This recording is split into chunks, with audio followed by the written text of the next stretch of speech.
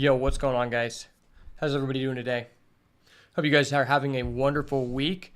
If you guys got yesterday off work for Juneteenth, then I hope you guys got a much needed rest and recovery in observation of the emancipation of the slaves. It is a great day to be alive. It is a great day to be grateful that we're here another day. God has blessed us with another sunrise and another session of Beats by Ash premium content. And that is a lot to be grateful for, boys, especially with some Modern Horizons 3 draft on the way. And as well, I'd like to go over a timeless deck I've been having a lot of fun with, a deck I could never afford to make in person, Omnath Beanstalk. Love them elementals, man. And maybe we'll get to draft an elemental for the first time. If we get a really cool draft, I'm going to start uploading these as videos on YouTube. Should be really, really awesome.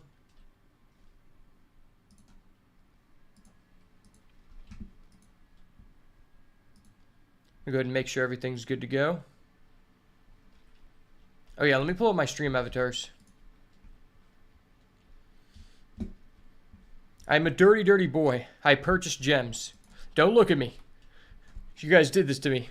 You wanted so much premium content. I was forced to do it. I know it was a bad decision, but you only live once, and I'm just grateful to be here, okay? I'm just grateful that the Lord has given me another day to provide more premium content. And also to be surrounded by such an amazing and handsome community.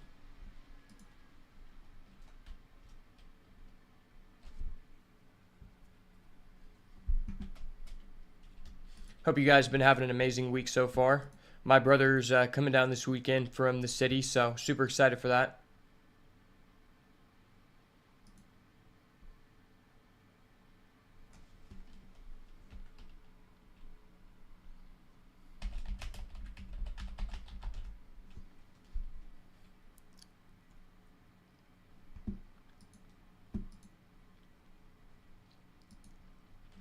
Let me make sure I'm good to go on YouTube.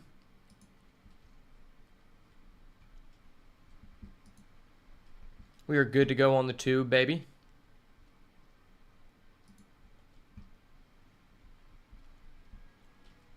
We're good to go on Twitch. We are good to go on Twitch. Let's go. Let's go, boys.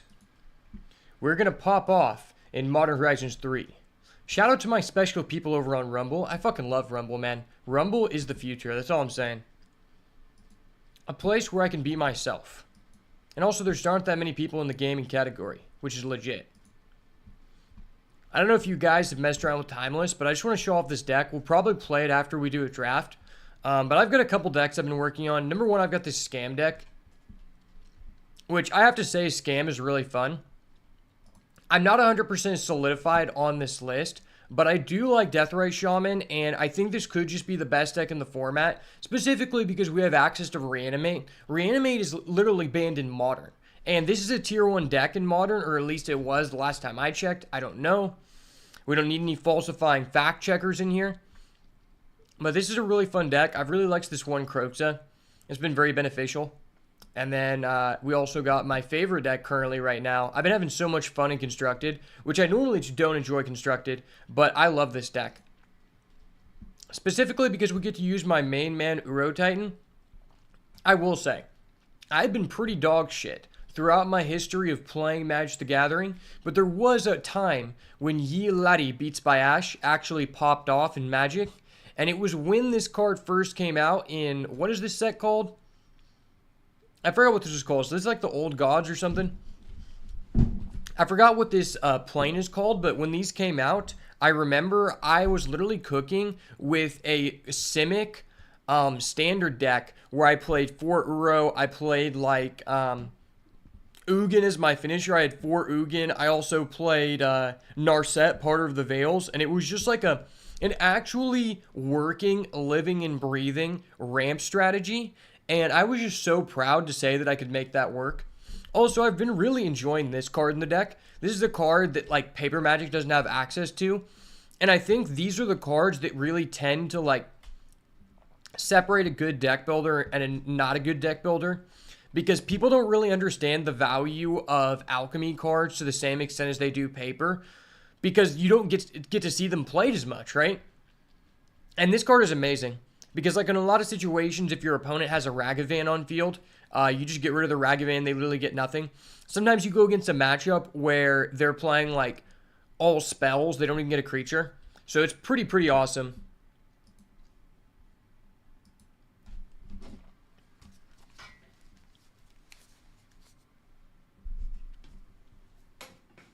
Let's get some music going, boys.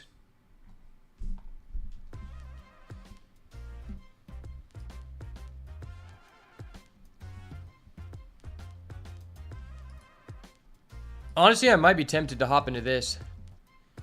I love me some Wild Veldrain draft. Alright. Hopping into the first draft of the day. I don't know if we'll have time for multiple drafts, but hopefully we can get lucky and trophy for the first time so I can actually upload it on YouTube. You love to see it.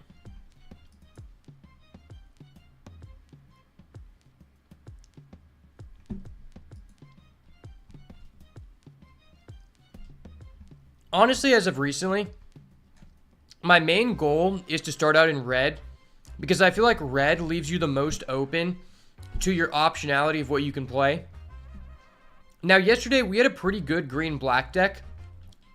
We just got a little bit unlucky in terms of the variance, but I'm at least a little bit more familiar of what you're trying to do with black, because I will say that it is not intuitive at all with what you're supposed to do with black. Black is really weird in this format. Everything else, it's like, okay, you go Teamer, you go Eldrazi, you go red, white, and blue, you go Energy. What is that called? Is that called Naya?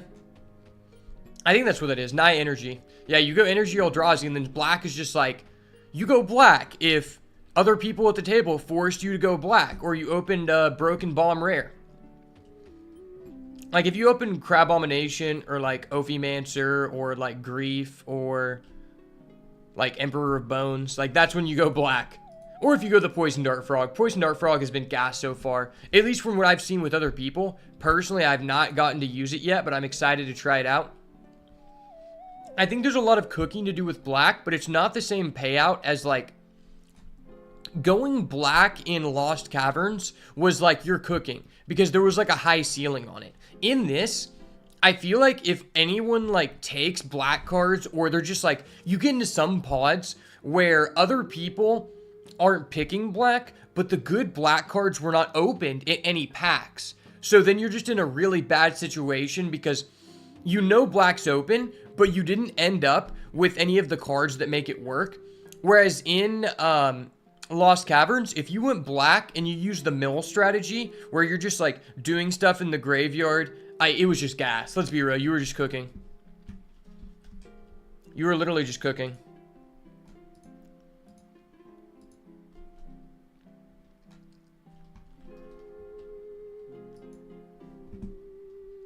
Okay, can we just, like, get in the pod today, please?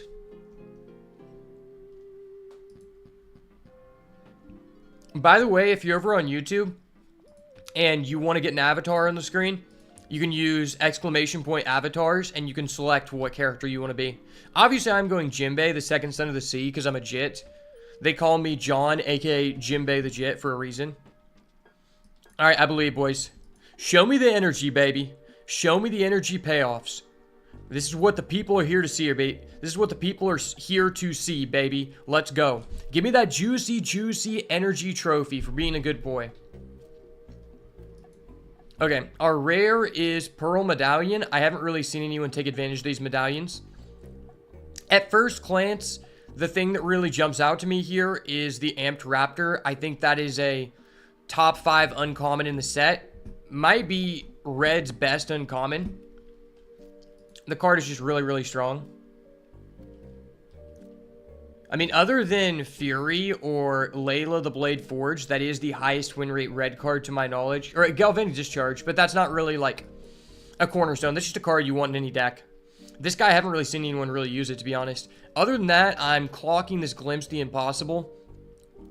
There's not a lot of things I'm really interested in this pack. I guess I'm going to try to wheel the Serum Visionary or the Metas, meta, Metastatic Evangel. Metastatic Evangel. That is a good card to wheel. As well as potentially this Glimpse the Impossible, because this is just a decent card in any deck. And then we'll find out if black is open very shortly. But I'm really looking to probably play red-white here. Okay, so what is the best card in this pack? Branching Evolution, someone did a pretty good thing with that against me. This card can be good if you end up in red-black, but other than that, I think it's a very limited card. I think this is probably one of the lower value spells or creatures that doubles as a land. I'm not really interested in that one. There's some pretty decent black cards. Like, this is a good card. That's a good card. I think it's either this Thraben Charm or this Tune the Narrative. I think I'm tempted to go blue.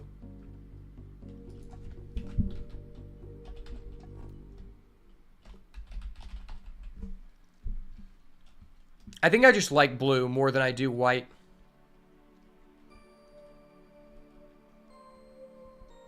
Especially since we already have this. I just kind of want to get energy.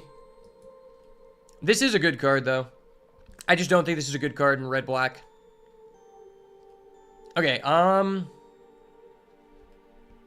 wow, there's a lot of black in this pack. There's a lot of black in this pack. This is a card that I've wanted to try out, but I haven't been in a position to do so. Black is really weird because it's difficult to justify picking the good black cards early on, because the good black cards don't, like, they pull you in a specific direction, so it just limits you to what you're able to do. And if you're not picking the good black cards early on, it's just really weird to get into black. Like, I think there's a lot of skill in determining when is the best time to get into black. Hexgold Sith versus Sink into Stupor.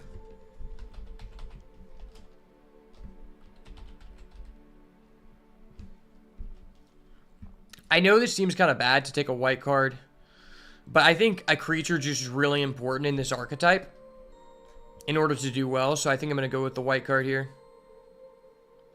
This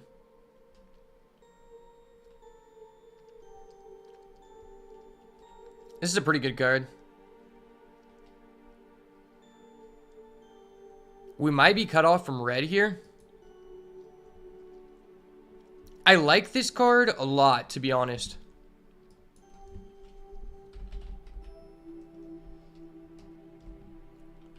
I think I like it better than the Solstice Zealot. Eldrazi Repurposer is really good too.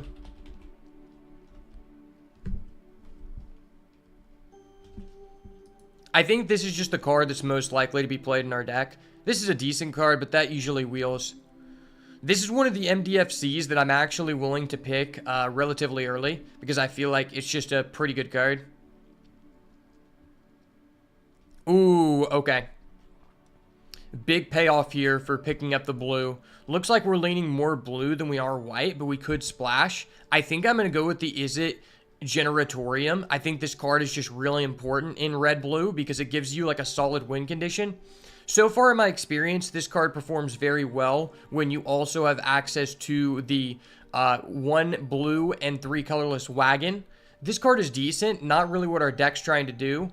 And this card is okay, even when you're not specifically an Eldrazi, but it is better if you're red-green. Phyrexian Ironworks when you attack. Is that card better? Yeah, it's probably not better than the Izzet Generatorium. Ironworks is a good card, though. Okay, so we're kind of committing a little bit early, but I think I'm willing to just pick this guy up.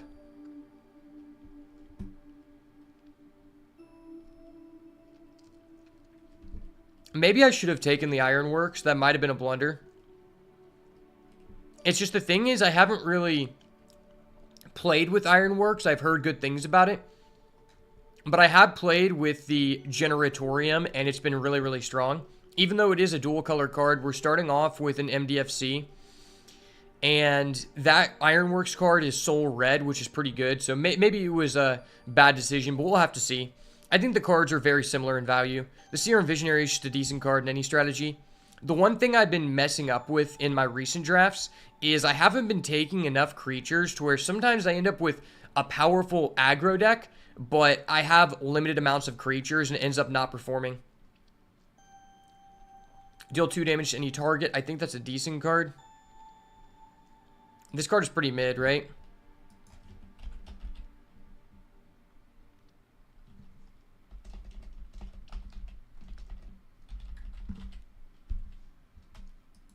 I think I'd rather have this card over the Barbarian Ring. At worst, this is a decent sideboard card. The Utter Insignificance. Not like an ideal card, though. Meltdown is a decent sideboard card for sure. I think here, I like the Axe over the Infernal Captor. At the end of the day, it provides us energy, which is pretty good.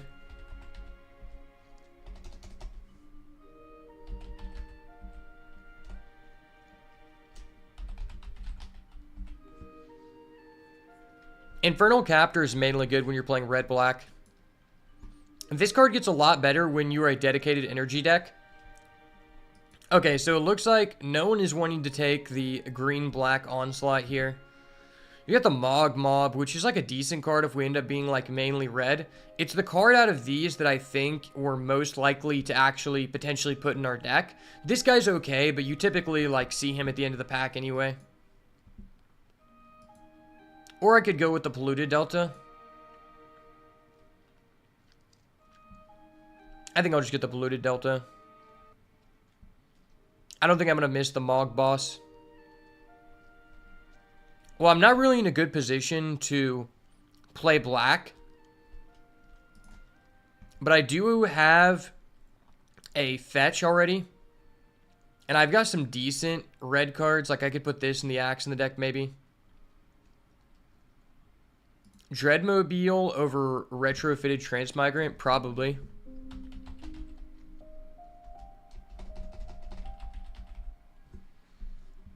Actually, maybe I want the Retrofitter. This card's decent. If we compile enough, like, free black cards, maybe we'll do the thing, but probably not. Not a big fan of this card. This card is okay. It's just difficult to pull off. I think it's better in black-blue. This guy, I'm yet to see a single person put on the battlefield because it's just too slow.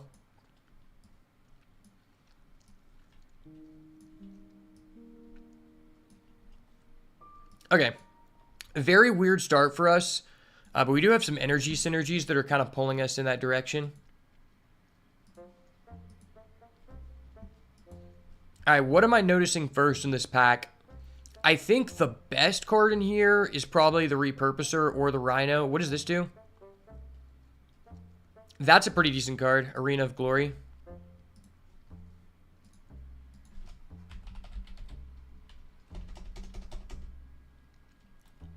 Rhino is pretty good. Fanged Flames is okay.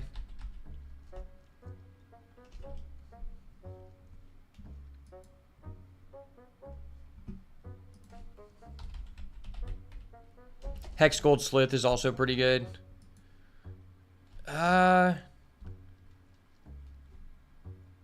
I think I'm just going to go with this in case we end up being forced out of blue.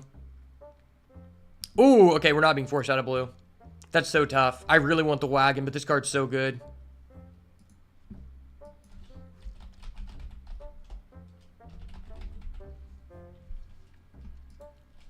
Man, the wagon is really strong. 5 blue, 4 red. I mean, I just can't pass this up. This card's just too good in our deck. I would like to get at least one wagon, though. That card with the Generatorium is just really strong.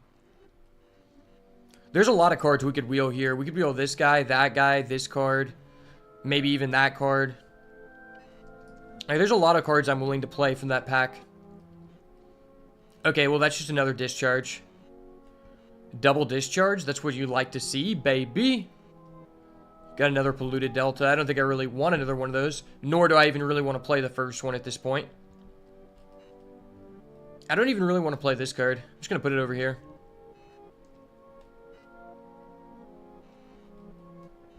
We've got about 7 real cards I want to play. I think you really don't want to splash in red-blue. I think if you are red-white, sometimes there are some reasons to splash the Generatorium. Or if you're blue-white. I think blue-white's mainly the one that's willing to splash red, because red has some of the more powerful cards willing to splash. This is a good card you could justify splashing. Okay, we got this guy. I played this guy before, but I haven't been able to play him in a 2-color deck. What is this? Ugin's Binding. Return target permanent you don't control to hand. Whenever you cast a colorless spell of 7 or greater, you can exile this from the graveyard. Is that a good card? Is that a good card in our deck?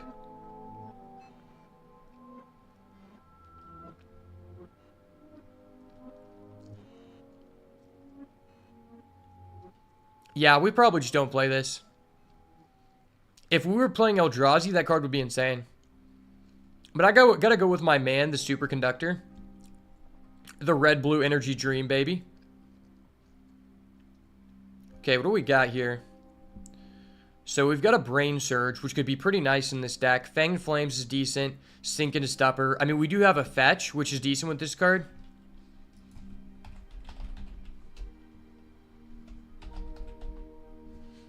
I think Sink into Stupper is probably just better. Probably better than Fanged Flames too, right? See, this is a powerful white energy card. The issue is it's double pip, which we can't really justify in a deck like this. I'm just going to pick up this Sink into Stupper. Sink into Stupor. Ooh, okay, there's an Amulet. Amulet seems pretty good in this deck. This card's actually been seeing play in Historic, actually, like, surprising. And as well, I think some people have been playing it in Modern as well in the Boros Energy deck, so this is a pretty strong card. This card I also wouldn't mind playing in my deck, too. If we have to, you know, splash white because you're limited on playables, it's not a bad inclusion. That's a pretty good card if you're, like, mainly black. You need to have, like, at least 10 swamps, though. Really need some more creatures here. Okay, Tempest Harvester's pretty good. I think it's better than getting this landscape. I'd prefer not to play white if we don't have to. You've been liking Wash Away and Best of One Standard at the moment? Okay. I respect it.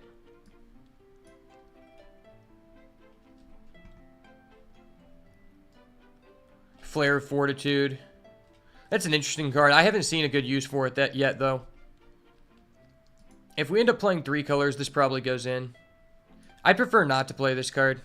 It's just not really good.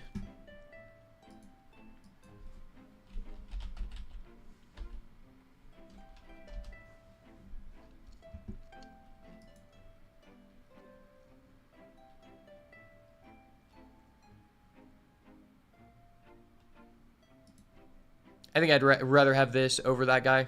These guys usually come around anyway. This is a card I'm pretty much willing to play this. We basically got that for free, so I'm glad that I didn't have to waste a pick on it. Holy moly, we get the Battle Wagon back? We get the Battle Wagon back? Let's go.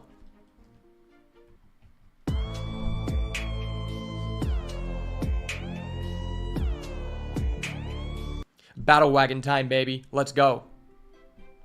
Dude, they didn't put respect on the wagon, so I have to fuck them up with it, man. This is my time, baby. That's a white, black, and a green, which I really don't want to play.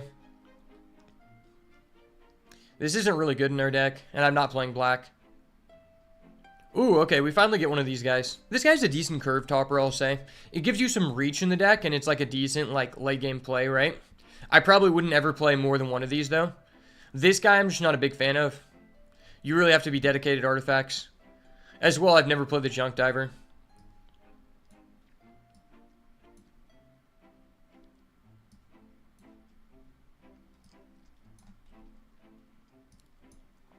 Okay, what do we have in this pack? Oh my gosh, there's a Crow Abomination. I wish we were playing black so bad. This pack is so insane for black. You also have the Wither and Bloom, which is just like a top, probably the best common for black. This is the best uncommon. This is also a card I want to play in black. That's actually crazy. This is a good card, but we're not in the deck to play it. I think this is just an easy Superconductor here. If there was something else that I wanted, I would probably just assume this Wheels, because it doesn't look like anybody else is on red-blue energy at the moment. But I mean, there's just nothing really for us in this pack outside of this. Like, this land will probably wheel. Dreamtide Whale. Seems really good in our deck.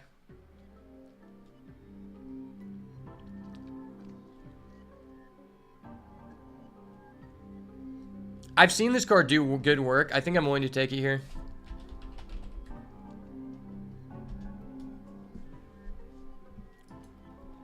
Like, we have a high potential to be able to cast multiple spells. It's a pretty decent playable. We need to get some more Tune the Narratives, though.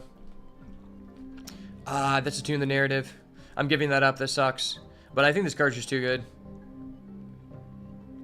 Ooh, Flare of Denial. It's not a bad card in our deck by any means.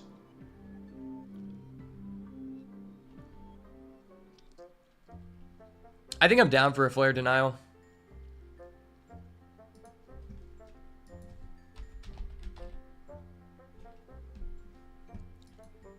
This is probably one of my favorite flares so far. It's one of the ones I've felt like has been better than not. Very unfortunate we only got one Amped Raptor. We need to get some more creatures here.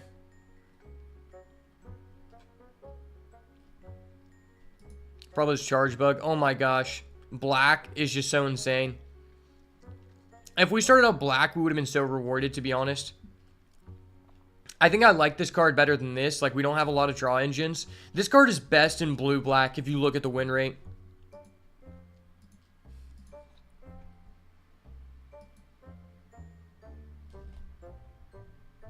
This is an interesting card, to be honest. But I think we just need more creatures. Our deck has 7 creatures, which is really bad.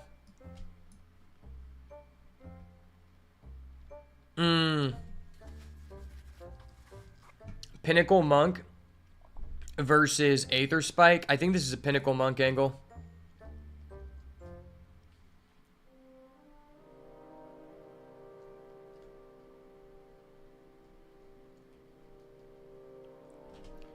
Yeah, that's not a land for us.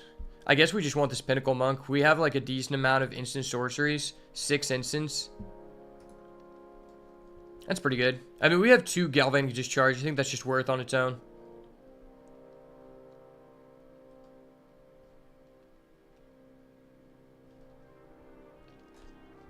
There's not a lot in this pack for us. I think I just take the Unfathomable Truce here. Even though we're low on creatures, we probably just win by Battle Wagon plus Generatorium. That's probably our win condition.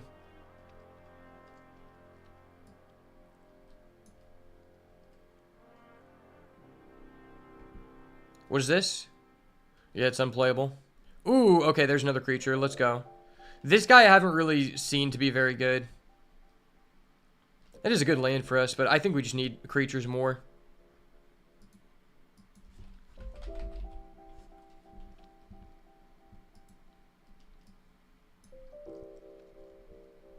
Okay, there's another creature. We're lit.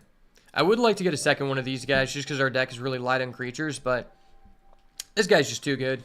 I mean, I don't say he's too good. He's just better than not. He's more playable.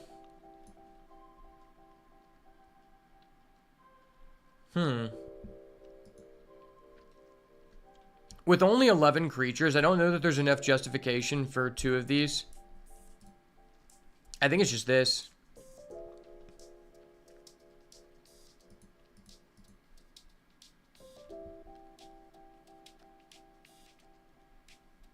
Black, red, red, white. I mean, I don't really have a reason to play white. This guy's okay if you want to stall, to be honest. I've gotten good use out of it, but I wouldn't say it was against the best people.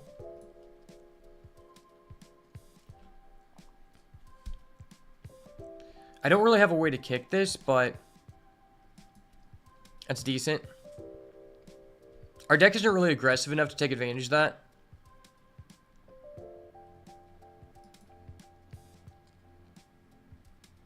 Well, I guess since you're just giving this to me for free.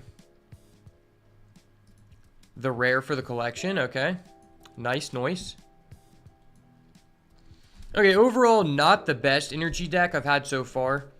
But I think we can do fairly well with this with a little bit of luck on our side. I predict 2 wins. This is an easy 2 match wins deck. So I'm going to go and just clear everything. Yeah, we got kind of shorted on some of the better, like, energy payoffs. I kind of wish that I would have taken that, I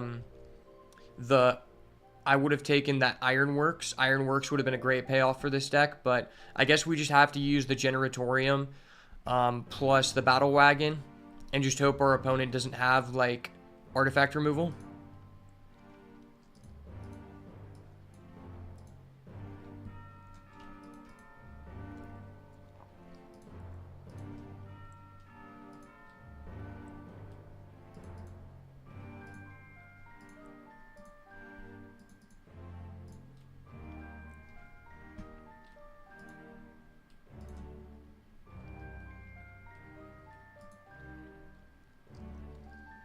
This is probably good enough. Even though we can't use both sides, I think it's good enough.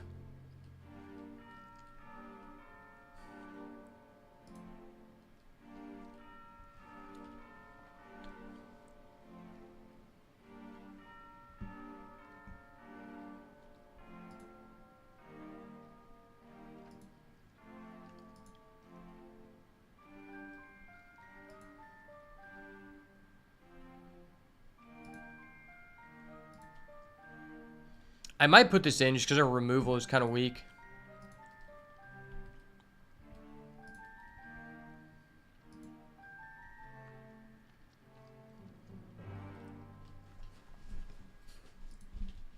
We'll see, we'll see. What does this do again?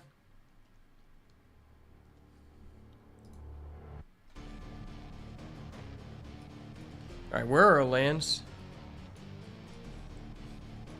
So you have 3 creatures and or spells that are also lands, which is pretty legit. What do we have more of? Blue? Okay.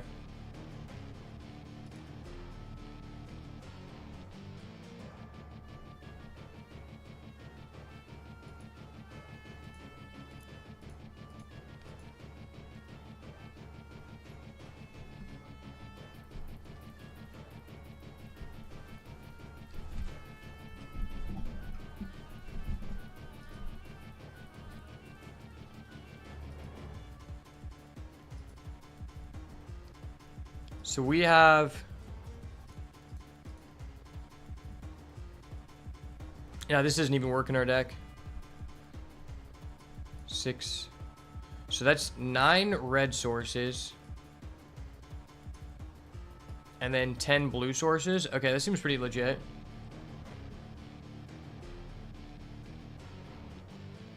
It's not a mountain. It's not a mountain.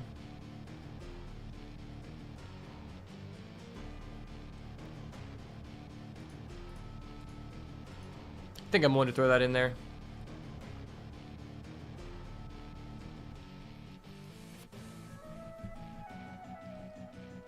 I could justify putting this in the deck. It's not a great card, but maybe we don't want 2 of these.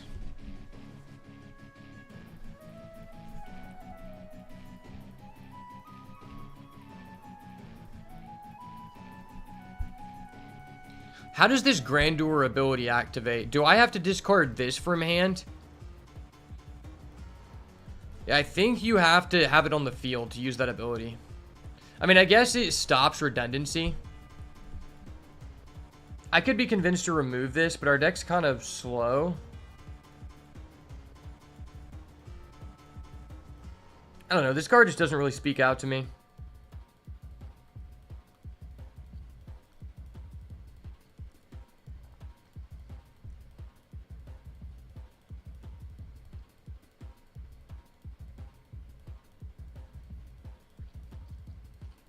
I think we just try this. If we want to put in the Utter Insignificance, I think the weakest card in the deck is probably this or maybe Reform.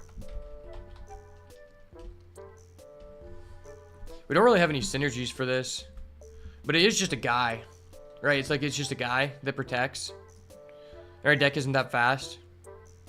This card's also kind of weak, but it gives us energy.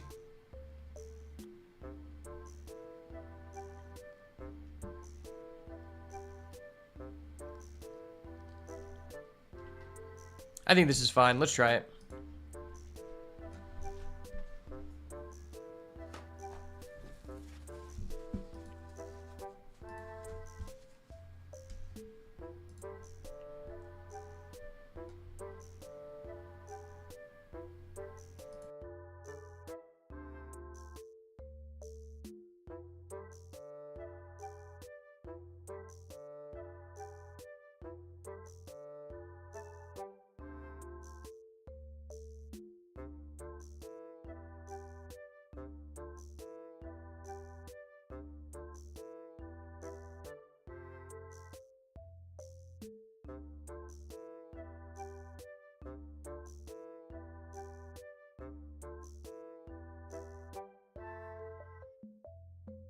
All right, let's get it, boys.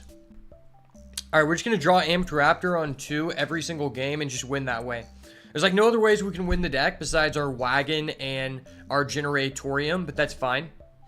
With one wagon, there is a way. With a wagon, there is a will. With the wagon, there is a way, brother.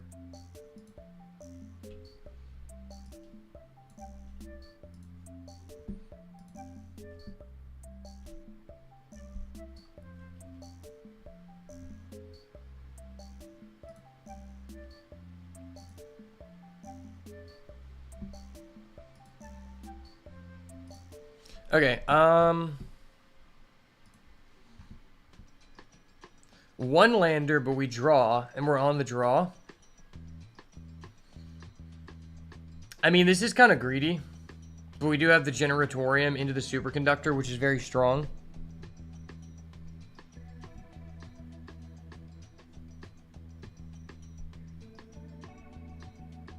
I think I have to mull this. Okay. Not much worse. Not much worse by any means. Just put back that guy. We can still do this on 2, this on 3, which isn't terrible. I'm glad that I mulled because I'm so unlucky, boys. Oh, that's really good. That's really good. So we go Generatorium on 2 always. And we have the Axe. Axe might just not be that good in this deck.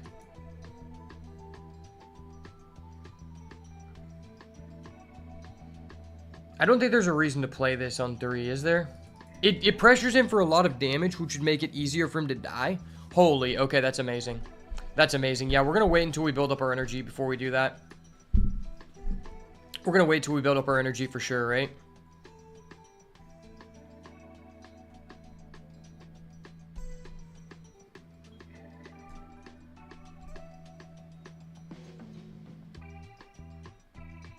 Proliferate is kind of crazy, though. If we get a land, we just pop off. I think we just play this on 3. Worst case scenario, it dies, and we just hit him for 14 damage. If he wants to use a removal on that, I'm fine. He can use a removal on that all day. I'm going to force a trade. I feel like this card is just valuable for the stat line you're getting. We have multiple low-costed cards. We just need a second red source. Okay. Not a second red source, indeed.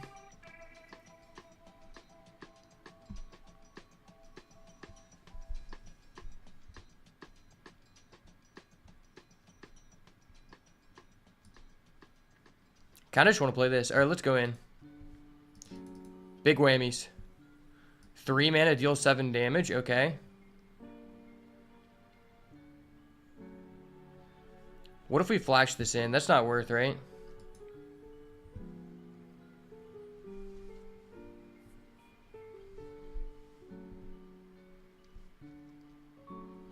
Exile, play the top card. I think we just do this.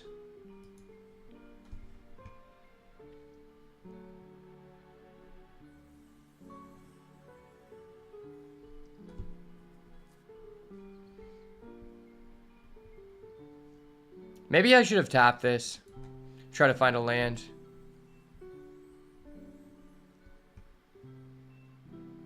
Okay.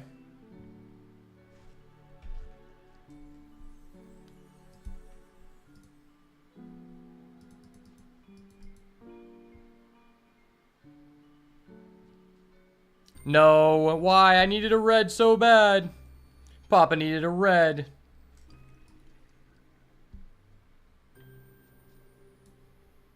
Alright, I believe, boys. I believe in the Raptor.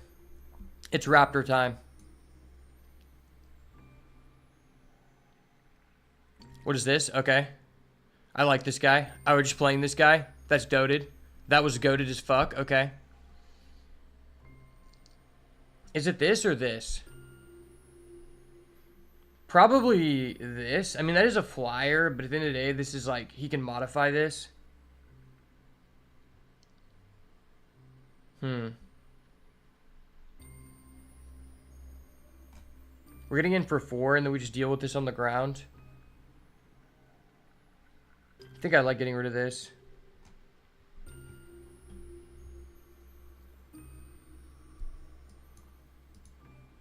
Red source. No, where's my red source, baby? Papa needs a red source. That was tough. Maybe I just butchered that turn, but we'll have to see. I could have killed this guy. I just feel like this guy's easier to answer because he's on the ground.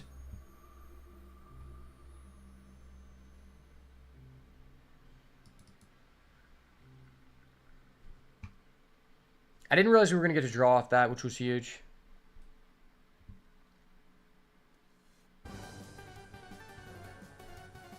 Do I want to double trade here?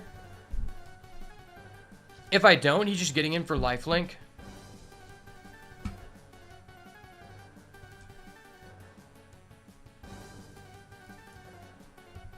I mean, I get to keep my raptor here.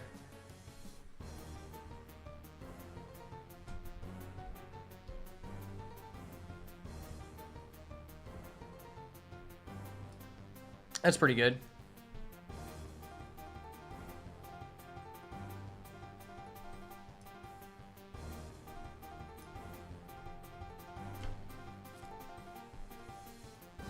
Ooh. Yeah, we want a red.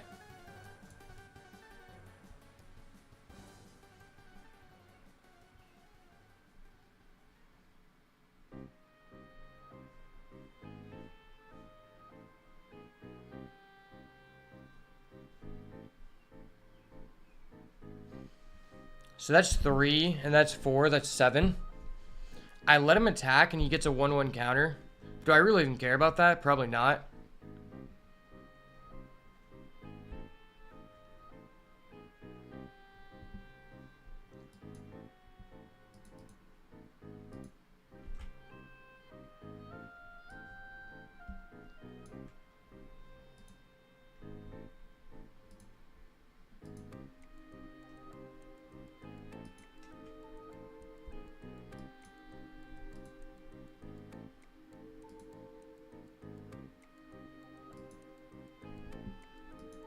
That's just too much damage.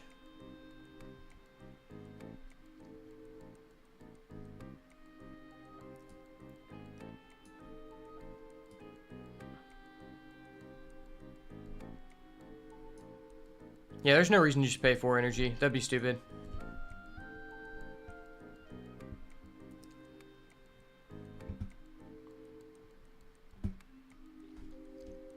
Whoa, what the fuck is this? Wait a minute. Something ain't right. That's broken. What the fuck? That was broke.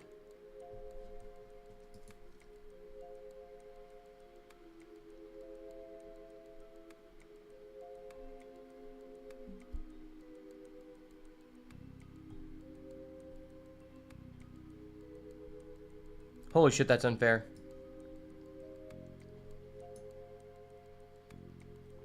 Holy shit, that's unfair.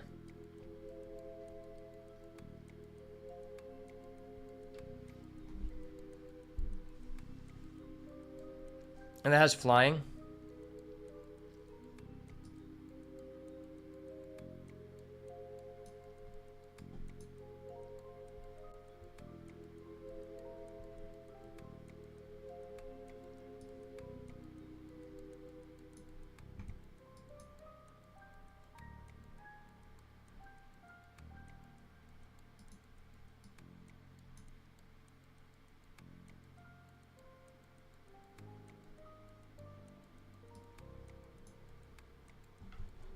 That would deal a damage.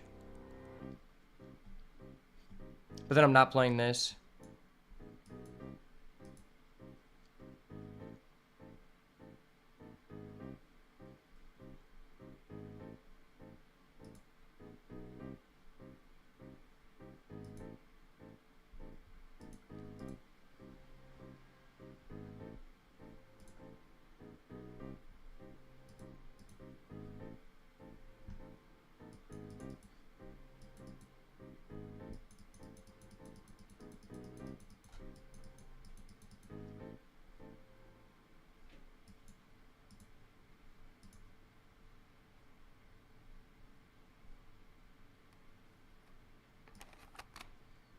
I don't think it really matters, right?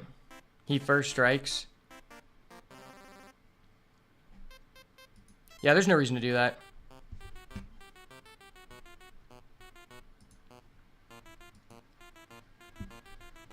Oh shit, he's got the Rose Cotton Knight. I haven't seen anyone play this yet. Into Ripples of Undeath. That's scary.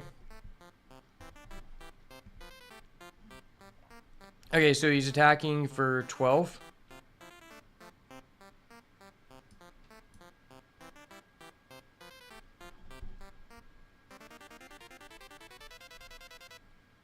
He's back to 7 now.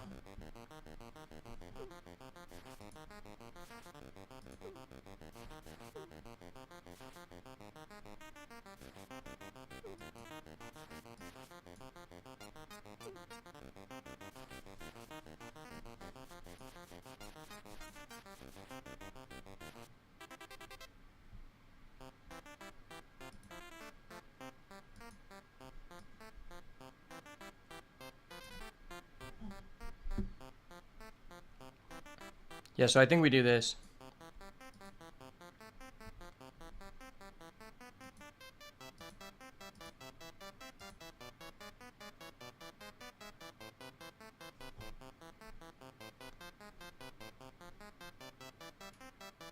Wait, no, we do this.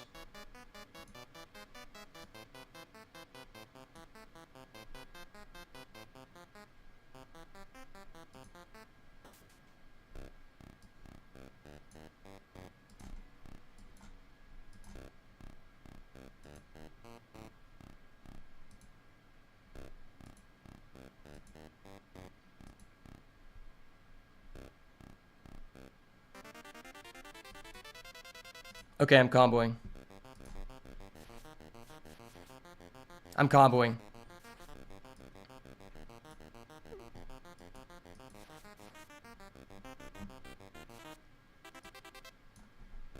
Okay, that was a tough situation. Sorry for the silence, but I didn't know if I was going to do it enough time there.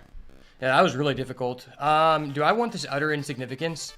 Probably. He has like some people who have really broken effects.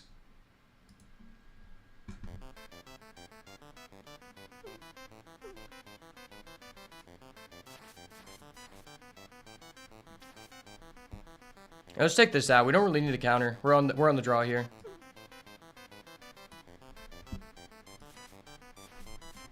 All right, that was really difficult.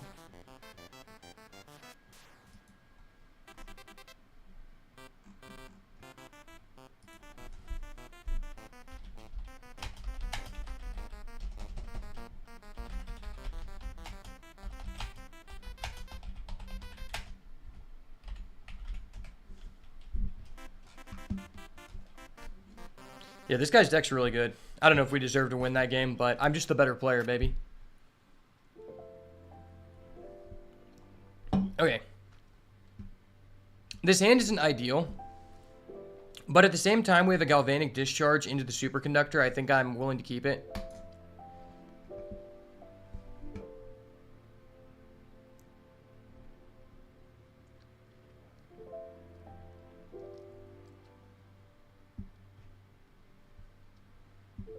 Okay, we have the Whale.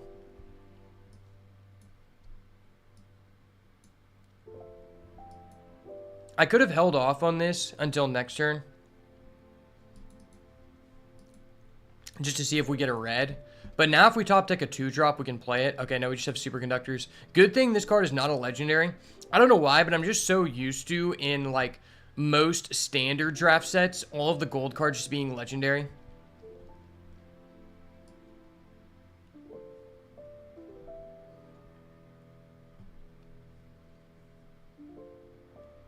So I have 2 red.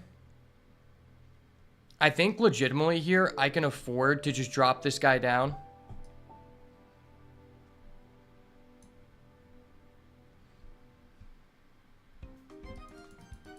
Because we can go Superconductor, Galvanic Discharge, kill whatever he plays.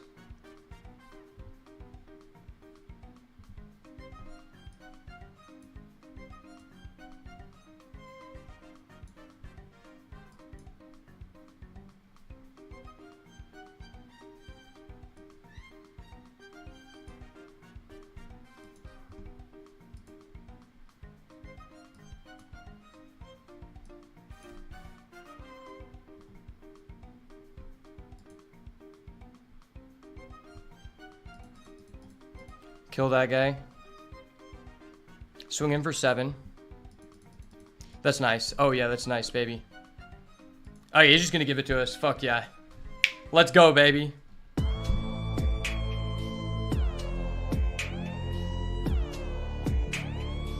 You're looking at the energy jit. I repeat, Johnny the energy jit has arrived. Let's fucking go, baby. I'm nice like that. Put some respect on the whale, okay?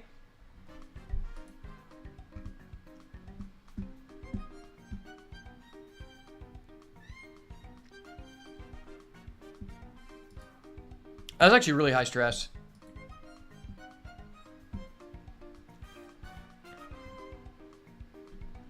Honestly,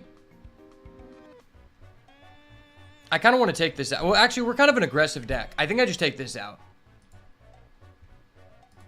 I'm going to put that in. I feel like we're kind of more aggressive than I originally thought. Like, this guy has been huge. I didn't think that guy was going to be that good, but he's actually just a young jit. Turns out, all you need is one Amped Raptor to take over the game, and I did just that. Amped Raptor into a 6-mana card is literally cheating. And you know me, I never play fair when it's all on the line. You know what they say. When it's all on the line and you need to get the job done, call God's man at 155 pounds. Mr. Beats by 1,000 bands. Let's go. If you want to win, put Ash in, baby. Let's go. I'm just dirty like that. I'm actually just so happy that we haven't, like, flooded. Knock on wood. No flood this run. No flood.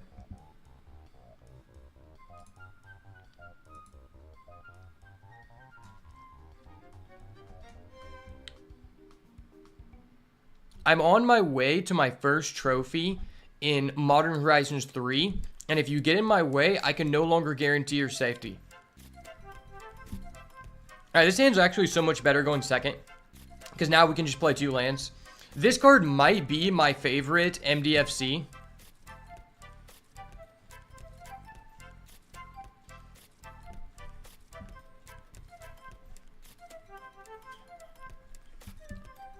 Just starting with a red and blue is just so clutch. Because there's so many times in an energy deck where you want to play 2 cards in 1 turn. And if you don't have 2 of the exact same land source, then you're not going to be able to do the energy combos. Oh shit, he's got the kite. My boy is flying. My boy is literally flying. The question is, do I play this out or save it? I don't think I need value with this hand. I legitimately don't think I need value. I'm not going to be greedy here. Like, he's obviously doing some aggressive things.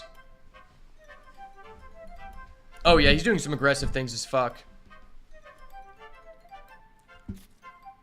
Double charge, okay.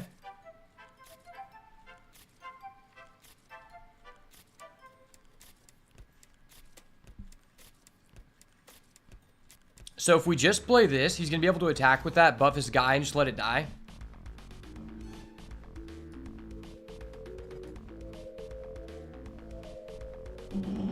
I think I just pass.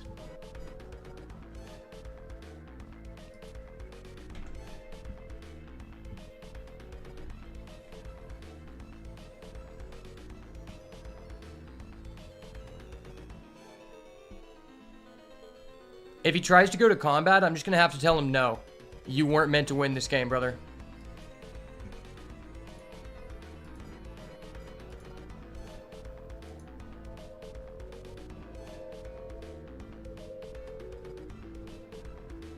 Okay.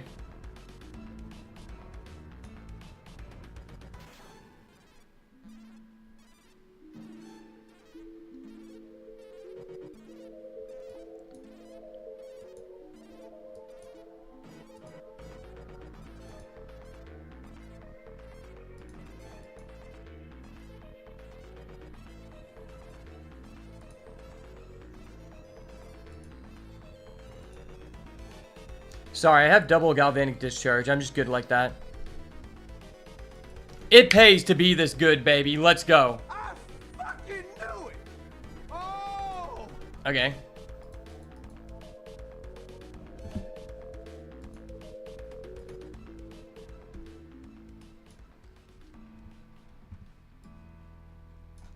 Just know, it takes a lot of skill to be this good looking and this good at the game.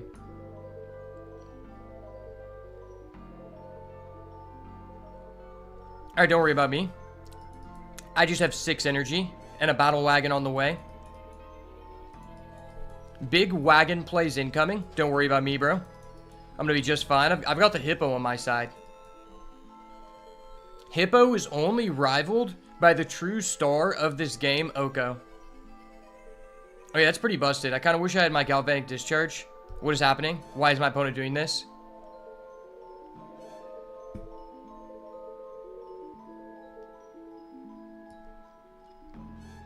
Okay, well, I need to get to a 4th land so I can just lock down his guy.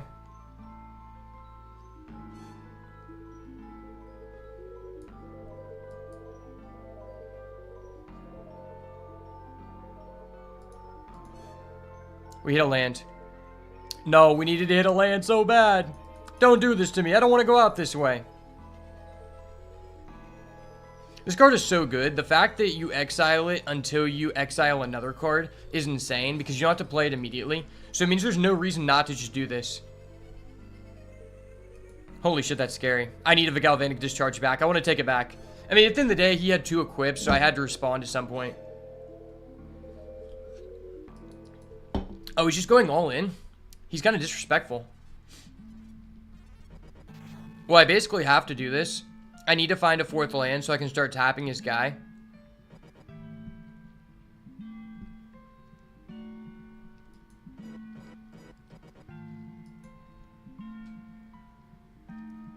It's a sad reality, but it's the reality we live in. I have to do that.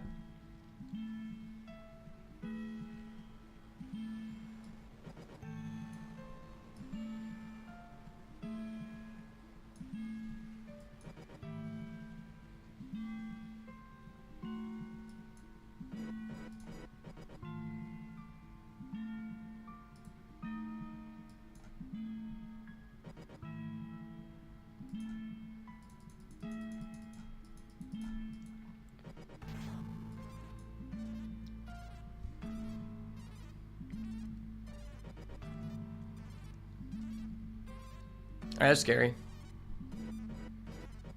That's so scary. I need a mana here. I need a mana, please. Give me a mana. I deserve it. If he puts a kite on his other guy, I think I just die, right? I don't know if there's any answers in my deck to this.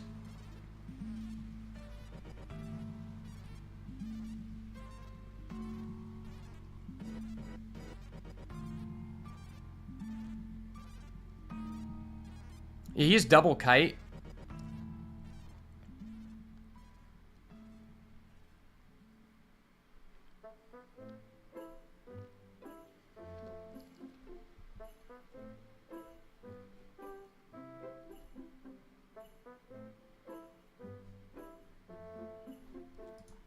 Okay, well...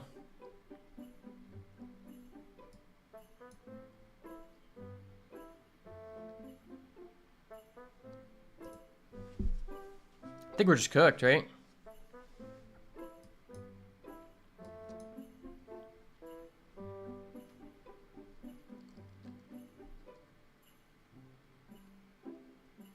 Wait, why did I take 2 damage? I don't know why I just took 2 damage, but okay. Alright, well, he's got it.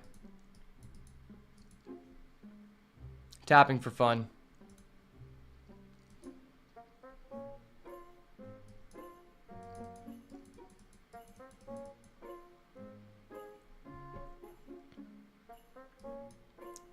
Wow, that would have been goated.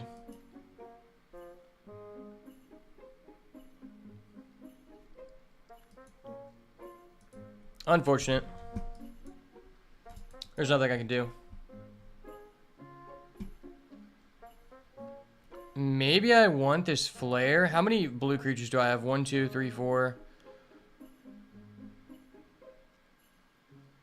I think I do want the flare. This guy's not really good because he has flyers.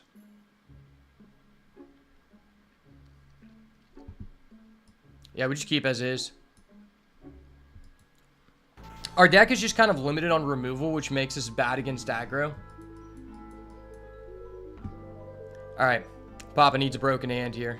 Show me something. I mean, this is something. This is something. We have this into that, which is legit. I think this is fine. We don't have a blue source, obviously, but we have this to stall. We have this to stall.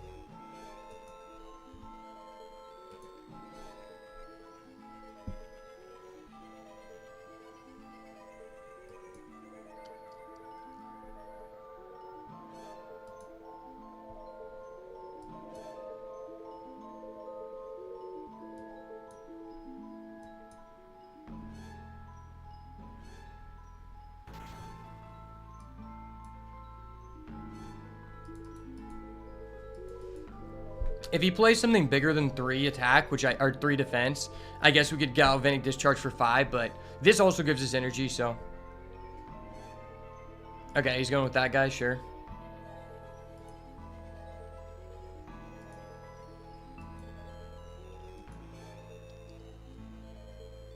Not a land, not a land. Oh my gosh. We're getting cuckolded on these lands, man. The land cuckold onslaught is upon us, brother.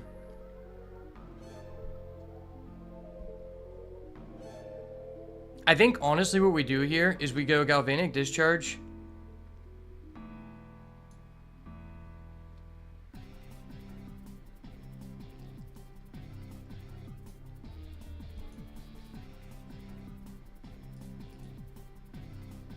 Well, he can't respond.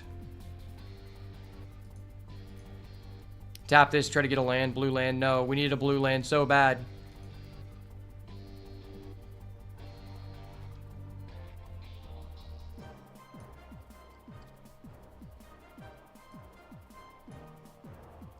Very unfortunate. And we've dug through our deck a bit, though. Okay, he's got another one of those. That sucks.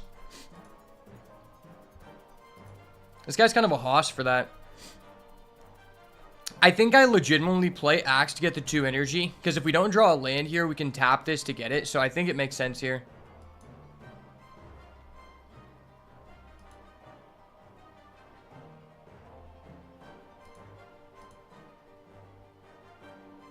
Okay, we finally get a land, so we finally get paid off here. I think it's just always this.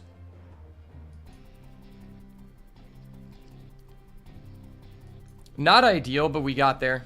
We have a chance, but he has so many modifiers, we're probably just dead.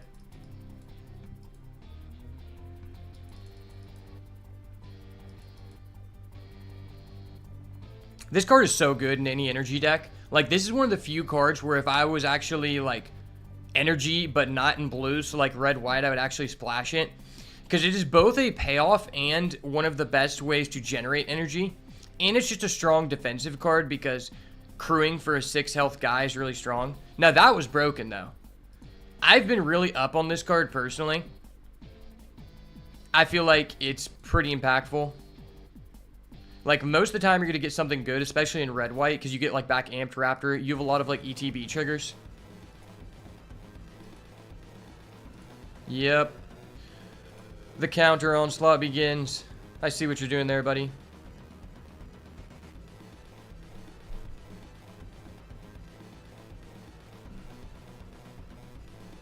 So, it doesn't really matter whether I play this or not. Right? If I do this, I can set this up, I guess.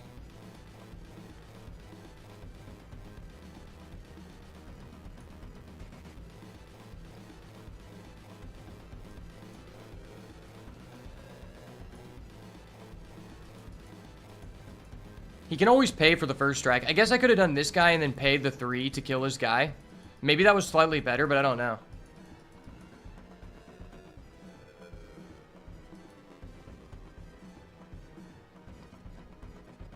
Okay.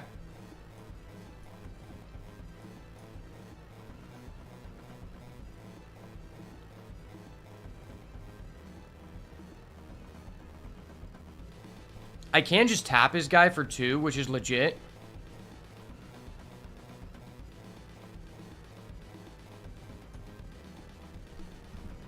Do I want to tap his guy? Or do I tap for this? That's tough. Tapping his guy mitigates that much damage. He has to pay for the first strike. I don't know. I really just need to accumulate enough energy to get this online, right?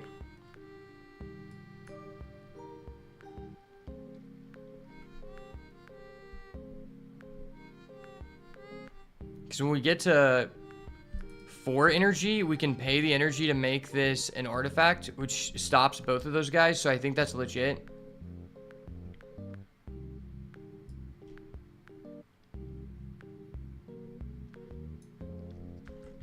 Plus, if we survive with this guy on the field, we're going to have the payment for crew 4 anyway.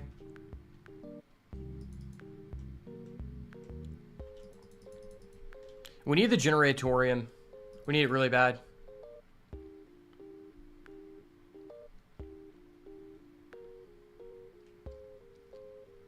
We're making him pay for the first strike, that is.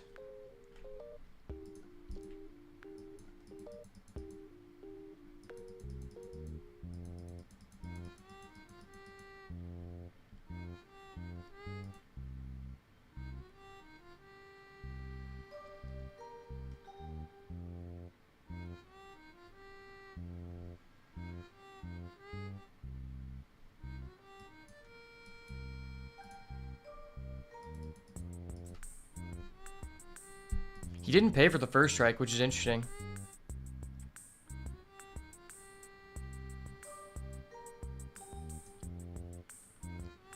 That was weird. Why is he saving 6 energy? Maybe he has a galvanic discharge.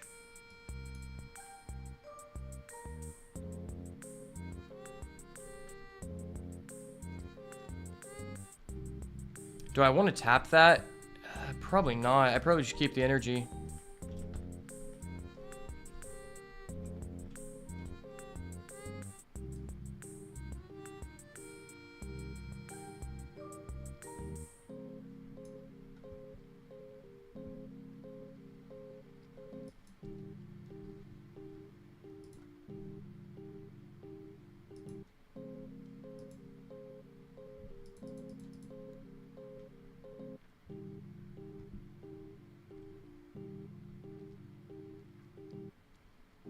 Okay, that's pretty good. Do I want this guy?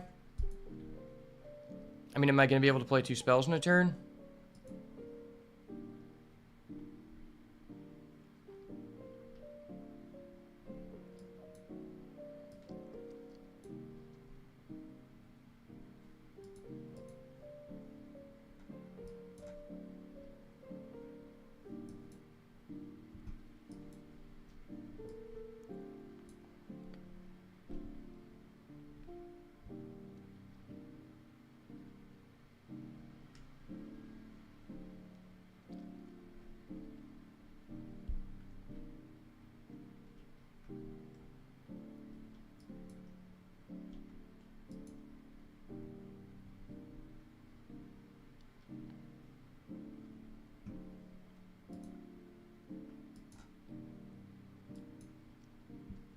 That's legit, because now I can tap that as a crew 4 if I want.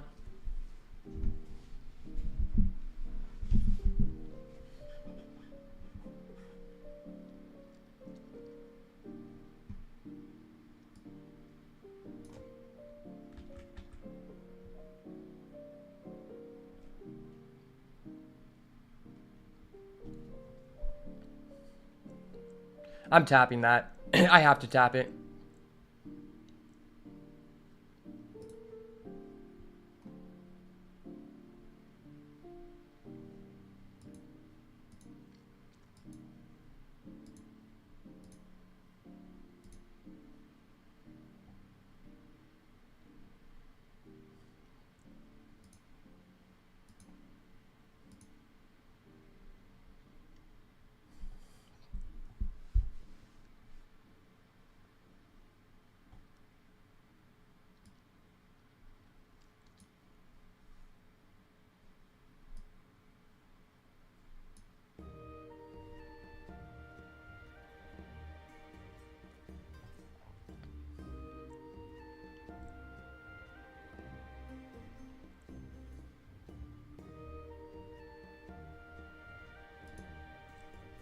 Yeah, I'm not doing that. That's just not worth.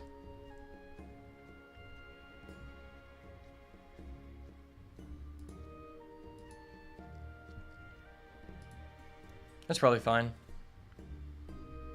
Ooh, baby. We're here, boys. We're here.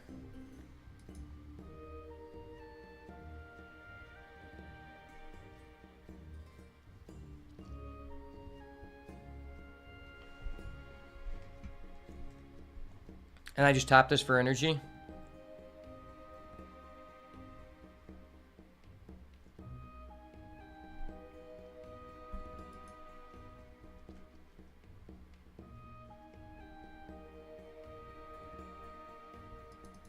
Attack with this. Return that back to his hand.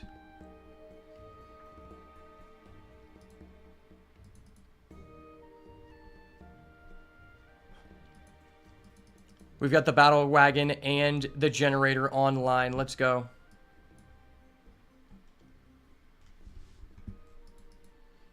Battle wagon plus generator is broken. So broken.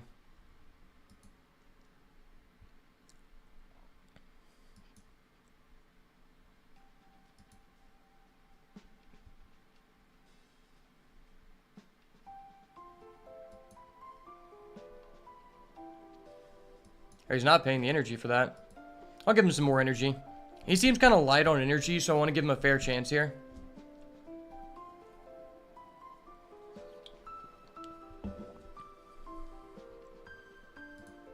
Who would have saw that coming?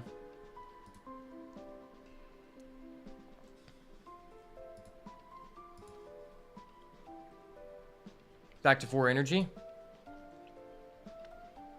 That's perfect. That's actually perfect.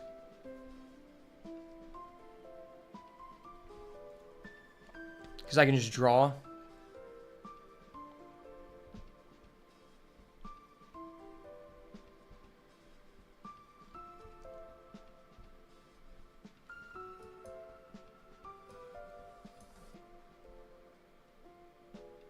Perfect. More energy. More energy. My hunger grows for energy. I've paid 2.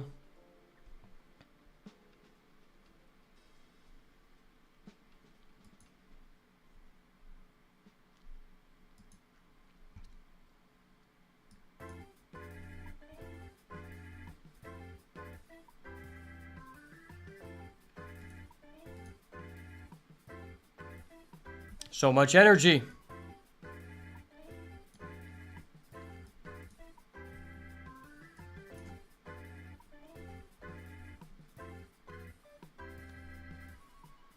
I mean, this guy can give him first strike.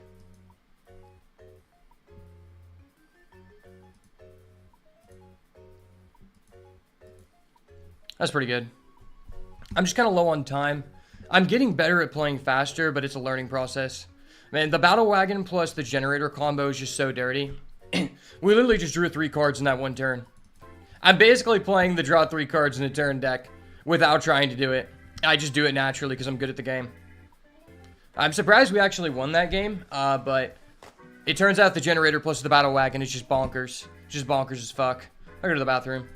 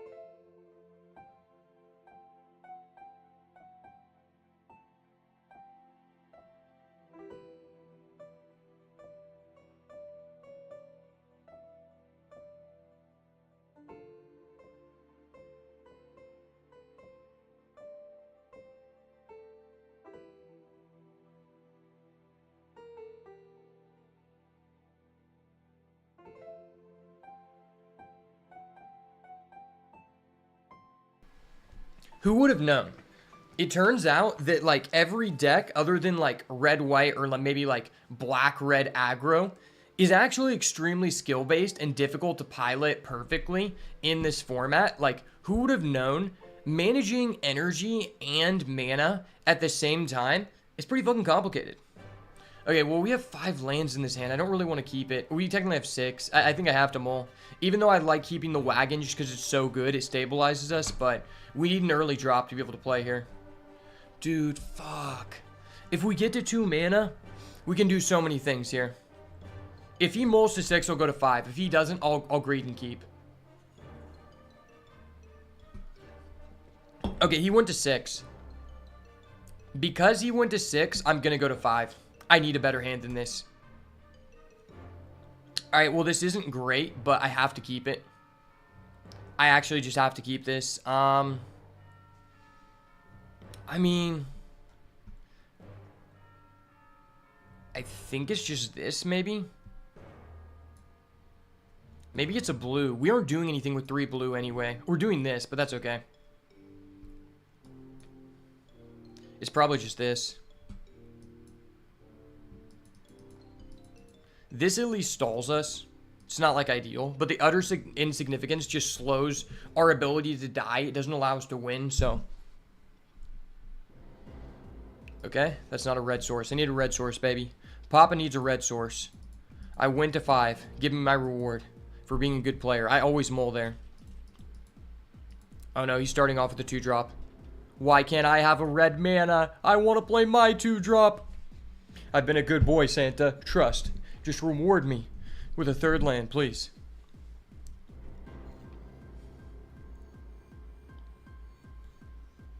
Oh my gosh, we're cucked.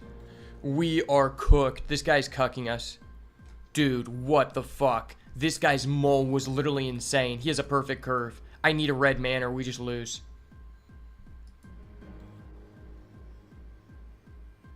Oh, well, we just lose.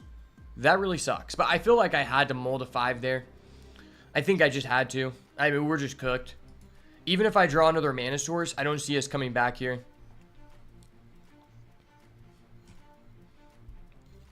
Like, maybe I play the Raptor and hit another 2-drop, and maybe that survives us another turn. At that point, we need to draw 2 lands back to back. Okay, so we have this. Technically, if I do this, die, and then kill that, that is a line. This is also just a line, just killing that. Maybe this is, like, good enough to just kill. I think I have to do this on his guy. It's not ideal, but I have to do this on my turn. Hopefully he doesn't have a response. We're probably cooked, but this gives us a chance at least.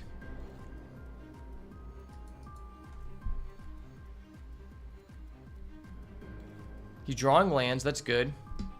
Can we get another land, sir? I'll take another land for 500, please. Give me a land. He's clocking me. He's clocking me. Okay, that's a land. Papa needed that land. Let's go. Papa is on the clock. Papa is out of his rocker.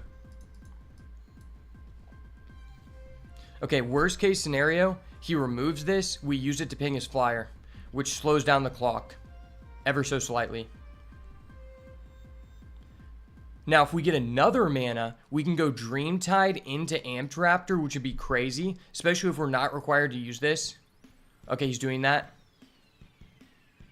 Oh, he exiled it. I don't get effect. Okay, well, we need a land here really bad.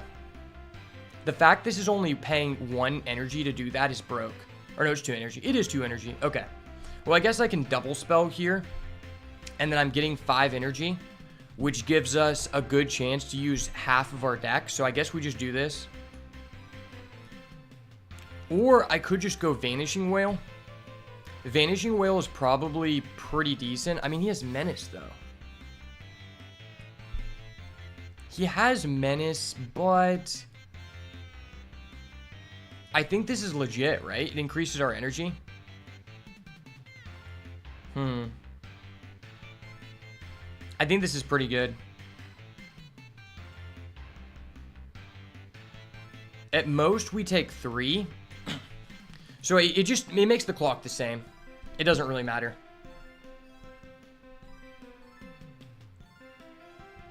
It's also the hardest card to remove out of our hand. Oh, he's going that? Fuck. Okay, well, we still get the proliferate, which is pretty legit here. The fact he's doing that on my guy and not my raptor is... Aw, oh, damn. Wow, that card can target face. That sucks. Yeah, well, I guess it didn't really matter. If we would have played both of these, I guess I won't ever know if we would have high-rolled into something that answered his guy. But he had a 4 damage burn, so I'm not assuming it's going to be the best, right? That's fine, though.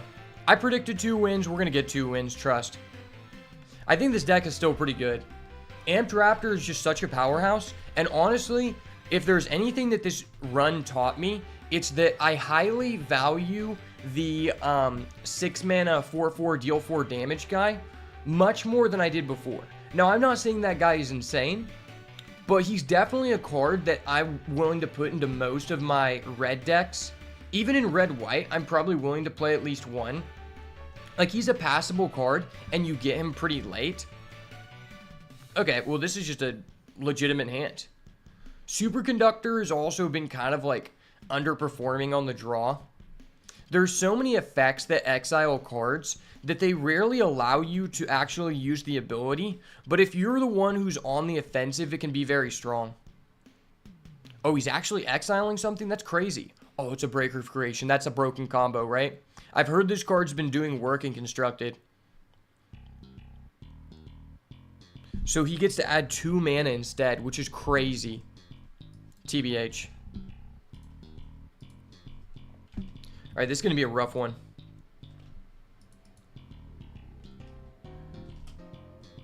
Oh, he's double ramping. That's so scary. Did I put the utter insignificance back in the deck? I did. Okay, let's go.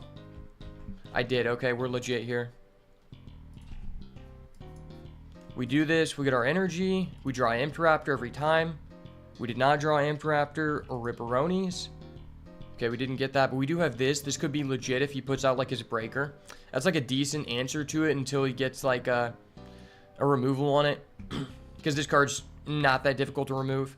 What if I just turn this off so that he cannot tap it for 1? I think I legitimately just turned this off.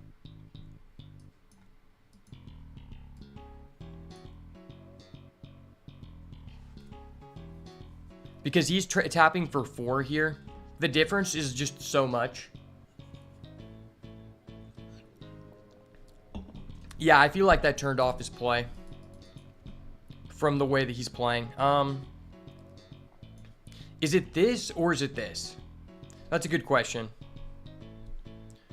I mean, either way, like, that stops him from attacking, I guess. But this seems really important to do at this stage in the game. I need to find an answer. 4, 5. Do we just want both mana here? I think we legitimately want both mana, right? Because next turn we go Harvester into Generatorium. And then turn 5 we can go Pinnacle Monk.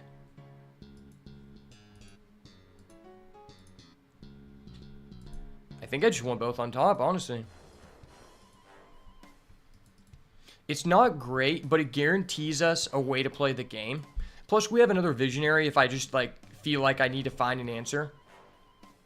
Oh, that's scary. That's so scary. Oh my gosh. Miss, miss, miss. Okay, he can't afford to play it. Let's go. Let's go. He couldn't afford to play it. We're lit. We're big litty for that. Sure. All right, the generator's coming out, boys. The generator's coming fucking down. Let's go. Generator!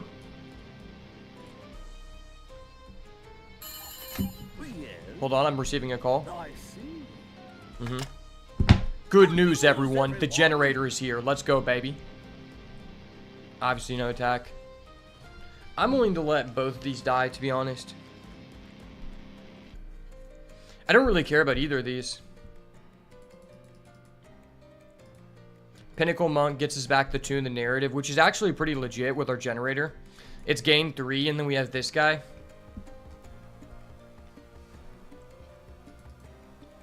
I can also start paying energy with that if I want to. If he removes it, that's okay. Like, we have better things to be playing. Okay. That's fine by me. We're taking 4, sure. Yeah, no, I'm not blocking there, buddy. Don't try to pull a fast one over on the boat, man. There's a reason they call me the best of all time. I'm just that good, baby. Do I want to drop that guy? I think I just want the Pinnacle Monk.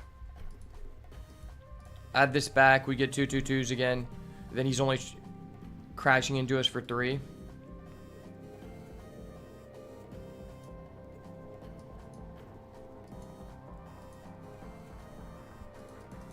Pinnacle Monk, baby. Let's go. This card's actually pretty legit. It's really scary because he can get his breaker. But next turn, if we get a land, we just go Skoa, which is pretty strong here. If he's attacking with both, there's a good chance that he has an interaction. Do I care about both, though? Unearthed, he can just add that back. I don't care about the prowess. I just care about the defense.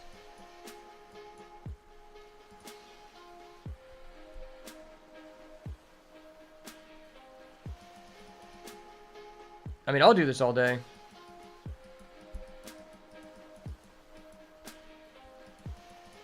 A body is a body. Propagator drone? Okay.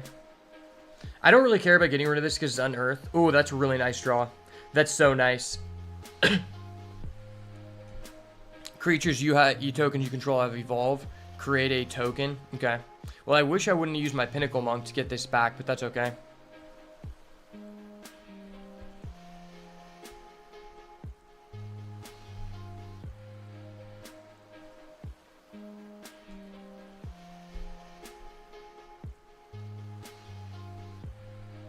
Three, 4, 5. Do I just want to get this guy out?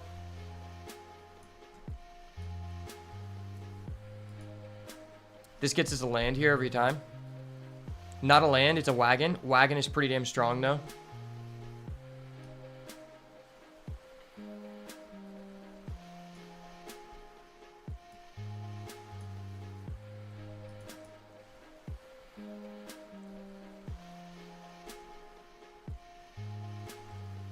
And we just remove that because he can evolve.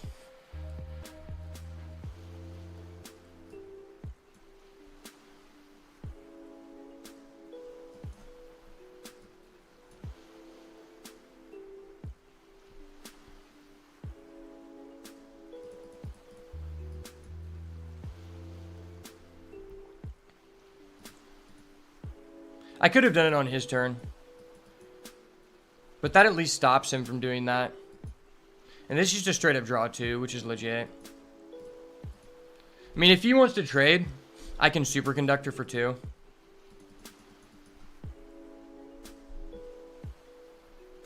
Okay. Not attacking, that's really good for us. We're at 6.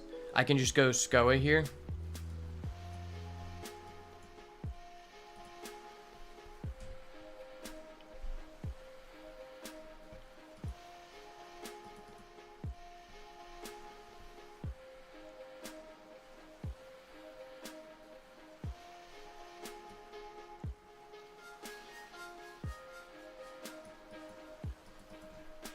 I could have attacked with that, but I feel like we just need these for security. This is 3 mana draw 2, which isn't bad. In a simplified game state, of course. He's not unearthing. Okay, we get the Galvanic Discharge for the safety. We're legit here. We're legit.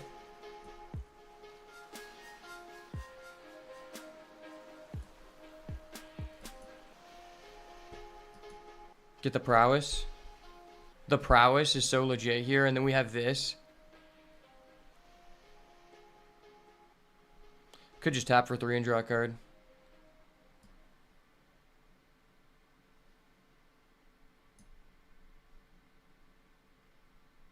What if I just go all aggro here? I can just tap whatever he puts out, I guess.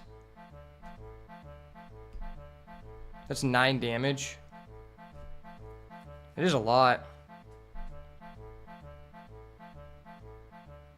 I don't think we can do that. We'll play it nice and slow here.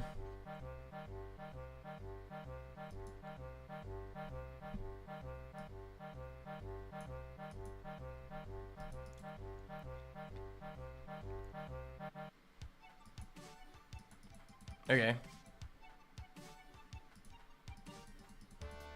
I feel pretty good about this. I'm just going to hold the discharge because it allows us to remove anything he plays who have 12 energy. 12 energy is really strong. Plus, if he has a removal to it, I can chain Galvanic, Prowess, and then pay the 3. We have unlimited energy at this point.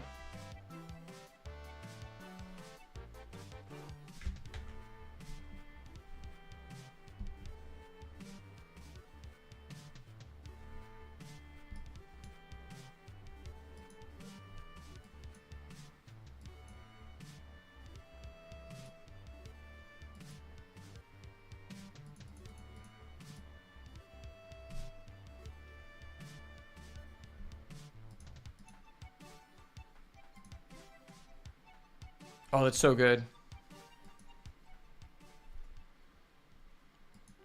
You're killing my 2-2, okay.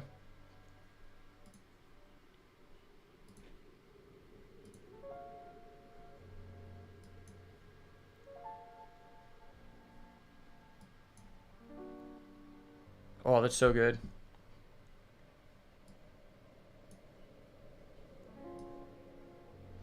Well, if we scry, we can set this up how we want it.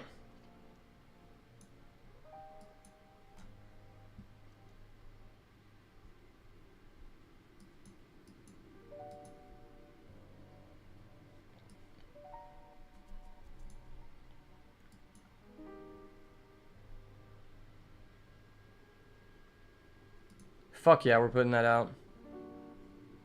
That pays us 3 energy. Yeah, that's just game. Energy OP, baby. The energy train is here. Never fear, brother. Let's go.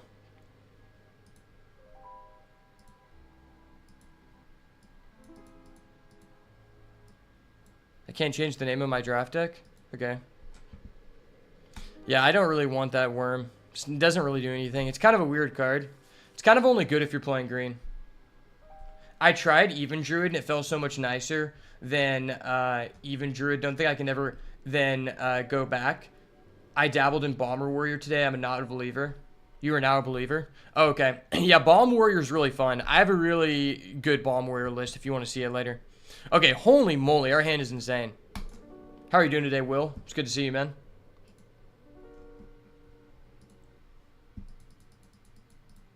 If you just joined, we have the Wombo combo. We have the Raptor into the Superconductor, which is very legit. I think legitimately I'm down to just Inventor's Axe. If we Inventor's Axe now, it means that this is going to come out and pay 4 energy if we want. Or we just go Beetle. Beetle might just be better. It allows us to save energy.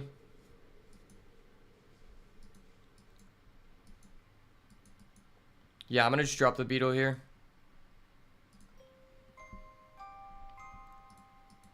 Now, technically, if I want to, we can go up to 6 energy, which guarantees we cast anything from our deck.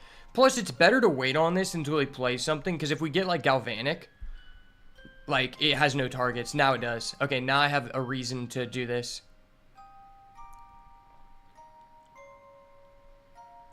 Okay,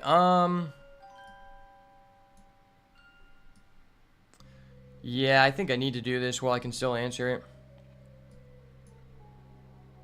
Just equip there and then go Armed Raptor. Alright, I believe in the Amped Raptor, boys. Never fear, Amped Raptor is here. He's paying 6. Alright, we want a Galvanic Discharge, probably. I'll go for the 6-mana 4/4, too. Serum Visionary. Okay, that guy's cool, too.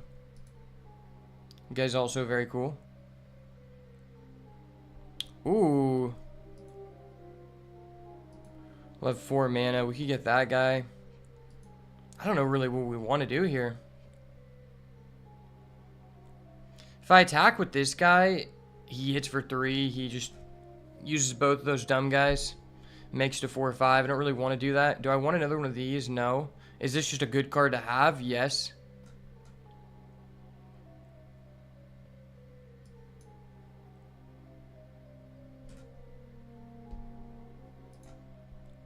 It's kind of greedy. But I'll do it. For the boys, eh?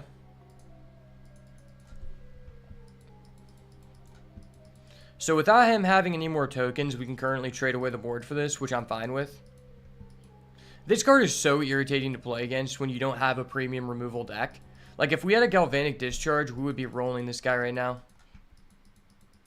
Maybe I should have just bottomed that to try to find Galvanic or Utter Insignificance, but I feel like I'm so far ahead on the board, I can just wait. Like, I think we just beat this guy in the grind. It's a chill day, just 3D modeling roads and ramps and reading up on warrior cards while models in the process. That's dope, bro. I'm actually thinking about going back to school for engineering. It's one of the things I'm considering. Okay, he got this a second time off the Raptor. That's 2 times in a row he used the Raptor and got literally nothing, and that's hilarious. Maybe we can just afford to do this. Like, it doesn't change the game state at all. What kind of engineering am I thinking? I mean, planning and modeling, like similar to you. I'm just looking at what degrees I could complete. You know, since I already have 2 bachelors, instead of getting a master's, I could just try to, like, get another degree so my basics would transfer over. Because realistically, I don't even really care what I'm doing. I just want to be able to get a job with my degree, and that's currently not possible. That's literally currently not possible. I could just play this now. I mean, even if I do pay the 2 energy, I'm not going to be able to kill that. If I get a Galvanic Discharge, though, it's insane. I think we just play this guy to accumulate energy. I just want to accumulate energy at this point, to be honest.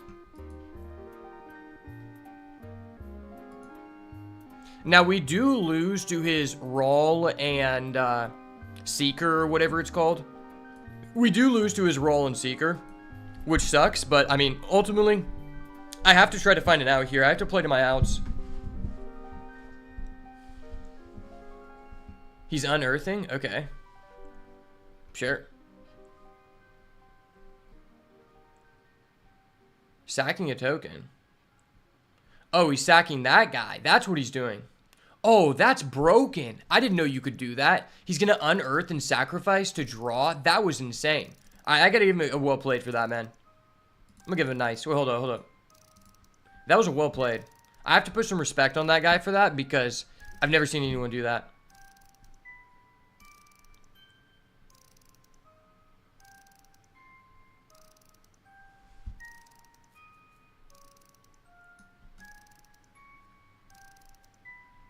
So what if I just go to combat and attack with this?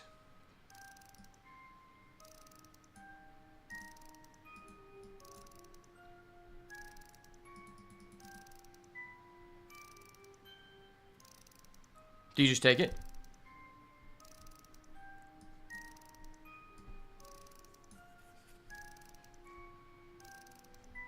Ooh, that was nice.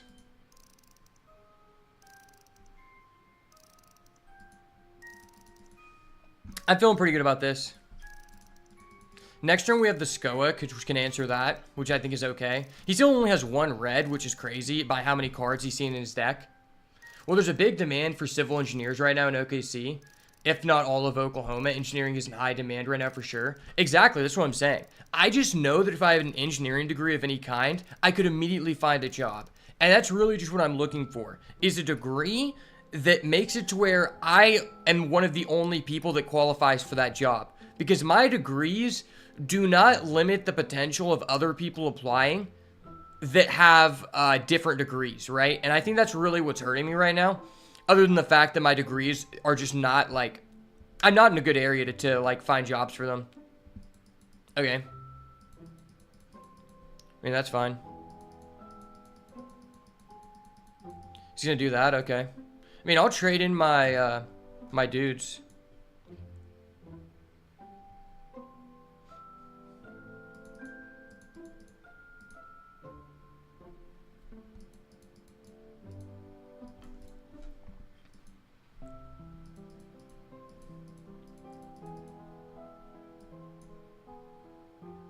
Okay, that's pretty good.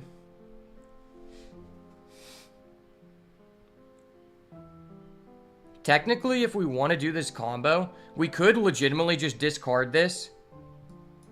So we could just legitimately discard this and double kill his Writhing Chrysalis. Although that seems kind of, like, dumb. Yeah, I don't really like that. I like just doing this.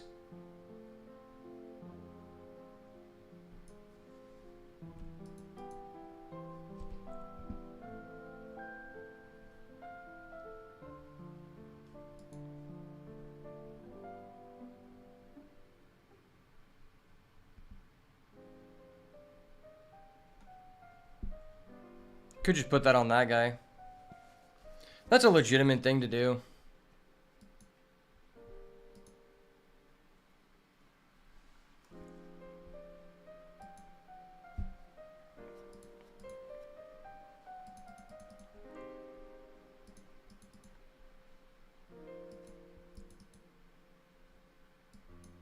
I can legitimately just use this guy's ability and sacrifice 2 lands. We go back down to 4 mana, which isn't, like, terrible because we have this Pinnacle Monk. Okay.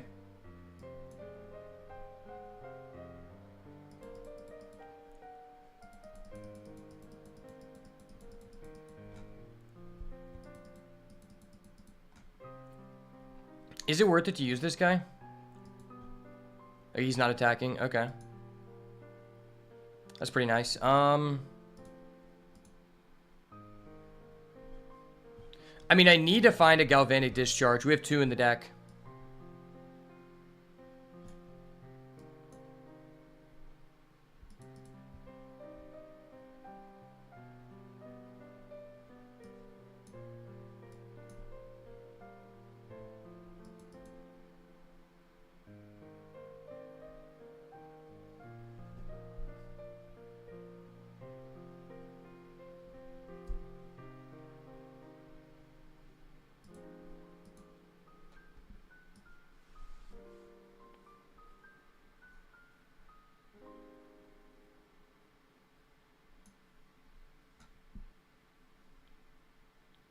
I don't mind just doing this.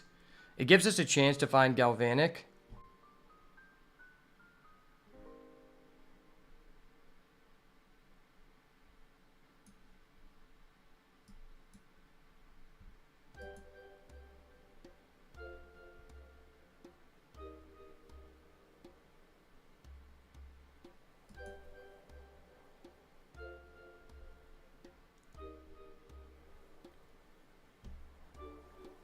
If I pay 2 energy, I'm able to do that, which is pretty good.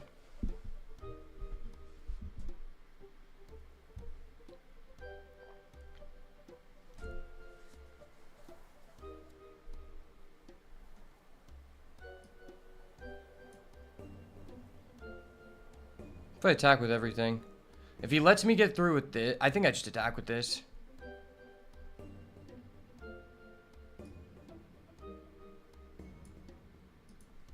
Seems legitimately strong.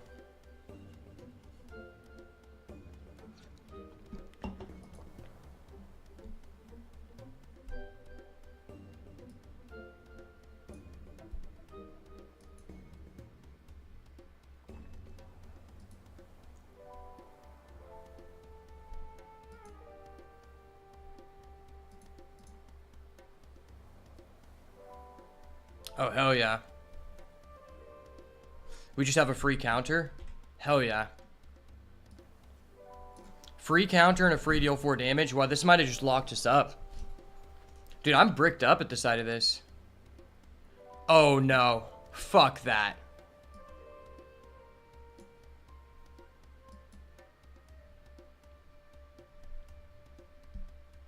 Wait, is this just a wombo combo? Tribute this guy.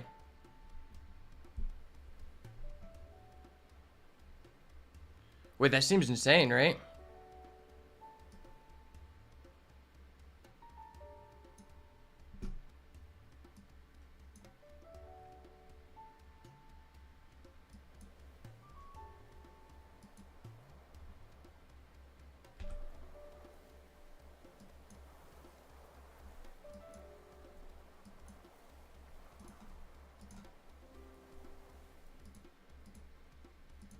Holy shit, we're wombo comboing. That was actually crazy. I've never actually used the ability of this guy, and that was absolutely disgusting that we just did that. I say that it was disgusting, but it was just the only way we could answer this fucked up card that he has 2 copies of. That might have been play of the game right there, I'm not gonna lie. That was a crazy turn. Oh my gosh, the discharge finally comes in. Put some respect on the discharge, my guy.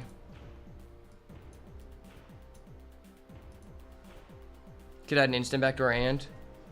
I think I just want to do this.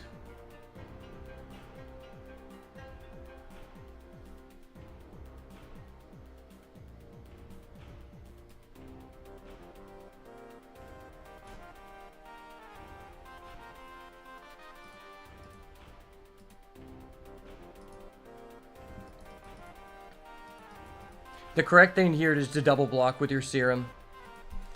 Double block on my serum visionary. That'd be the respectable thing to do.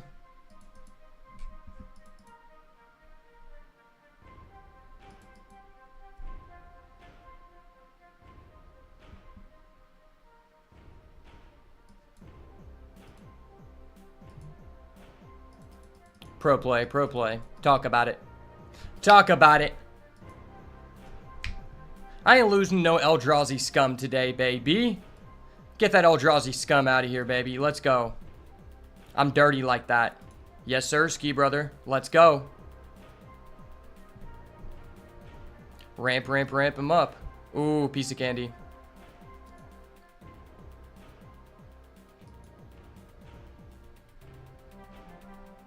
I don't really want either of these cards, I think.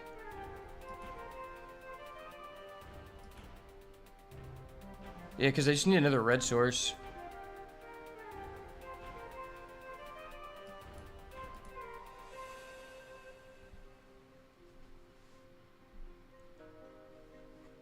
If I pay 3, then I have this discharge up, but it's like, why?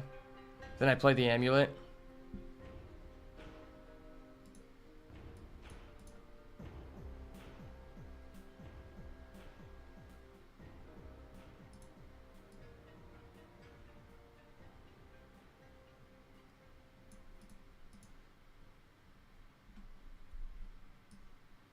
I might regret this, but I think I just do this.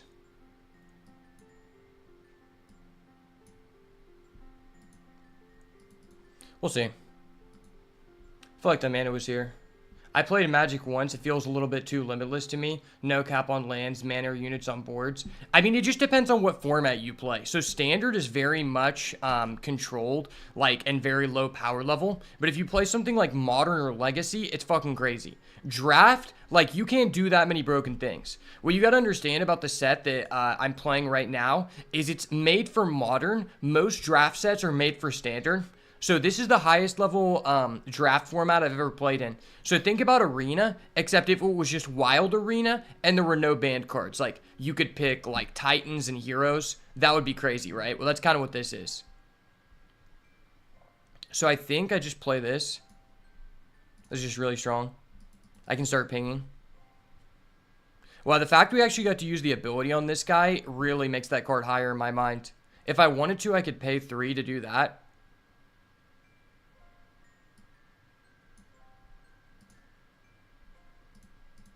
I think we got this guy by the balls. That's what makes this set really fun, is it's like really high power level. Usually drafts aren't that high power level, and I'm not a big like constructed Magic person, but I really enjoy draft, like just in any game, right?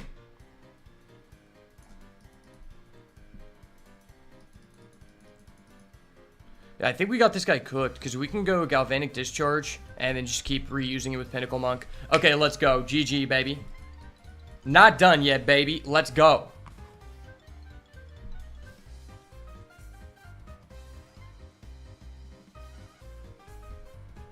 Okay. 2-1, baby. 2-1, baby. Talk about it. You're looking at Johnny, the Energy Jit, has arrived in the building. Put some respect on it, baby. Put some respect on the motherfucking Energy Jit. Johnny the Energy Jit has arrived, baby. Going 2-1 with the Energy Wombo combo, baby. Put some respect on my name. High level Riz with this deck. High level Riz with this deck. High level Riz with this pilot. You already know what it is, son. Let's go ahead and do a little summary of the deck. All right, so that was a pretty awesome run. We ended up finishing 2 wins as I predicted. I feel like we could have went 3 wins, but I feel like we just didn't have as many early game plays. Like, we only had 1 Raptor, and our deck was just kind of slow, kind of susceptible to aggro because we don't have that many answers to early threats. Pretty much just the discharges. One thing I will say about this draft is, number 1, Bespoke Battle Wagon is absolutely insane, especially with the Generator. Generator and Battle Wagon are at the top of my list for cards that I want to make an energy deck work. Both of these cards are cards that I'm very much willing to splash in pretty much any energy deck, which says a lot about the power level of these cards because under normal circumstances, I really don't want to be splashing at all in my energy deck because most of the good cards, a lot of them have either a double pip symbol or have a pip from 2 colors, which is something that you have to be aware of because this is an archetype where you really can't get away with playing as many of those sacrifice lands as you would be able to in an Eldrazi deck, just because it's very important to hit your drops in an energy deck because it's all about tempo, right? But I think the number one thing that I learned from this draft is that Skoa Ember Mage is a very strong card. If you saw in that last game, we actually were able to use the on-field effect to discard another copy while our Cyclops Superconductor was on the stack to be able to destroy our opponent's 4/5 Writhing Chrysalis, which was very, very impactful because the reality is if you have 6 mana and you're actually not dead at that point and you're able to put one of these onto the battlefield, you can probably afford to sacrifice 2 lands, especially because it can be activated at any time. So if your opponent sacrifices their last Eldrazi token in response of the Writhing Chrysalis, in response to Writhing Chrysalis on the stack, then you can respond with the Ember Mage. And we just had the craziest combo because I activated this card, Flare of Denial, sacrificing the Superconductor on field in order to negate his second Chrysalis. Then we did the 2 damage from this with exactly 3 energy to his 4/5 Chrysalis, and then we used the Ember Mage to deal the last 3 damage on his HP, which was absolutely insane. And this is definitely a card that I don't want to be picking up early, but I will say it is a good end game finisher in an archetype like this where realistically I just want to stall until I can get to like my wagon plus my generator and just get infinite energy. Or if you have the red Ironworks card, that can be another good finisher as well to just keep accumulating energy. Cards like this allow you to slow down the game, putting a decent blocker on the field, maybe removing an important game piece, which I think is highly valuable in this archetype compared to other red archetypes where I don't think this card is as good. I think this is probably the best home for this card because your red-white decks are probably just a little bit too fast for this card, but red-blue, I think it makes a lot of sense, and I think 2 copies is right about where you want to be. But overall, a pretty decent draft.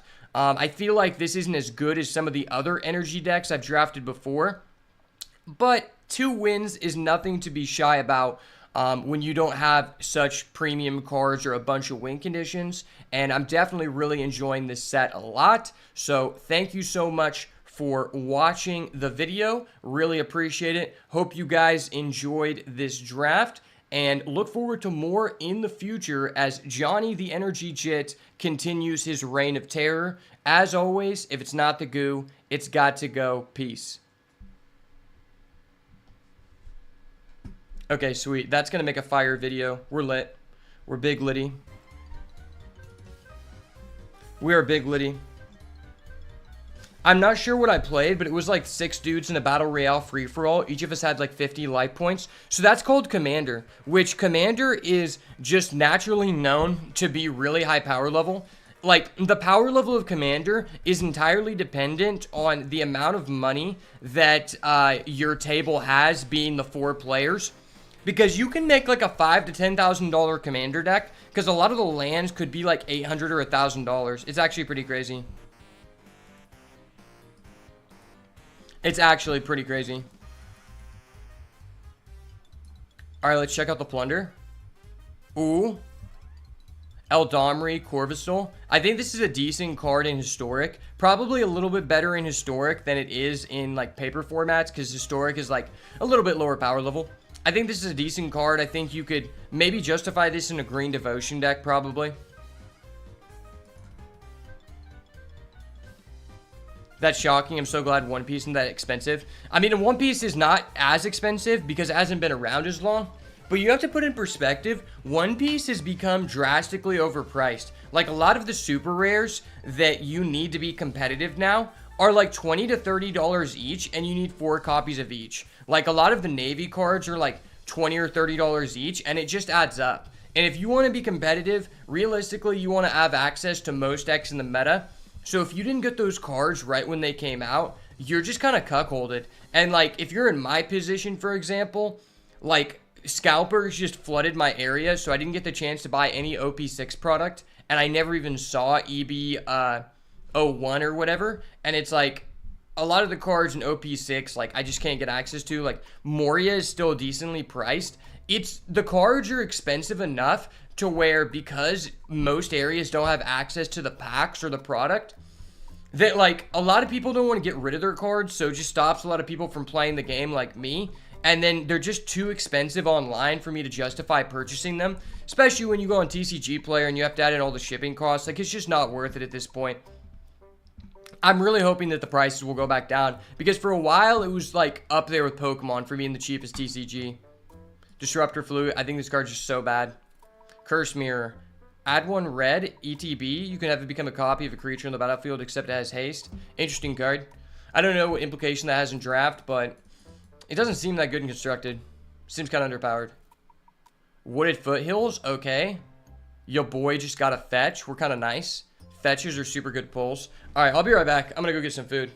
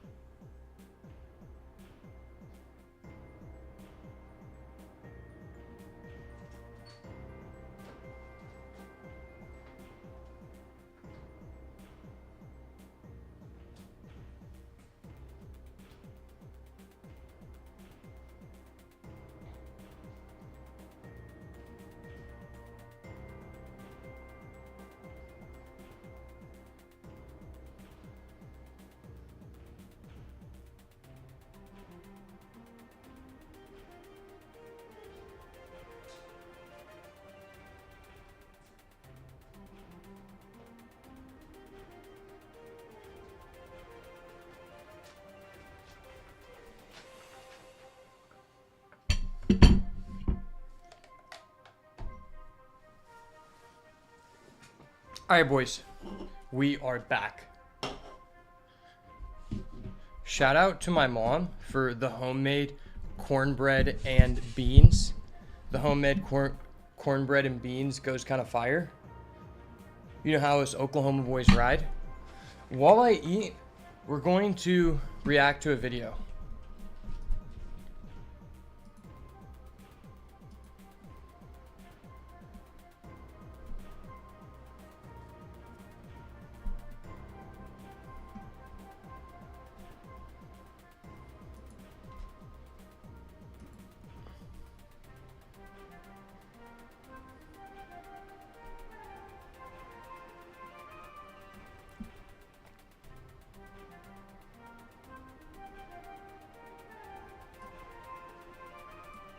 Okay.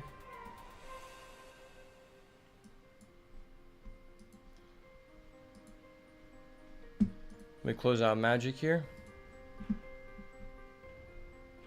We're gonna watch a Zeddy video. Zeddy is kind of a cool guy.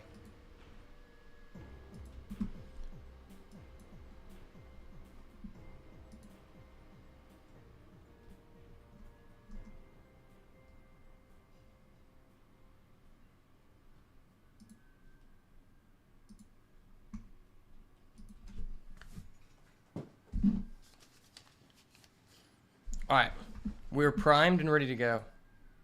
Let's get salty! Everyone, Zeddy here again today with a brand new video, and we are a couple days removed since, well, the introduction of that card there, Mayor and the Manager, as well as Gen in Baku in the Standard, and I thought I would recommend some Standard. So this is the new card. So you get to choose a Fantastic Treasure, and then you shuffle the 3 others in the deck. From what I understand, 3 of them are like reasonable, and then 1 of them is just transform everything into legendaries. Or no, you just fill your hand with random legendaries, which is just terrible. But 3 of them are good, and people are saying this could be used in like probably Control Warrior because you can beat Minor Brand. As well as wild decks that you can take and reasonably expect to climb with. We have a couple that have aired. We got one whole deck that has Gen Greymane, none with Baku. But overall, just some stuff you can try out while we wait for that next expansion launch.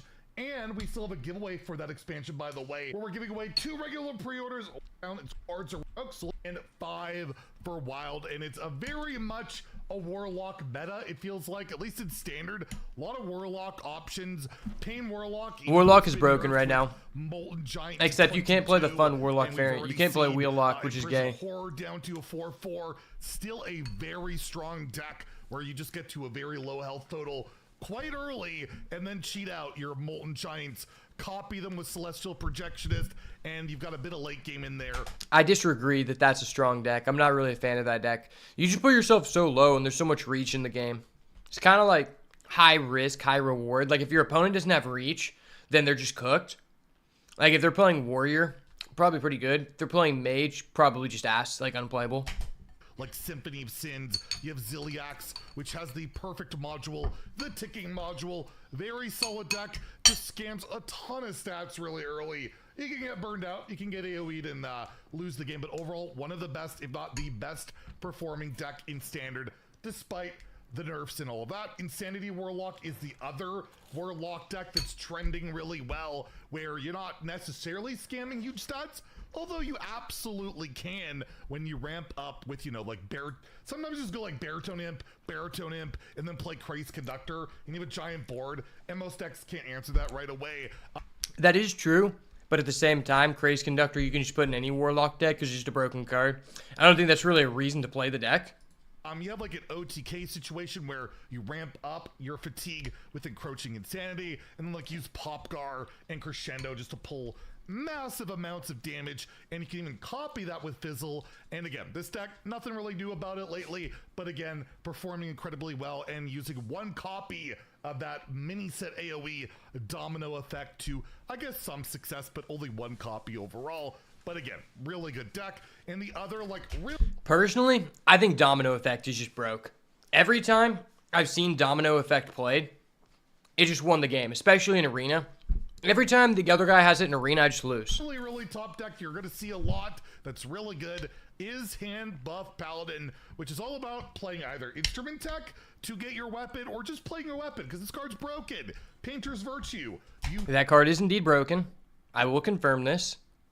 get to attack, heal for 6, deal 6, get +3/+3, sometimes +4/+4. If you extend the durability, then you have Lifesteal Rush, so you just can't die, and you can charge your opponent to death with like a South Sea Deckhand or a Leroy Jenkins. You've got card draw in here with Magathicus. You have like, I don't even think you have a single spell in this deck. You got Yogg to try and deal with the Unkiliax, and you have your own Ziliax with Power Module, Twin Module, where you just get two giant Ziliaxes, and if they can't kill it, it's gonna double, and you're gonna murder them. Another super effective deck. Personally, I'm not a fan of that version of Ziliax.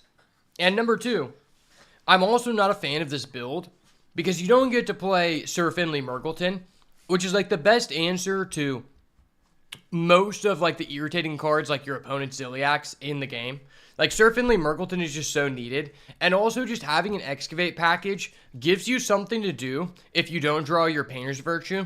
Because in this deck, if you don't draw Painter's Virtue, you probably just lose. And like there's a lot of ways to get to it, but still, I'd rather have a more consistent deck.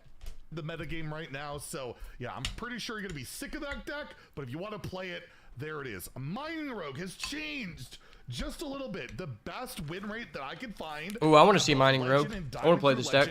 Actually run Marin the Manager. This deck card seems to be pretty solid at Mining Wait, why would you Rogue, play that? Where, yeah, you play this card, you can discover a treasure. Typically, you're going to want to get Wand, where you draw 3 cards. There's 0 mana. You can also fill your hand with copies of cards or get some legendaries, or change your hand of random useless crap that you're left with into random legendaries. But it's usually discover Wand, do some busted stuff, and overall the deck functions the same way it's been for quite some time, where you want to pit stop into your Drilly, get a bunch of random crap, Shadow Step, Breakdance your Excavate reward, Sonya to get even more broken things for 0 mana, and replay a lot of it with Pessin. You got Yogg in here again for that Unkiliax meta card, as well as the Ziliax with the perfect module, ticking module. Wait, If you're into I have a question. Is there any deck in the game outside of no minion mage? Is there any minion deck in the game where you don't want to run Ziliax? In Wild or Standard? I legitimately don't think there is. I think you should just always play Ziliax unless you're playing no minion mage. There's literally no advantage to not playing Ziliax. just playing pure random nonsense. This deck is absolutely the deck for you. Personally can't stand facing it, but it is a blast to play. I will 100% agree to that, because yeah, spamming random nonsense, you never know what's gonna happen. And now you got Marin the Manager to make the deck a little bit better. Is Marin the Manager actually worth it in that deck? Like, are you really willing to take off a 7-mana turn to just wait until next turn to Skull of Gul'dan? Like, I don't know that you have enough time in this meta. Like, if you're against Flood Paladin, you're not getting that off. Warrior, pretty much unchanged, still doing really well. Not top tier, but definitely a very good deck. We have Deep Miner Brand to W Battle Cries. You got Inventor Broom to bring back your Unkiliax with the Virus module and Perfect module. Got, of course, Reno for that insane poof effect. By the way, I think I'm recommending like one whole Reno deck. You could play Reno Priest, you could play Reno Paladin, you can even try Reno DK. I had some success with it, but they're just not the best decks, right? Like, if I could only recommend 10 decks, this is probably the only real Reno deck that I feel is like it's consistent enough to climb. It's crazy the complaints to see about Reno, but his effectiveness, not so great. Boom Boss, of course, blowing up your opponent's deck is super toxic and I completely disagree. I think this guy has it completely wrong. The only reason why you can only play this Reno deck has nothing to do with Reno. It's because there's no reason to play Control deck besides Control Warrior. And it's because when you get into a late game, Bomb Boss is just uninteractable. And like, there are other late game payoffs. Like, you can do like the Elise Showdown of the Badlands Savior for 8 mana in Highlander Priest and play Reno. Well, the issue with that is like, okay, you summon like 2 Titans, like you think you're doing good shit. And if I put a Bomb Boss on the field, I just remove all of your stuff, all the cards in your hand, and you lose. Like, Bomb Boss is arguably the best control card ever created. It is the best control win condition ever created. And if you're playing another control deck, you're just going to win because you're always going to have enough time to Bomb Boss. So, like, there's no reason to play any deck that's control-based that doesn't play Bomb Boss in Brand, literally. But that has nothing to do with Reno Lone Ranger being a bad card. Reno Lone Ranger is really good in this meta. It's one of the only cards that answers Ziliax, which is probably the most irritating card to deal with. Just so much that, like, even if you don't want to play Ziliax, you have to play it to potentially answer the other guy's Ziliax. Effective, doubling up on battle cries and like Ignis, and your excavates is really good.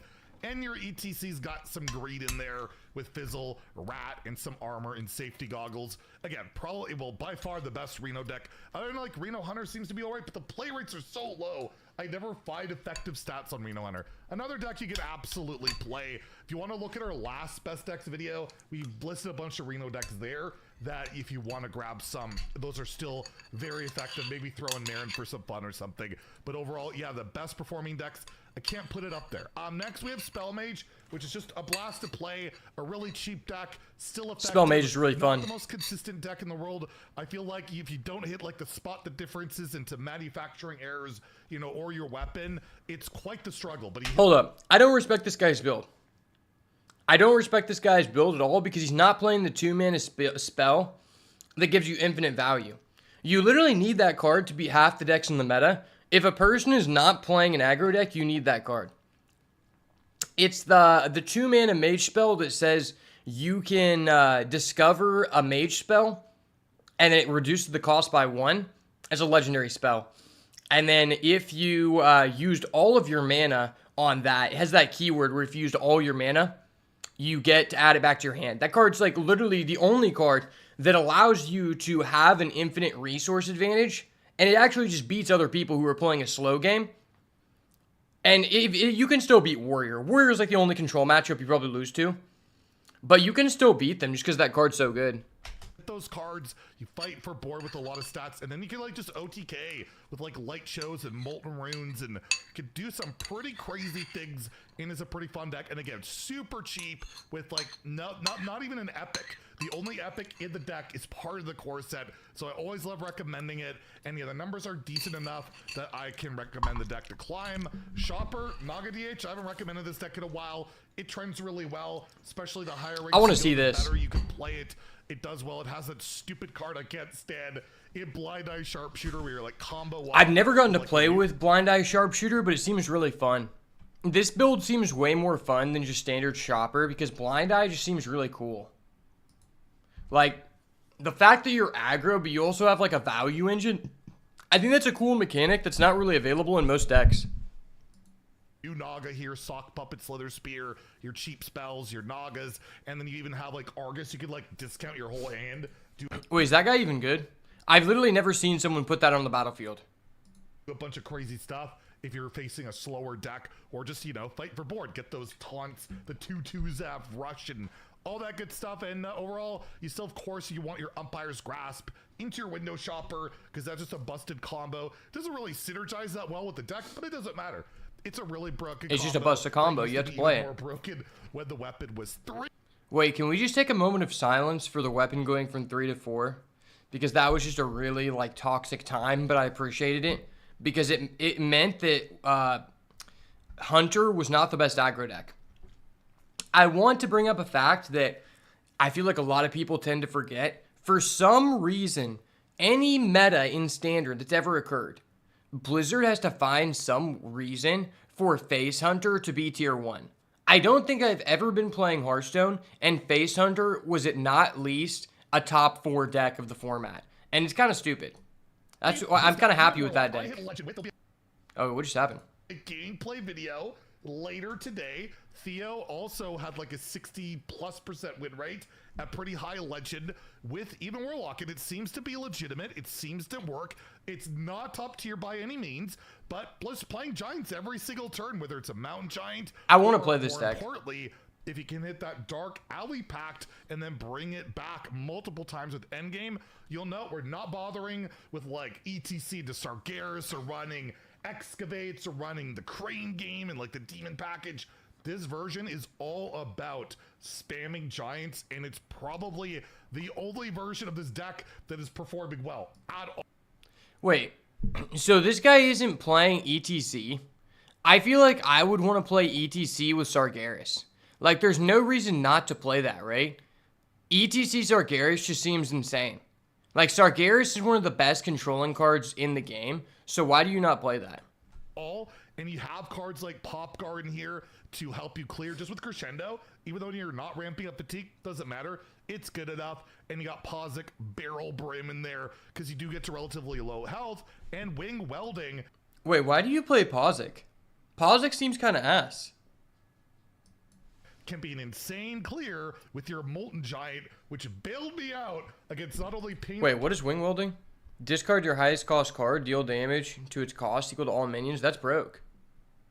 Wait, that's broken. Insane clear with your Molten Giant, which bailed me out against not only Pain Warlock, but the Miracle Giant Rogue. Again, check out the gameplay video later today. Okay, Wing Welding is really strong. I didn't realize that card was even in the game. Holy shit. To get this idiot to Legend, so I gotta recommend it.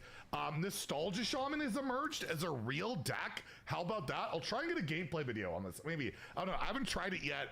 But the numbers are good. It's all about the wave of nostalgia that came out the mini. Alright, that deck seems ass.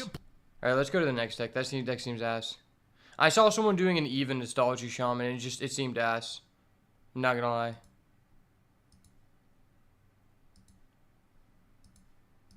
I see trending that has one of the new cards. So we have 3 decks with the new cards.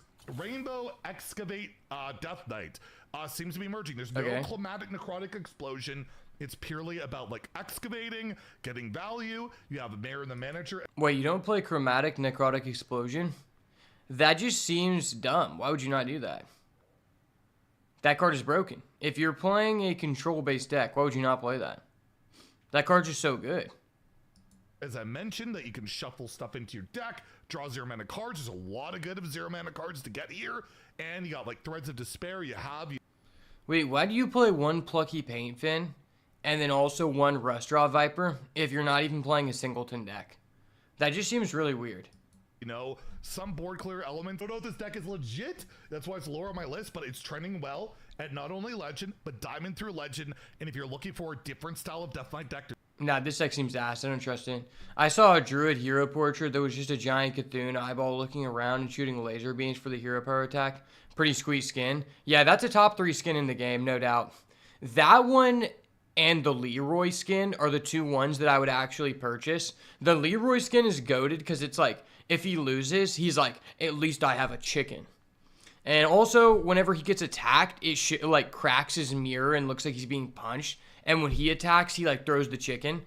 And that the Cthulhu one is also just goated. Like they're 2 out of like I think 4 in the game currently that have that level of animation that's legitimately worth it. Plus, it just shows anyone you go against that you're an actual Chad. To try, I would absolutely recommend. Another one I will definitely be trying. Null on turn 1. Wait, what is this? As long as rogue decks or 4 rogue decks I can recommend. Again, Null Rogue, still really solid. Can play while possible. Oh, this is a wild deck. Yeah, I don't really care about that. As long as you just play the I've known Rogue was just broken in wild. Rogue has been broken in wild. King Giants and break totally still polarizing, warping the meta, and despite the fact that Quest Warlock is broken, and everyone says it's so bad, it's still like at least at the very worst a tier 2 deck. Where again, you play the Demon Seed, you cheat out Giants, you play. The Demon Seed has just been broken since conception, and I'm both glad and sad that I didn't get to play when United and Stormwind came out, because the Demon Seed seems like a really fun card to play with. It seems like a really unfun card to play against. That you can just holy wrath them and kill them. So this Reno Paladin is pretty cool. And it's really good against Rogue because you have the board clears and the healing to not die. So that's why I picked this deck. Reorder your deck from highest. Dude, this deck looks kind of cool. It seems kind of like... It almost seems like Control Warrior, but in wild, right? Like, this seems like a wild version of Control Warrior. Because, like, you're just doing the same thing. You're clearing the board until you get to your value engines. It can beat Rogue, and it can beat the Demon Seed. You face the Greedy Priests, you're not very happy. You face the combo decks, like a Tog Druid, you're not very happy. It's kind of one of those decks, really depends on your meta, and you also have to have like a bajillion legendaries, and it's a very expensive deck, but if you happen to have these... Yo, I actually looked at this deck, and without having any of these cards, it's a legitimate 30,000 dust deck, which I didn't know was possible. I've also never seen this version.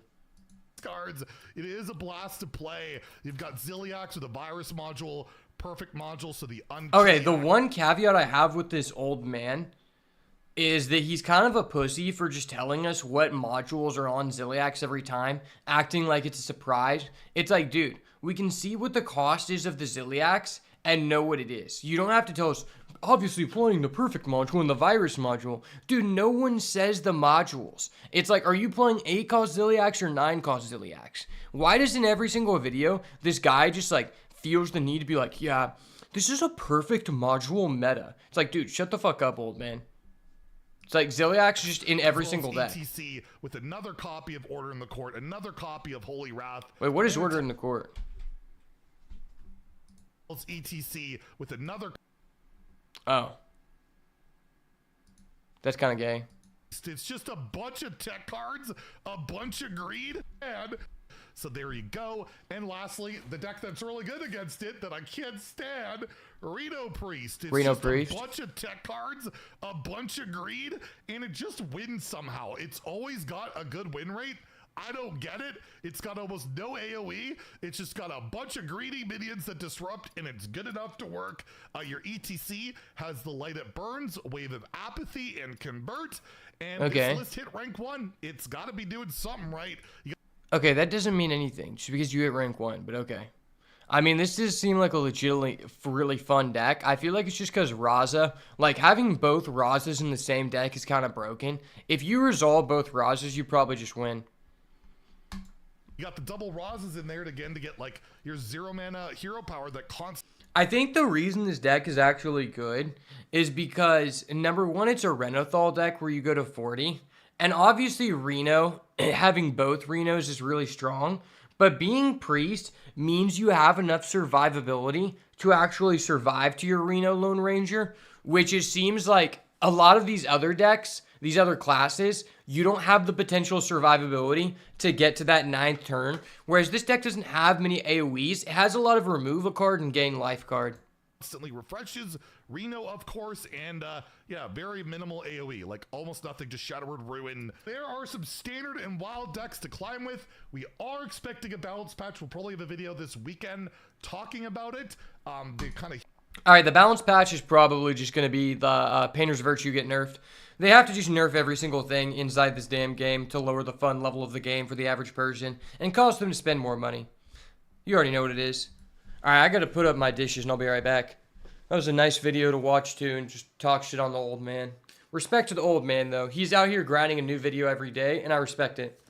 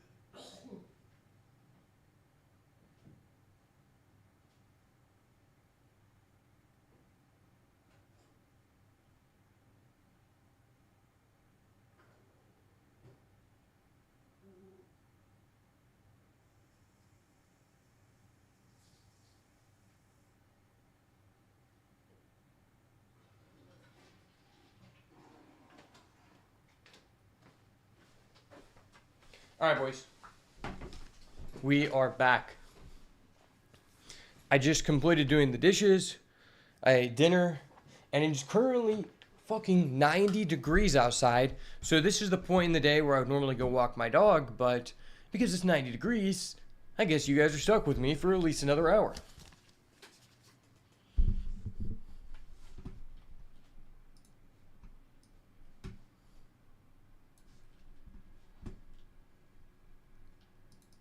Alright, I want to play some of this Omnath deck that I've been brewing. I think this is a legitimately decent deck in Timeless.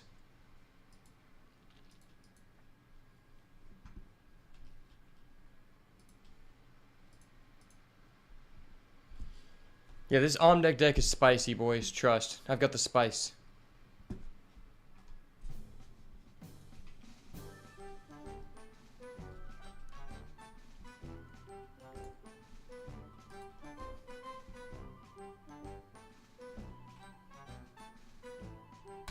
Please, Jar Uro.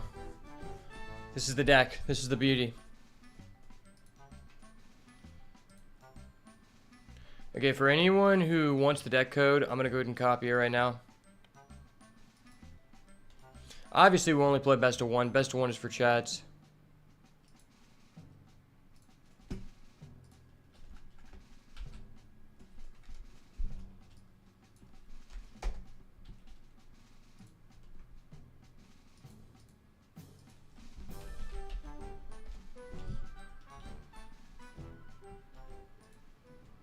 That's too long for Twitch. What the heck?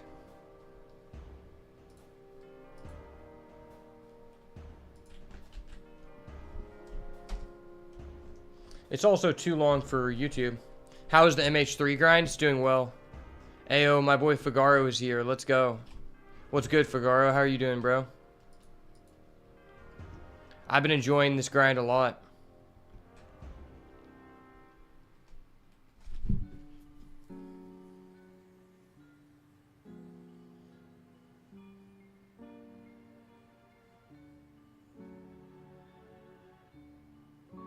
Are you still there, Ortiz?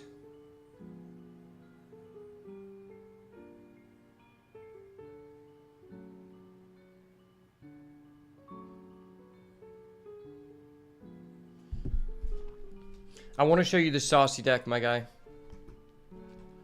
Unfortunately, I can't paste the code in the chat, which really sucks. There should be a shortened code. This event might actually be kind of fun to do. Because I have all elementals and fetches. It's probably just an all elemental deck. We're going with the Please Draw Uro, which is just a classic deck.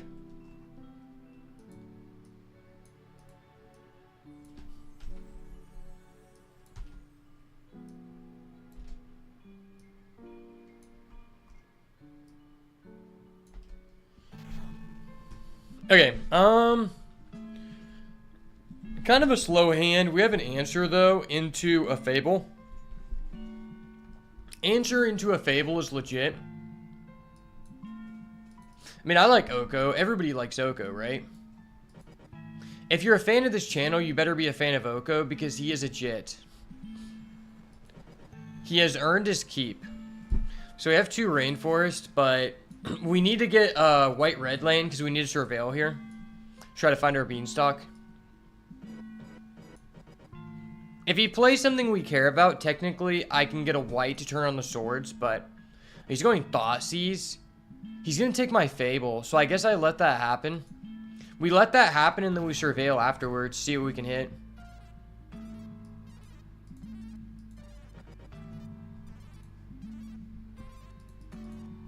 Thoughtseize is just such like an iconic card to this format.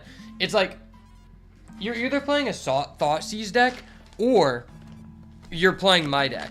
Like, there's two ways you can play the game. There's 2 flavors. Thoughtseize deck or my deck. I could technically go 5 colors and play Thoughtseize.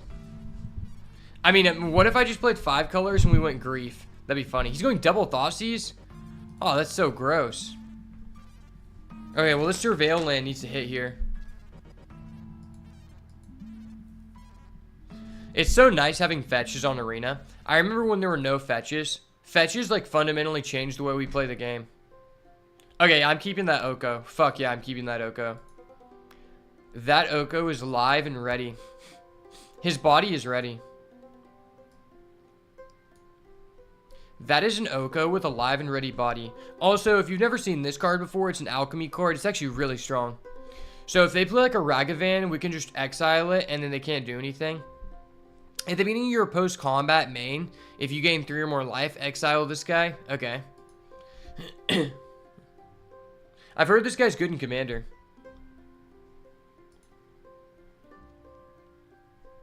So I'm going to crack this.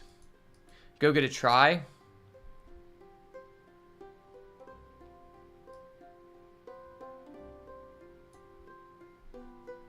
Blue, green, black. That gives us all 5 colors online.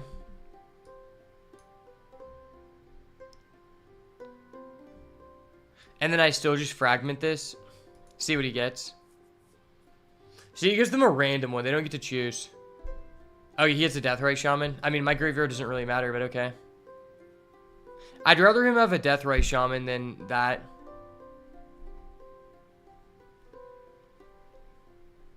I guess it's just always Rainforest. Grow Crack, Rainforest. Should I get a red? I think I probably get the Stomping Ground. Okay, so we draw a Fury.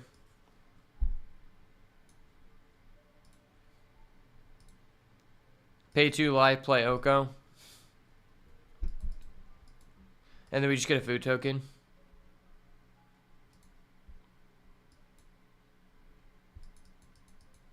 Man, Oko's just so good. Our opponent's so mad that we topped him.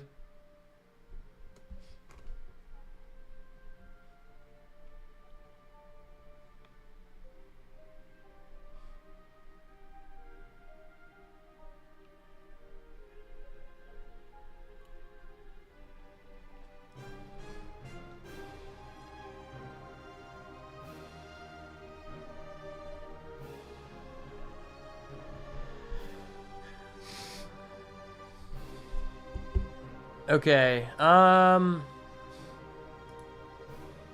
do I play my Omnath here? He has a 1 ring, so he's invulnerable. I think I just go Omnath, right? So that can tap for blue. This taps for green. This taps for white.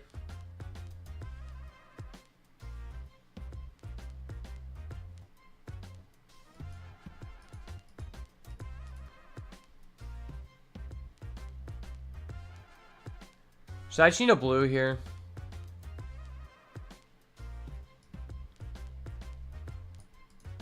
Do I have 2 white? I don't. Yeah, it's just always this.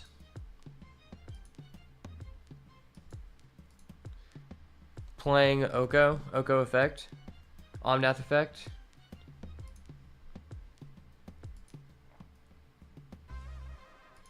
Yeah, I'm going to have to turn that into an Elixir. Yeah, the 1 ring is broken. I'm going to turn it into a fucking elk, buddy. Dude, that was insane. Yes, I see. Good news, everyone. Good news. The 1 ring is now an elk. I love that. Why is this ability actually just a +1? Like, why is this plus? It should be a minus ability. That's so crazy. Okay. So you put my Oko to 3 counters. Good thing my ability just gives me 2 every turn. It's kind of broken. Oh, that's not good. It's not good at all.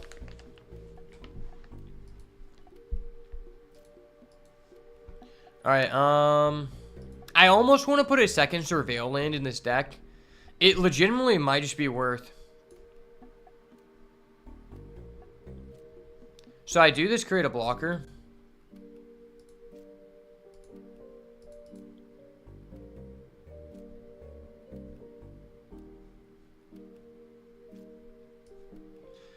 I might want to keep the fetch in case I draw another Omnath. I'm honestly thinking about putting a 4th Omnath into this deck because it is just like discardable for Fury and what's that other guy? Solitude. What do we want here? I think I want the fetch.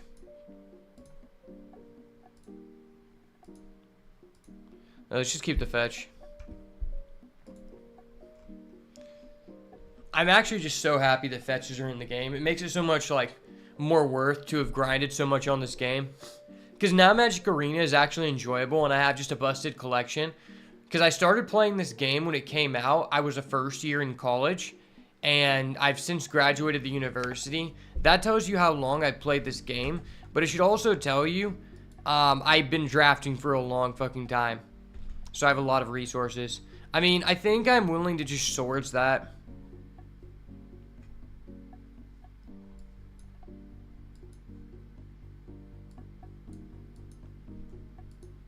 I'm going to swords that before he plays a mana.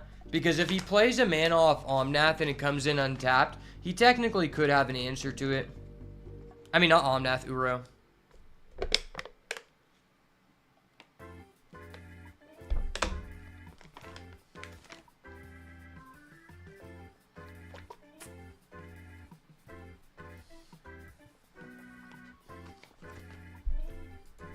Sure.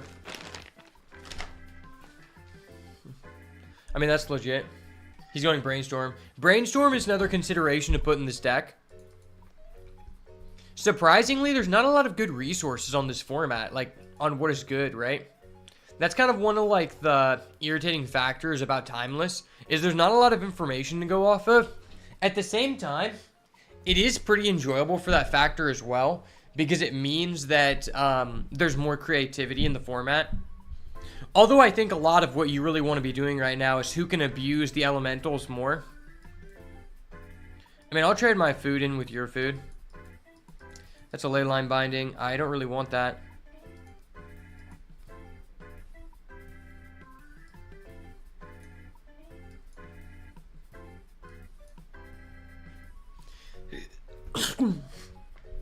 Yeah, maybe I should play a 4th Omnath, because it gives us another value engine. But we had Minkskin Boo, to be fair. We just never draw it.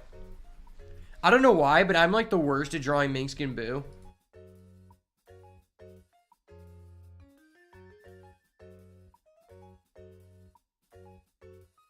Oh god, the Bowmasters is here.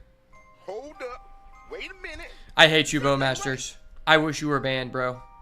I hate you so much, Bowmasters.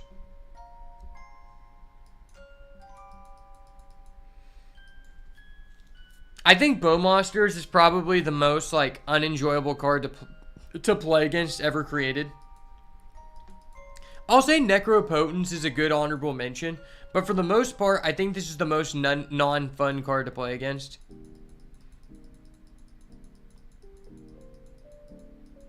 You want to attack my Oko?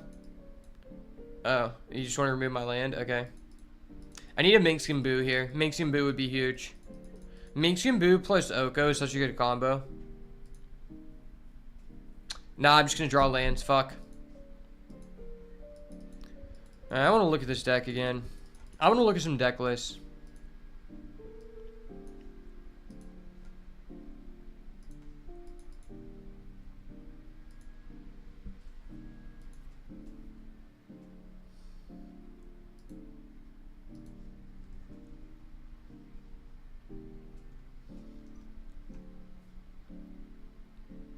So it says that Sultai combo is like the most popular deck. How can that be true?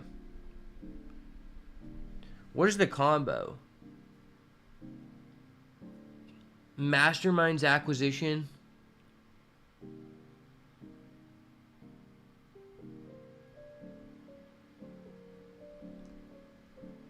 Oh, you just use Atraxa. You play Omniscience and you shoot out Atraxa. That's the combo. Yeah, that's not. I don't think that deck's that good. I honestly really disagree. That's the best deck.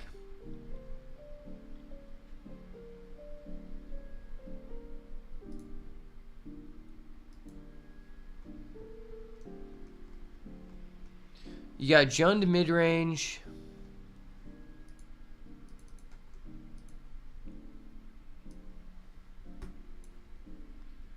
I don't even know if this is a good representation of the metagame, but there's not a lot of, like, sites that actually showcase Timeless decks, so... 4-color Omnath has a picture of Oko. I like that. What is this guy's deck list? He plays 4 Oko, 3 Uro. I play 2. He plays 3 of those. 4 Parasun, thank you for the subscription. Appreciate it, bro. Yeah, this guy, he plays 4 Delighted Halfling. I don't really agree with that. Delighted Halfling isn't the reason why we lost. Wait. How does this make any sense? This guy's playing a 4-color Omnath deck, and somehow he's not playing elementals? What the fuck is this deck? This deck seems ass. Dude, he also doesn't even have freaking, okay, that's just an outdated deck. Yeah, that's just an outdated deck, dude. He doesn't even have, what do you call that card? Beans. He doesn't even have beans. See, there's not that much information about, Timeless. It's really weird. Top decks by win rate. Alright, this is just straight up outdated. I mean, this just has to be outdated, right? Because obviously the best deck in the format is Red Black Scam. Like, legitimately, Red Black Scam is the best deck in the format. Alright, well, that's a terrible resource. We're never looking at that again.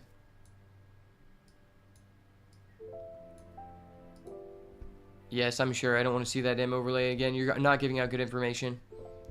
Okay, how can we add more engines to this deck? Like, I want more value engines. I think Uro is really good. I think 2 is good, though. I like Fable. We just haven't drawn it. So, at a certain point, I'm just sacrificing, like, removal to play more value engines. I mean, maybe we play another Omnath. We could cut, like, one of these. We could go to 3 and 2. This card is a really good card. Honestly, I kind of want to do that. Let's do this. Let's play 3 Omnath.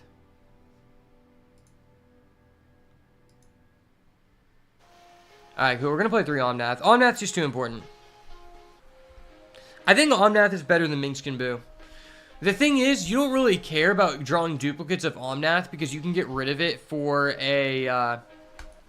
you can get rid of it for an elemental, but you do care about drawing double copies of like Minkskin Boo. Yeah, double copies of Minkskin Boo just really cuckolds you. At least in my experience. Now, Fragmented Reality has been really strong.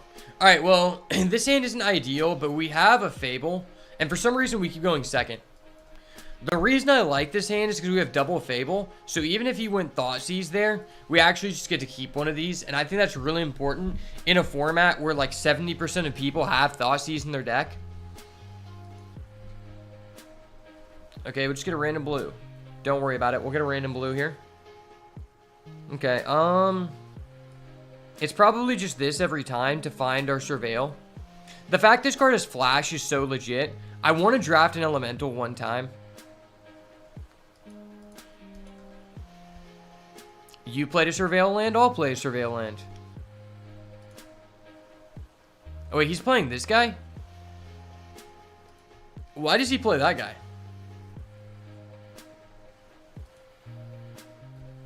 Okay, yeah, get that out of here. Get that out of here, buddy. We don't want that. No, we need the beans. Honestly, I think I need to put a second Surveil land in this deck. Surveil lands are just too important. They're way too impactful. And, like, the deck is fast enough to where I don't think 2 Surveil lands really hurts you. Like, you're playing so many fetches. How many fetches do we have? Like, 12 minimum? Yeah, we have a lot of fast lands. Yeah, he's playing 2 Surveil. I don't think I would play both of this one, but I think I would play, like, the... probably the white-green one.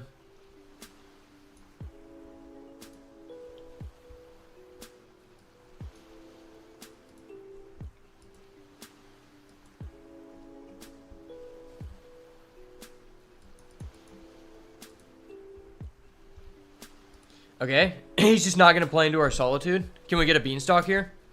Beanstalk for the boys. Maybe I have to craft a, I have to craft an alternate art beans in order to pop off. So we have red, white. which means we can do this and just get all 5 mana. So we have domain 5 if we draw into our ley line. Okay. I'm willing to just save my fetch in case I get access to an Omnath. So I think I'll just play this blue mana.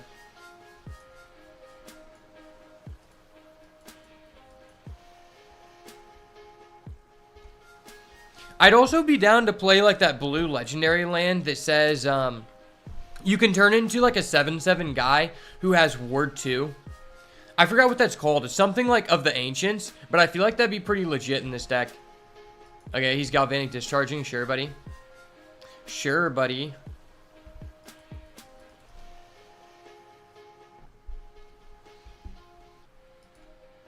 Fable is just so strong. Like, if your deck can afford to play this card, you're going to play it. Ooh, that's goated. That card looks cool. Probably one of the worst Kamigawa lands, but that's okay. Bro, he doesn't even have Alt Art Fable, bro. Like, get your Alt Art Fable up before you get your Funny up. Am I right? Alright, we always draw Beanstalks in the next turn so we can go Solitude. Also, this is a good Fragment of Reality target. Because he gets nothing. Oh, that's nice. I think I just play another Fable.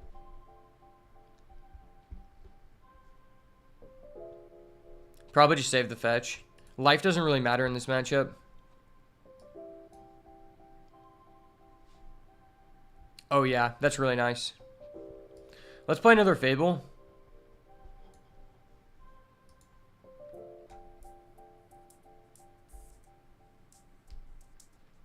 I should have played this first, so I would have my white out. Now I have to waste my fetch, and I don't have a fetch for Omnath now, which sucks.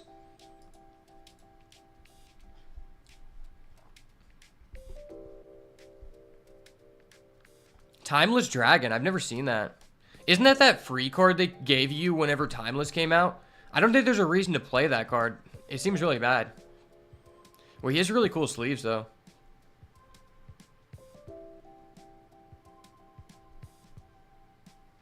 I have to get a white land. I already have a blue. I don't want another blue.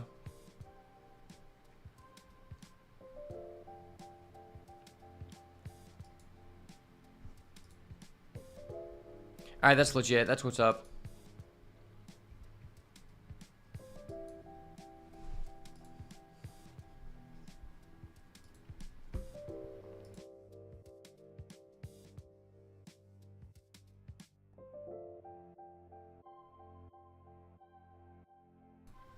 Oh shit, he's playing Phage. This is a really interesting card. I've seen this card get a lot of hype recently. Escape is just such a good mechanic. It's like Dredge, but balanced.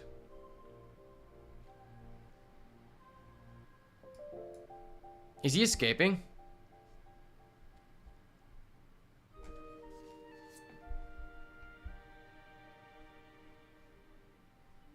Wait, did he escape or no? I think he did.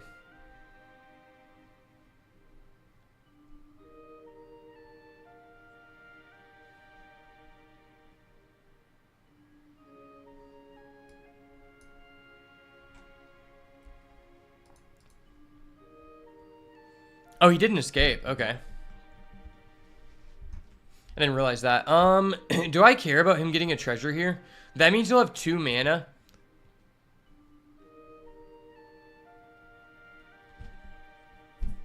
I think I'm just going to do this. Oh, I can't target that? Oh, I can target his Fable? I'm so stupid. I could have just mitigated his Fable. I'm actually dumb. I'm actually just so dumb. I didn't realize this card can target Fable. This card's insane. Hold up. Wait a minute. Something ain't right.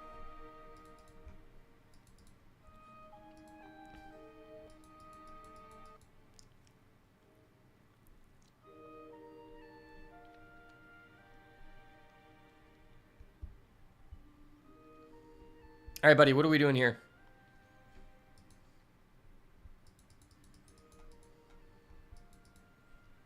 You're literally playing a Timeless Dragon. You're literally a little boy to me. Can I draw the Beanstalk, please? Also, is this a one ring deck? Maybe I should be playing the one ring instead of Fable. Maybe I play the one ring instead of Minskimbu? Okay, there we go, baby. We get the beans. Everybody loves beans, baby. Let's go.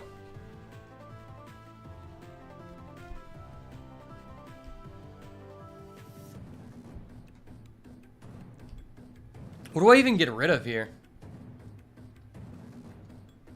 I guess Fragment in Reality.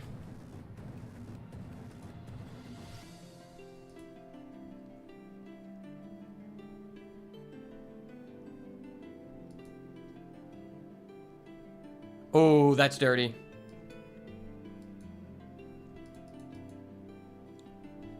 Ah, but I don't have another green. Oh, I'm so bad. I'm actually so bad. I need to draw green.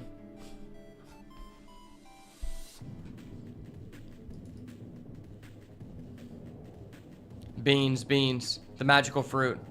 The more you eat, the more you toot.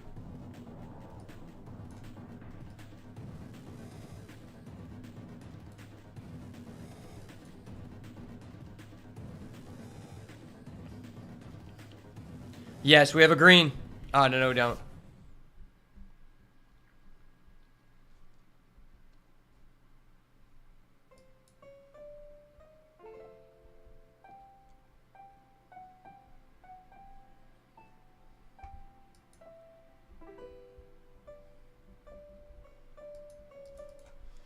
Yeah, I kind of just threw there. Maybe I should play 2 copies of the One Ring. The One Ring seems pretty legit in this deck.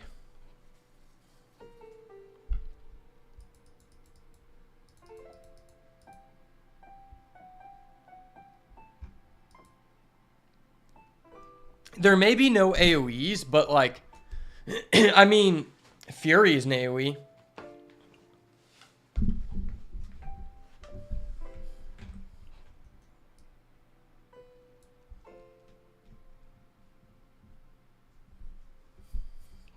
Wow, I don't have my Leyline Binding for that. That sucks. And I don't have my Fragment Reality.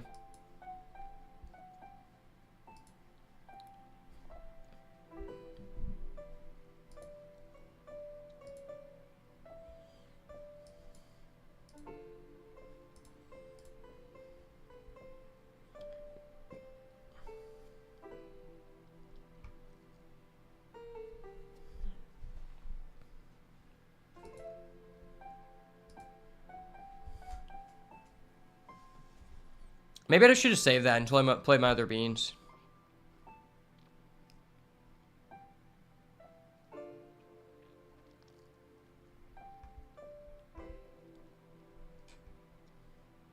Oh, there's Uro. Hello, Uro.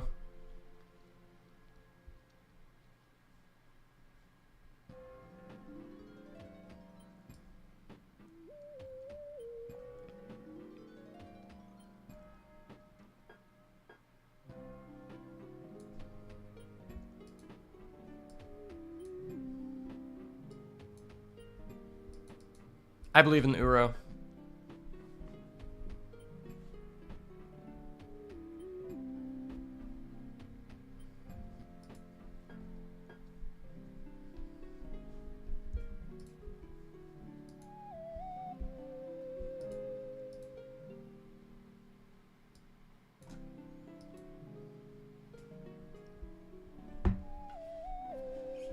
I feel like we're kind of cooked. I just hard through.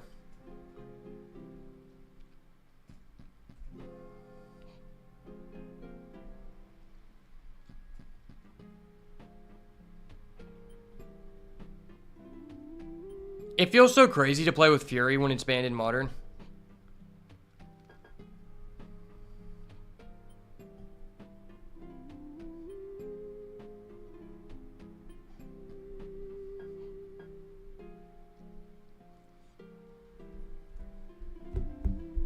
How did he just get rid of that? Oh, he played Galvanic Charge? Galvanic Discharge seems terrible. Why do you play that? Just because you have Amped Raptor? This guy's deck's really weird. No.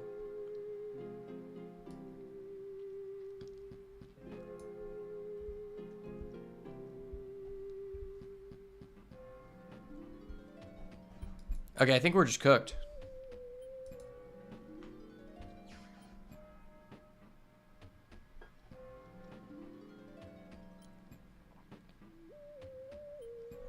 Oh, wait.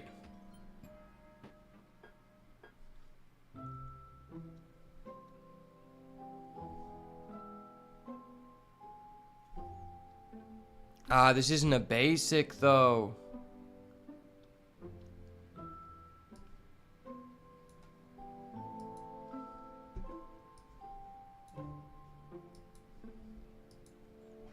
Draw our one forest. Trust, we draw the one forest every time.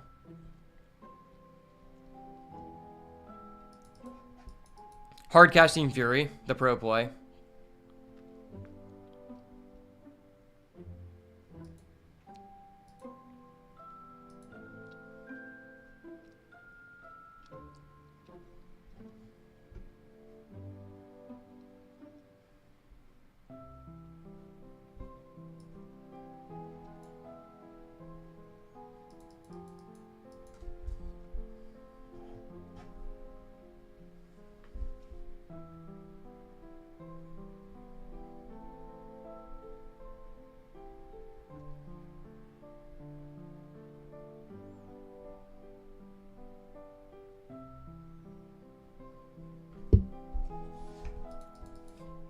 Okay, buddy. Okay, buddy, we get it. We get it. You're compensating for having a small penis. That's okay. Just let me draw my one forest.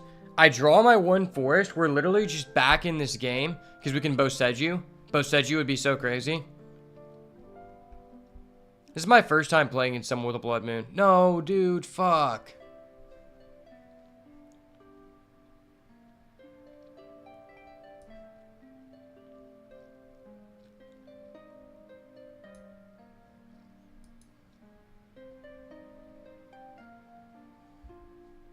Okay, he got it.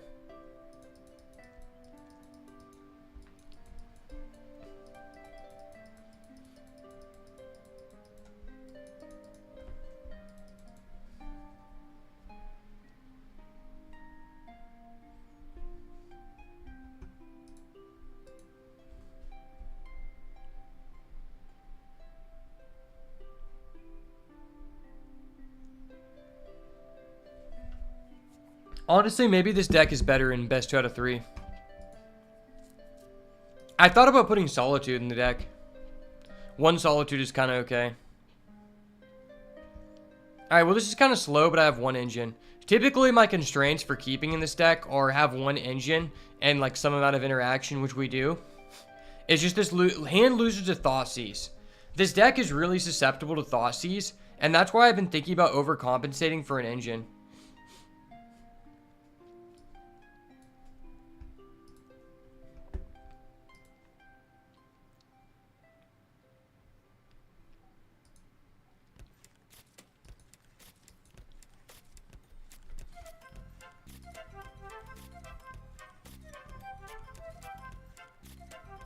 Alright, let's surveil one. It's a beans. It's a beans. No, it's a fury. Ah.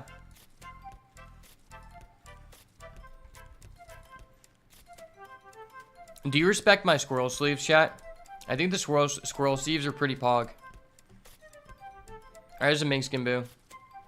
Minkskin boo.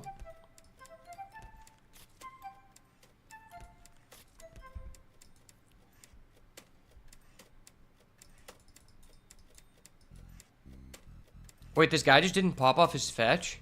Why would you do that? All good players pop off a fetch during the end step. Oh, he has a brainstorm. Okay. That's respectable.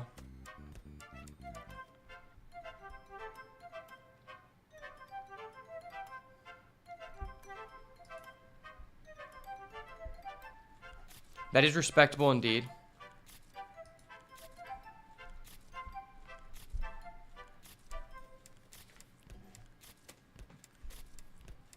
Maybe I should play a brainstorm. Should I play a brainstorm, chat?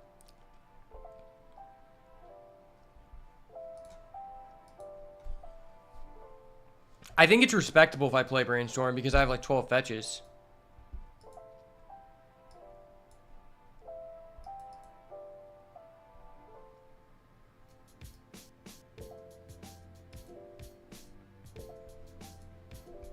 I have Domain and I have a Beans. Alright, this hand is crazy.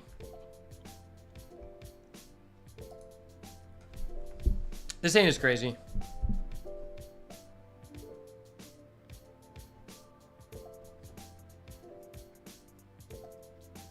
Alright, if you're using swords on my 2-2, your hand is not good. I swear, if this guy plays down into Teferi, he's cooked. So this is why Fragment Reality is such a good card. Because you can answer someone's Fable.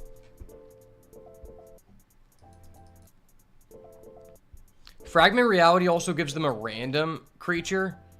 So it's really good. Especially like in the mirror match. Because like they have no creatures.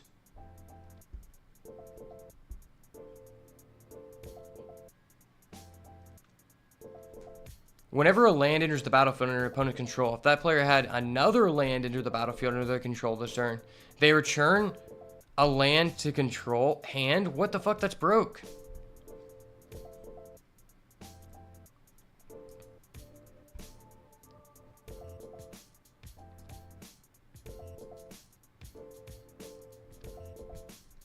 Oh yeah, that's nice. Is it Minkskin Boo or is it Omnath?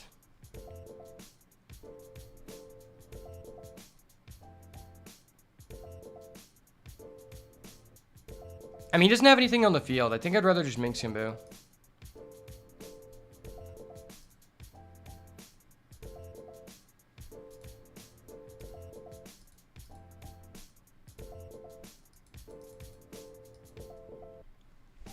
Minkskin Boo is such a good card, especially at 4 mana. 5 mana Minkskin Boo, kind of trash.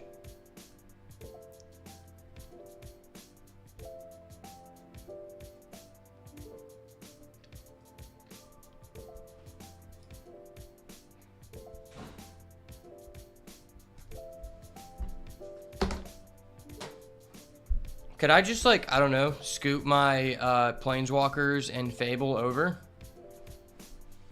Like, could we scoot these a little closer to the table, please? This is honestly such a toxic card in best of 1. Like, why is this in your deck? If you want to be toxic, just play Blood Moon. Like, this card really just says, alright, I guess you can't play a fetch until you answer this. I guess you just can't fetch the same turn you play a fetch.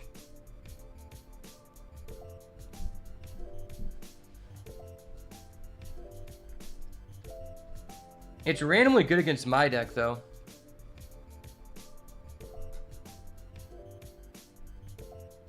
Okay. What was the point in that?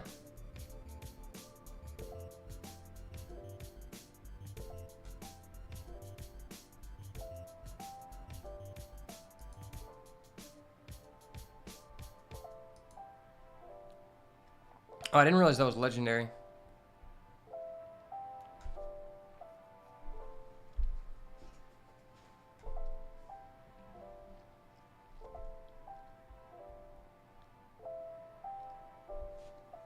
Should I Minkskin Boo on his Teferi?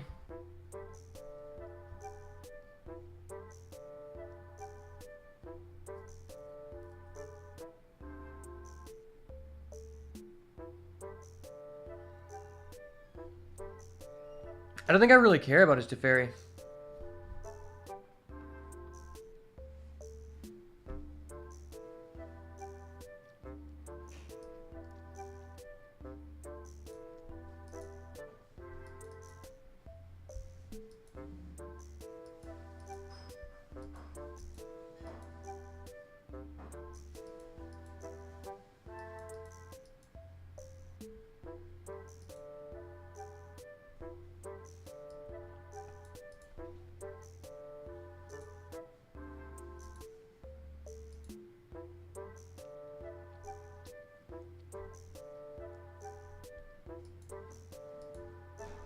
Are you gonna swords my Minkskin Boo? Okay, you swords to my Minkskin Boo. That's dope. Am I willing to Fury this?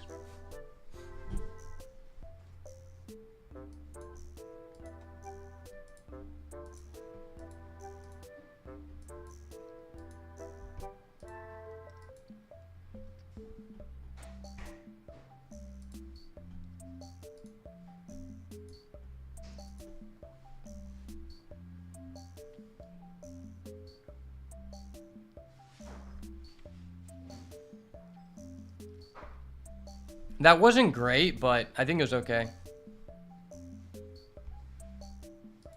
I don't want him to be able to cast sorceries as instant on my turn.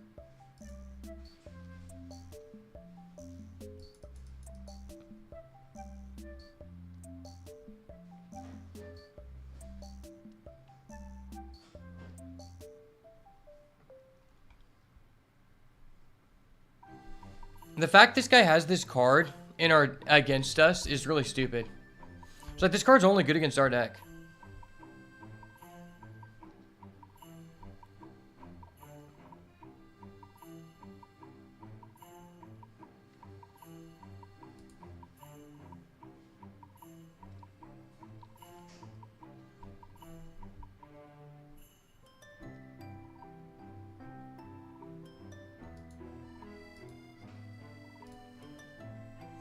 All right, the hamster's coming down, baby. Hamster control.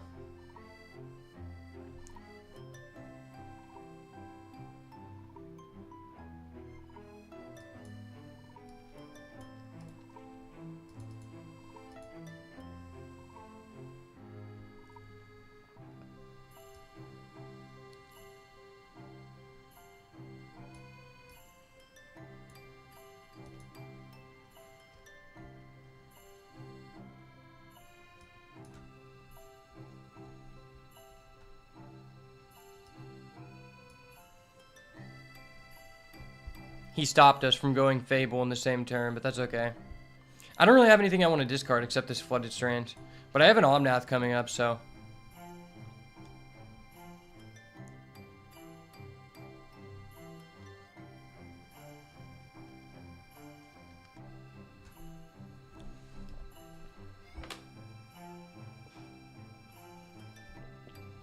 I guess technically, I can go play Omnath, fetch, and then we can get a shock, and then we can go Leyline Binding, and then we can play our Flooded Strand and then gain 5 mana.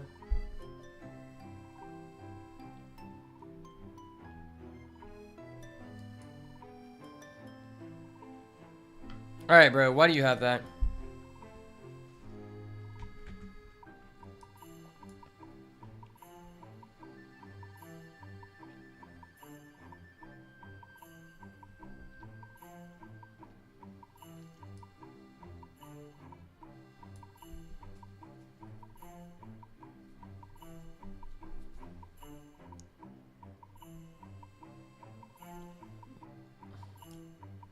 I mean, you have to use the 2 mana to interact with my Minkskin boost, so you can negate my Leyline.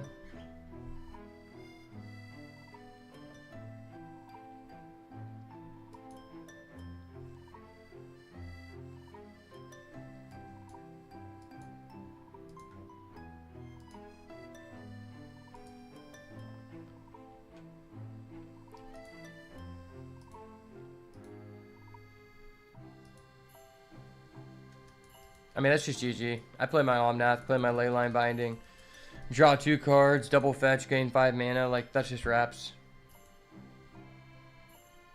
He knew it.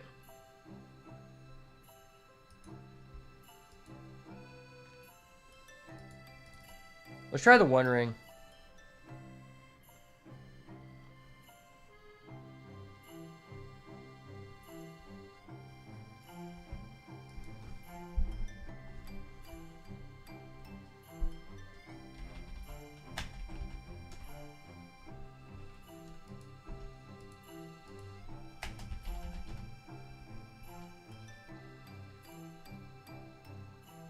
Bro, do I really have to, like...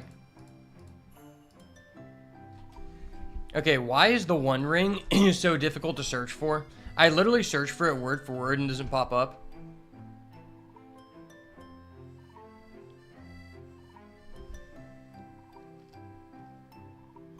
So what if I just remove Fable, and then instead, I just add in the One Ring?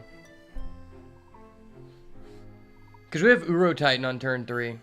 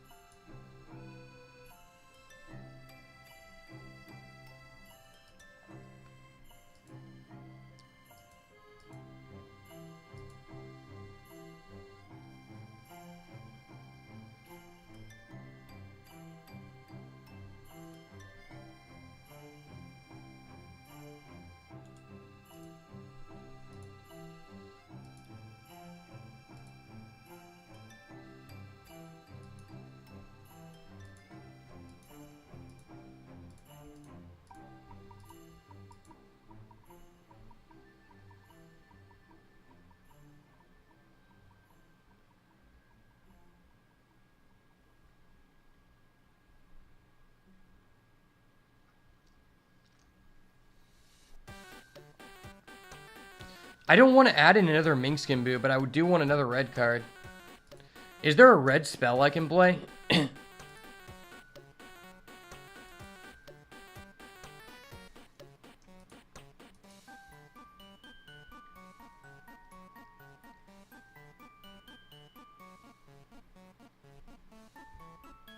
I guess I could just play Bolt.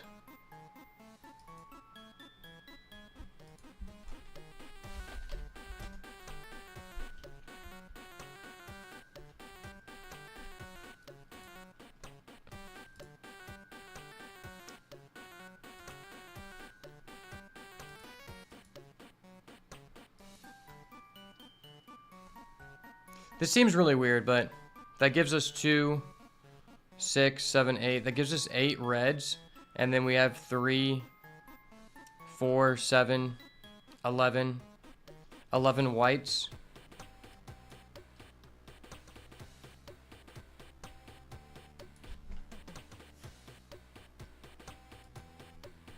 Wait, did I add in another Uro?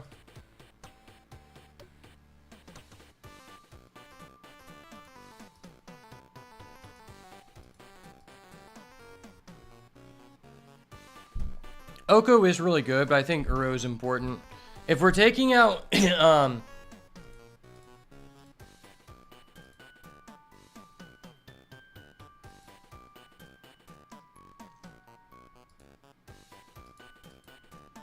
if we're taking out, what's it called? Or maybe 3 Uros, okay. I was thinking if we were taking out Fable, like, would it be kind of bad? But I guess we have the One Ring. It's just a little bit slower. I don't know how I feel about Minkskin Boo. Minkskin Boo is a weird card to evaluate. It is good. Like, it just gives you a guy. And don't get me wrong. Having, what's-his-face? Oko plus Minkskin Boo is really difficult to out, but... I don't know. Okay, this hand's nice. This hand's legitimately nice.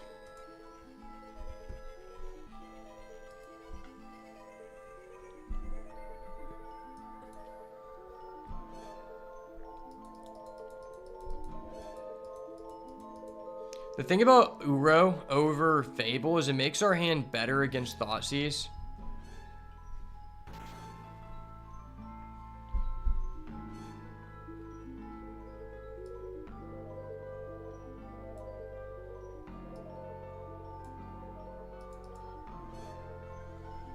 Play that. Hollowed Fountain 2. He's going Brainstorm on my turn? Okay. I mean, on his turn. I feel like he should wait till my turn, but okay.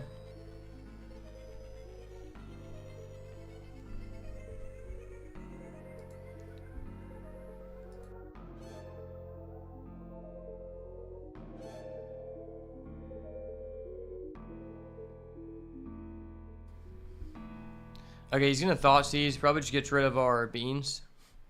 It's probably just beans. If he gets rid of swords, he's stupid. He gets rid of beans every time. Bro, I don't know why they took so long. Ha! Better player. Better fucking player. Double beans to the rescue, baby. And it's like, double beans wouldn't have been as good, but it's the fact that he got rid of one and we had another. Yeah, we just go Oko here.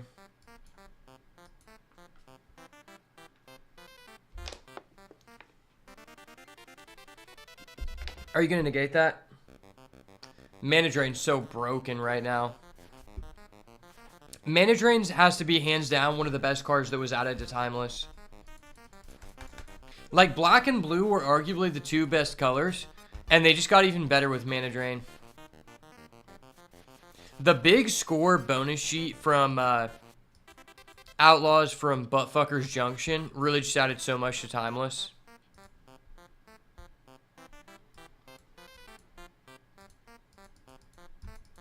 Uro draw land. Uro draw land. You're not negating my Uro. Come on, man.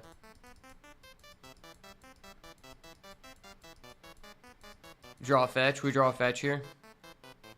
No, I needed a fetch.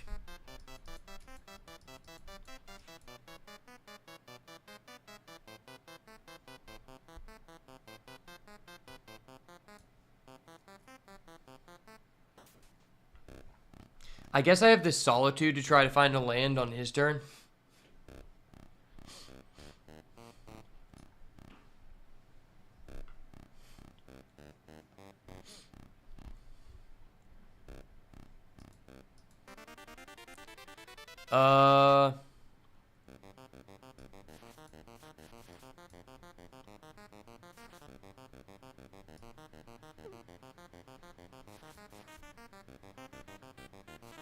I want him to pick this.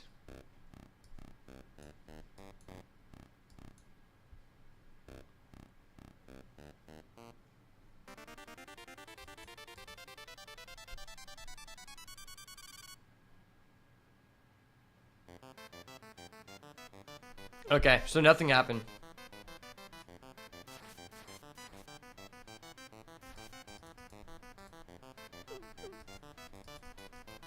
Basically, he got a Brainstorm and a Shock. I would have preferred he got a Surveil, but that's okay.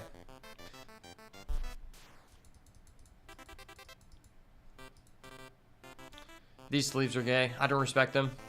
You gotta put some respect on the squirrels, bro. Squirrels are a respectable tribe. Goblins, hell no. Goblins are responsible for too many degen broken combos.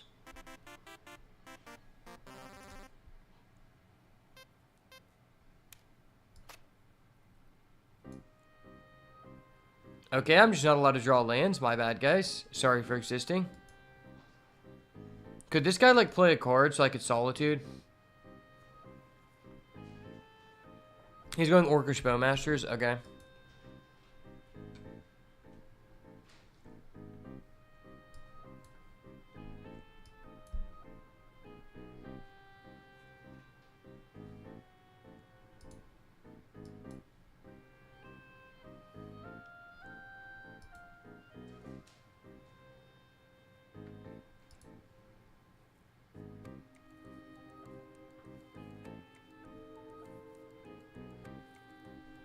Yeah, I'll let you double Bowmasters. That's fine.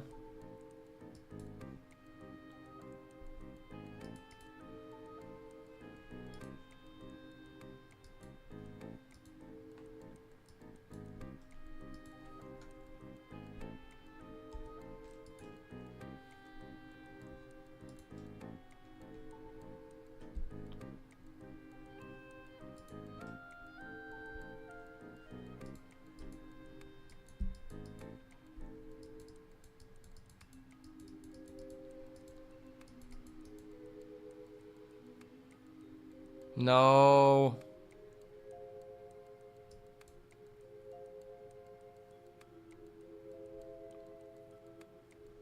Let me draw a fucking land. Are you kidding me?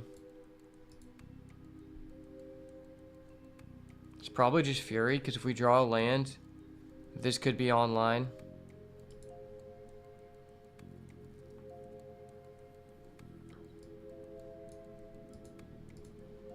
I probably don't need it.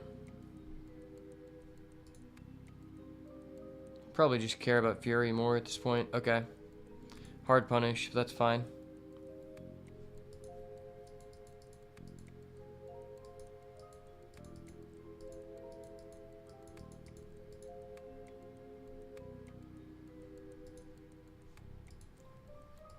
I'm fueling cards for my Uro.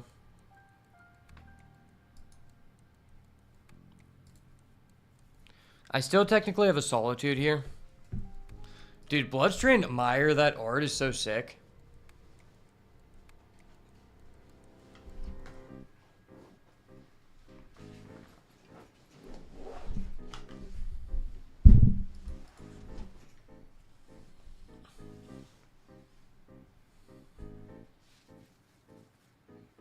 Alright, well, what does he get rid of here? My Solitude?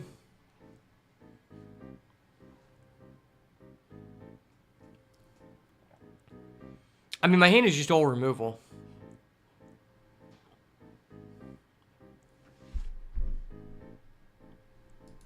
I mean, next turn I'm just Uroing. I probably just outvalue this guy. Can he respond to my escape? I think he can. I think it's treated as a spell.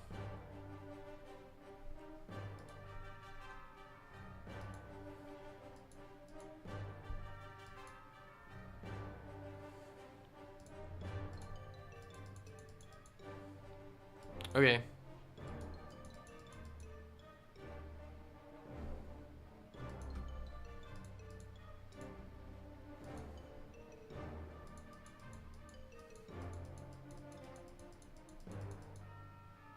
He doesn't negate? Okay.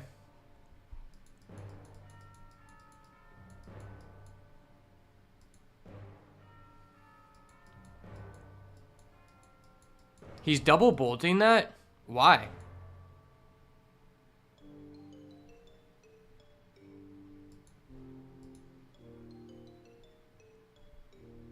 Seems like kind of a waste, but okay.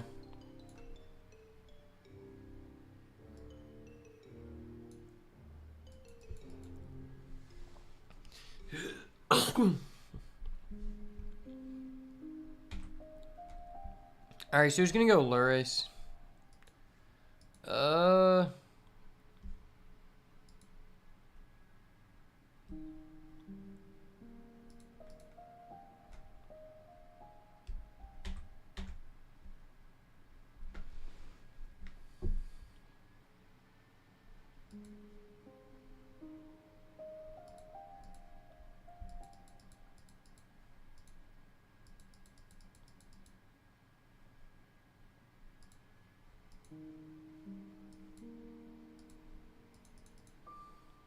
I'm swordsing that.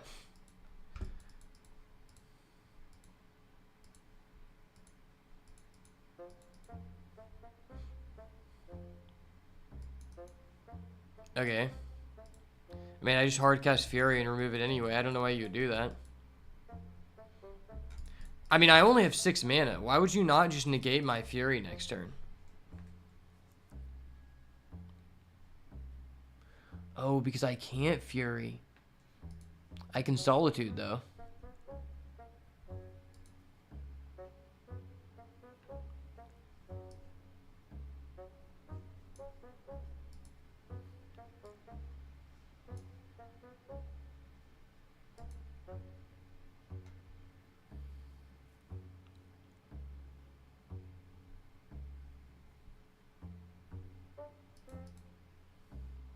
That's what's so broken about Beans is against these counterspell decks, you get to draw the card regardless. The fetches are so important for Uro. Uro just makes this deck so much better.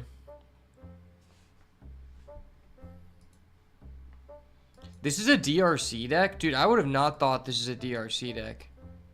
You drew that DRC way too damn late, bro.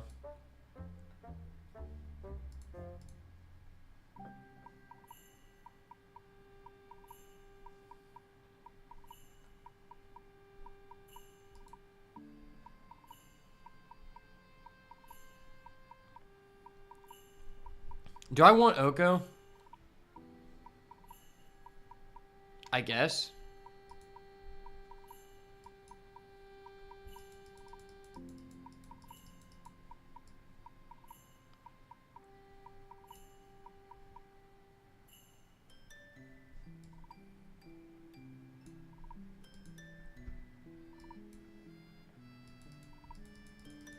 Draw off my beans. If you negate this, I just fragment reality.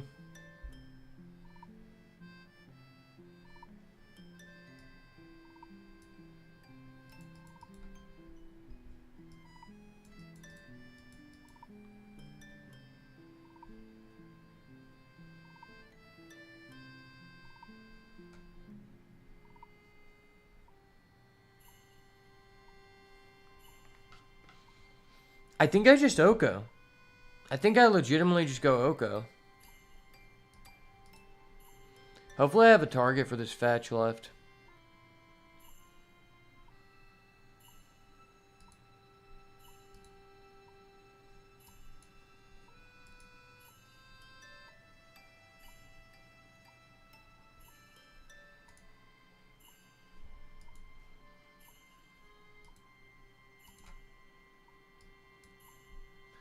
I'd prefer you not to surveil, buddy.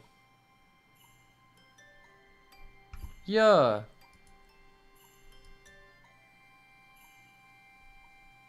Okay, you gain mana. That's goated, man. I'm happy for you. In a deck where you have nothing to do with that mana, I'm really happy for you. Okay. I mean, I'm just gonna Uro from the grave. I don't know what you're doing here. Like, why are we still in this game? I have 2 Uros. Okay.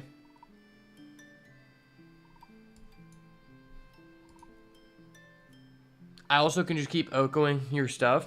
I can't believe this is a Death Shadow deck.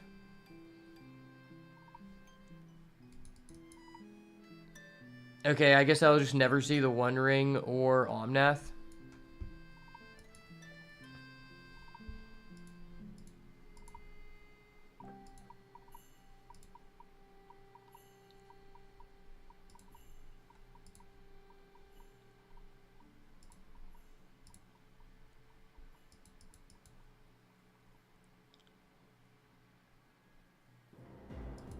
I mean, dude, I don't know why we sat here so long. Uro Titan's just broken. I don't know what to tell you. This deck's just nice. Is this deck nice, or did my opponent just suck ass? I think both of those things can be true at the same time. Both of those things can indeed be true at the same time.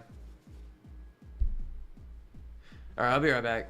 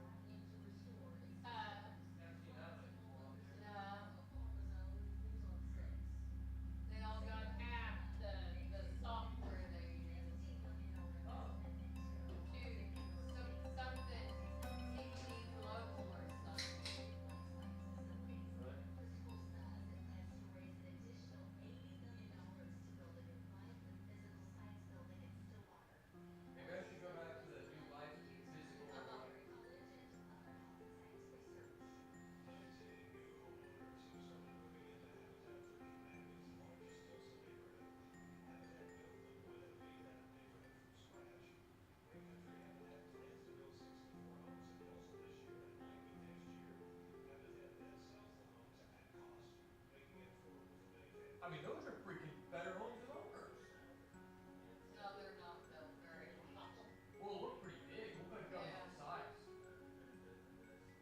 I mean, I wouldn't like the yard space, right? Yeah.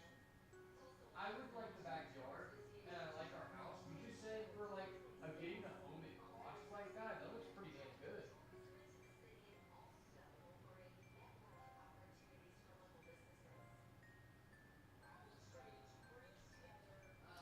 Thought you were talking about some,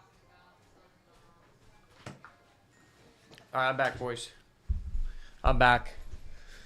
These fools don't know what hit them. We're gonna draw the one ring. Trust. We'll draw the one ring at least one time. We have to draw the one ring on stream, or it's not real. Trust me, I know the one ring is real. Post Malone had it. It must be real, right? Post Malone wouldn't lie. Post Malone said I could draw the one ring. It's so difficult to say that there's anything better to do in Timeless right now other than just playing Necropotence in black, because Necropotence is so unfair. I mean, this hand's kind of slow. But we can just get our domain online. I think I actually play this because I can go Uro and I get my domain online. So this is online turn 2 if I need it. If he's playing aggro. Now, if he's playing Thoughtseize, we're cooked. We also can remove a Solitude turn 1 if he has a Ragavan. He has a Ragavan. Do I want to remove that? Not really.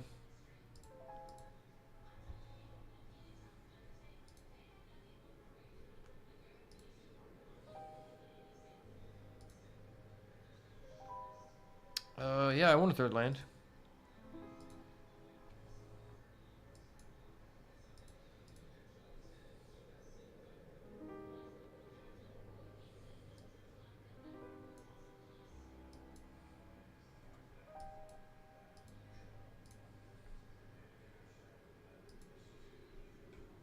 Okay, if he has another Ragavan, I just Solitude. I have the One Ring to get us back in. What's nice about the One Ring is it just gives you the opportunity to discard your hold canned, because you just get all of your cards back. I will say, I feel like the Scam deck is just insane. The only counter to the Scam deck is literally Necropotence. Well, I have a One Ring, so I think I'm justifiable for doing this. He doesn't have a Thoughtseize, so we're kind of booling. If he doesn't Thoughtseize our One Ring, we're just jitted here.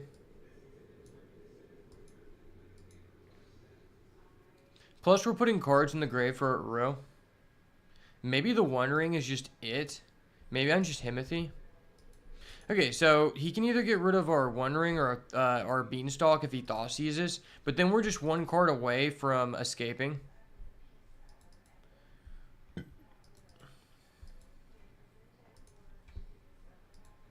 Which is pretty legit. Swamp cycling, okay.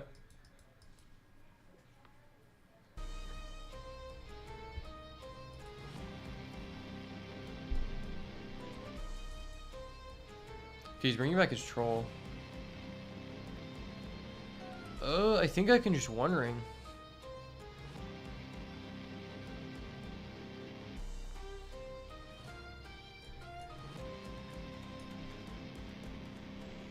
I'd rather not have him Thoughtseize this.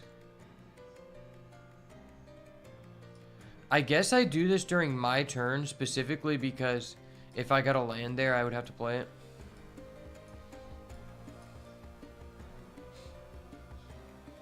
Yay, the One Ring is here.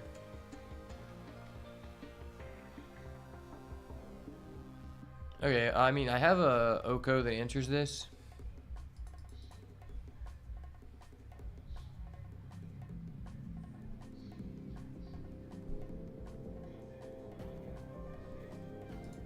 Draw 2, try to find an Omnath.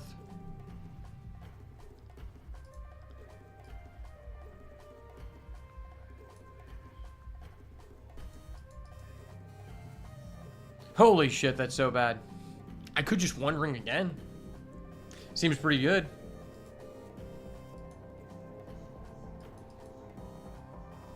I'll gain protection again. Fuck yeah. You know the best way to stop yourself from dying with the One Ring? Play another fucking One Ring, okay?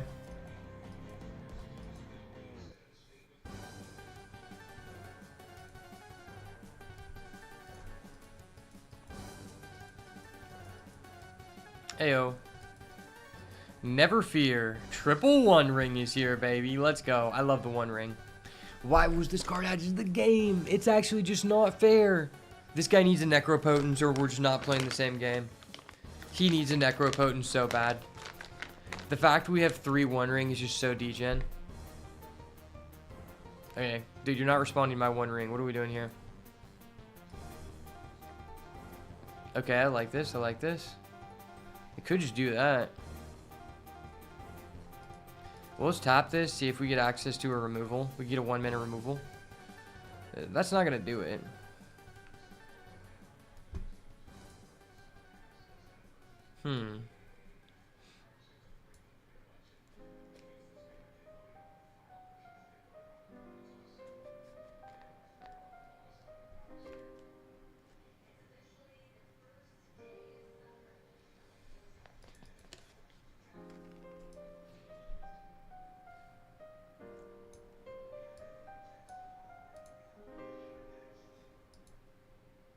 Let's play beans.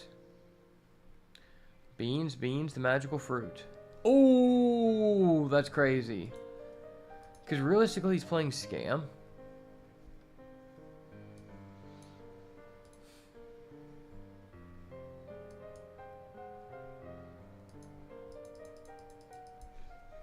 Get a Ragavan, I bolt it. You get a Ragavan every time. Oh, you get a Shoulder It. Dude, fuck Shoulder It. Fuck Shoulder It.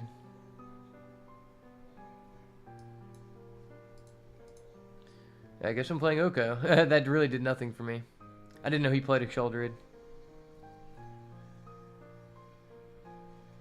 I guess I just take the least amount of damage as possible because I have a One Ring.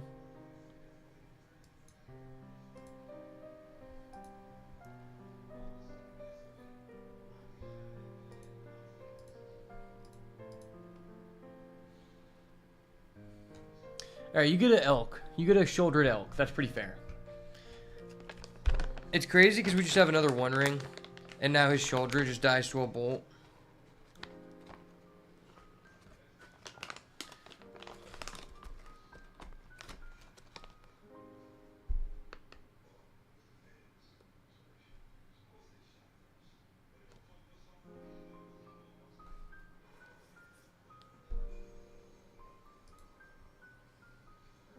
Okay.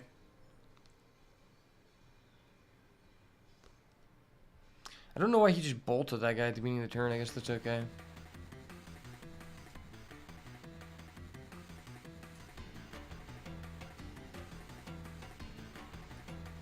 Well, I guess I just tap this.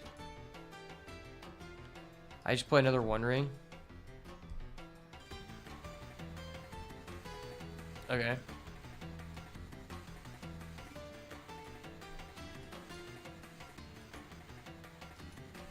Gain protection again.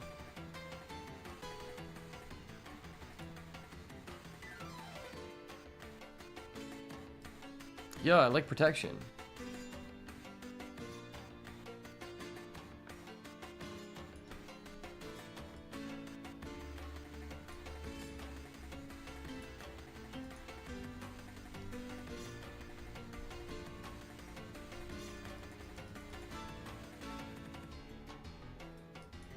I've got a Solitude and a Lightning Bolt. Next turn I have Minkskin Boo. Okay. Dude, if I click Auto Pass, why do I have to resolve triggers?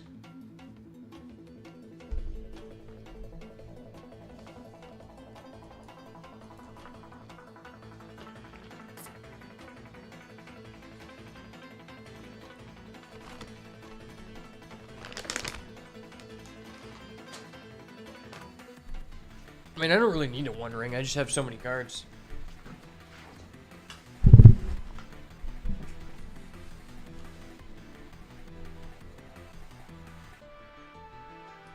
Alright, well, this is good. Play this guy if he doesn't have a counter.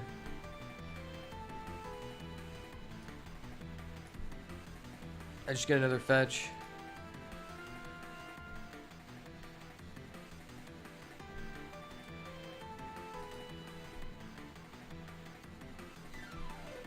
Get 4 mana.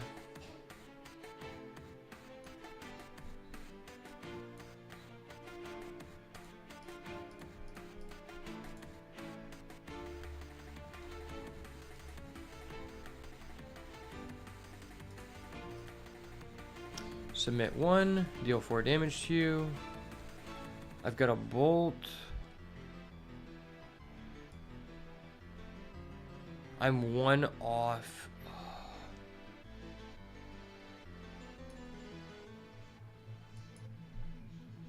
Man, it still just makes him boo.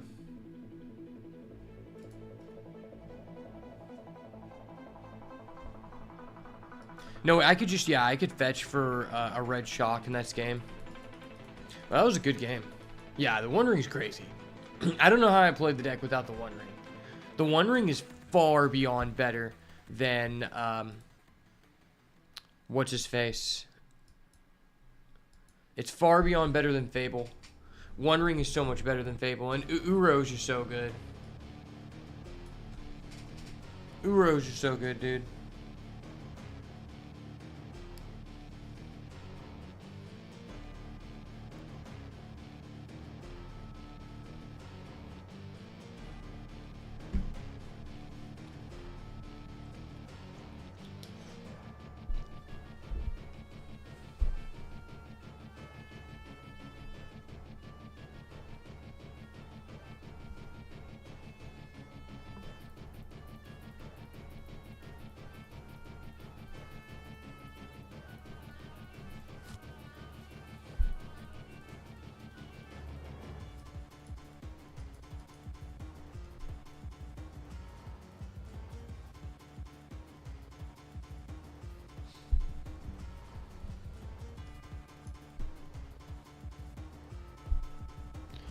Okay,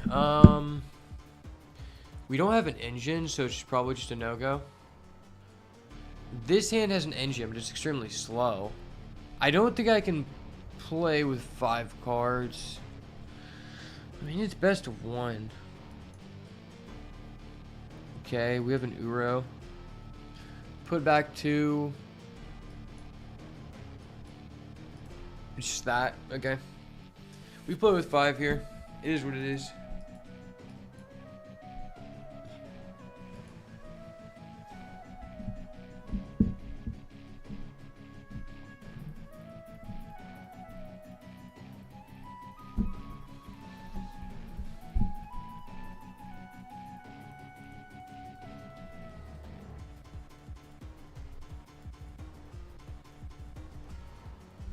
Okay.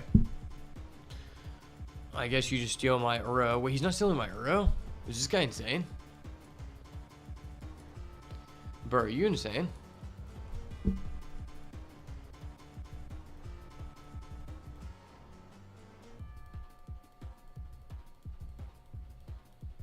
Ah, he has a Ragavan. I understand why you get rid of my swords.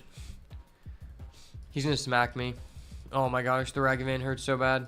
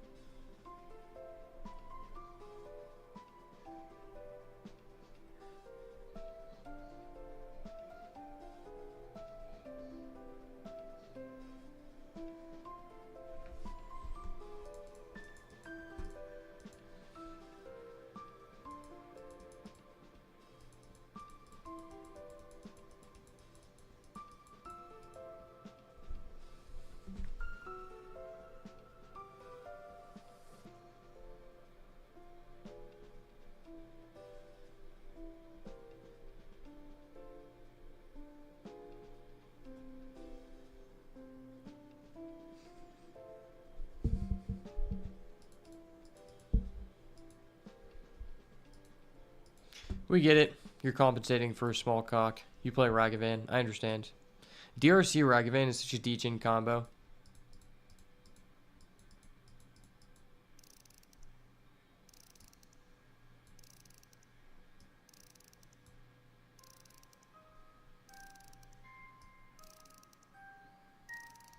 I have a red and white, so it's probably just always this.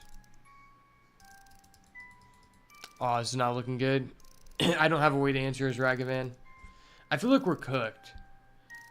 Like, he's just going to keep replaying his Ragavan. He already has a DRC. I went down to 5. I think I'm just dead. I feel like this deck isn't as good in best of 1 as in best of 3.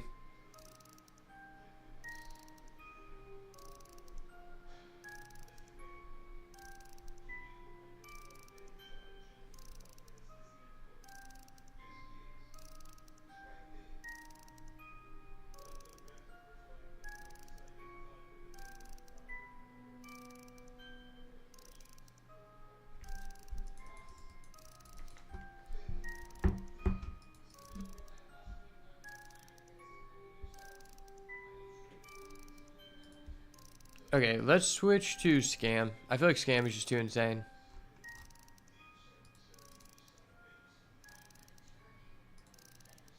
Wait, what is this red-black deck I have? I think it's just outdated. Yeah, this is just a deck that, like... At this point, I don't know why I'm not playing Fury, and I don't know why I'm not playing, what's his face? I don't know why I'm not playing Grief or Fury in that deck. It's kind of crazy because Shouldered randomly got power creeped. Like, Shouldered is good as like a 1-of, but Shouldered used to be like a mandatory 3 or 4. I also kind of want to play this Energy deck. Energy is just so crazy right now.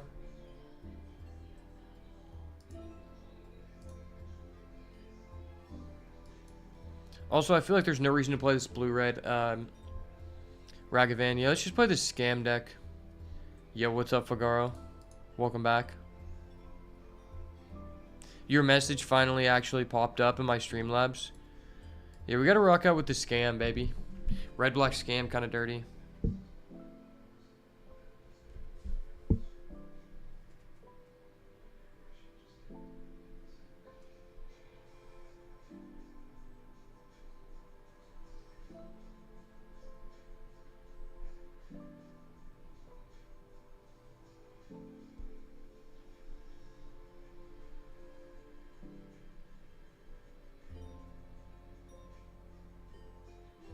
We love Streamlabs taking forever to load. That's facts. We also like a reanimate on our Fury. That's kind of dirty. I think we just go reanimate on Troll. But this hand doesn't have a Ragavan, though. This is a really weird hand, because depending on, like, if he's also aggro, it's really good. If he's control, it's really ass. Like, I can reanimate this Troll, but I think we can do better. Okay, this hand is so much better. This hand is so much better. We should put back a Troll. Oh, he just emoted. I'm gonna have to emote him. Rats. Rats from the Bay, baby. Rats from the Bay. Dude, this card's so good because it's red and black, which means it triggers both of your Fury and your Grief. Yeah, let's just do this. See what we're working with here, laddie. I might run another Molten. The fact it's red and black for your Grief is just crazy. Well, he actually has a Once Upon a Time? Holy shit. Holy shit, that's crazy. He just grabbed a Boseju. Ah, that can answer our Fable. I can't answer his Boseju. Okay, he has a natural order. Dude, what the fuck? This guy has a natural order. Okay, get that out of here. Fuck the natural order. That's broken. We're not allowing that. Hell no. Why is this card allowed to be in the game? I'm pretty sure this is one of 3 cards that's actually limited to 1.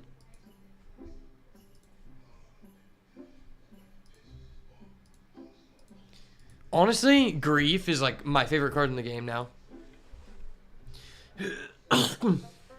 My favorite thing to do in Magic now is to go Grief Reanimate, because Reanimate is banned in Modern. And for some reason it's legal in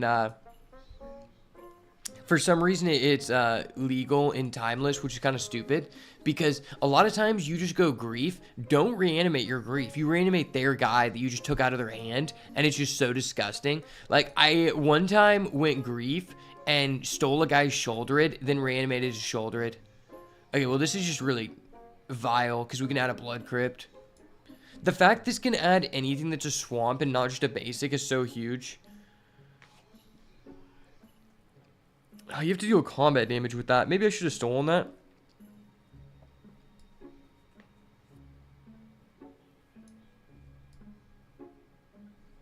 Yeah, I think I just hard played my Ragavan, right? Just gonna hard play my Ragavan. I'm a grief abuser indeed. Ragavan. Ragavan. Ragavan. Ban, ban, bam. Ragavan. Ragavan. Bam, bam, bam. Bam, bam, baran. Ragavan is such a cool card. Who do you guys think is the mascot of Timeless? I feel like the mascot of Timeless is definitely Ragavan. Definitely Ragavan. So I could play Fable here. The question is, like, is that even worth? Or is it better to Ragavan?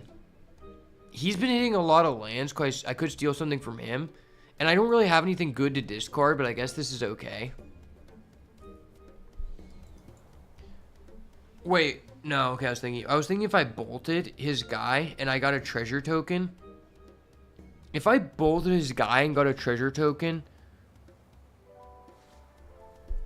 I could have also fabled. I think that was a blunder on me. Oh, he's going Boseju. I forgot he had that. That's so stupid.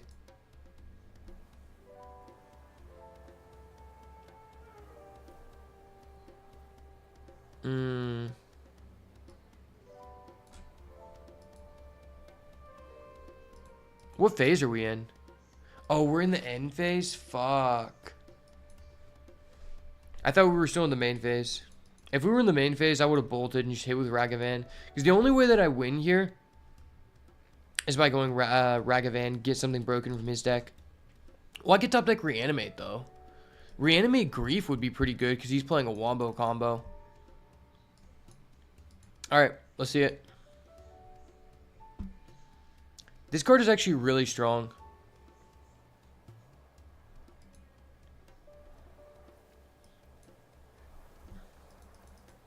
Alright, give me the treasure.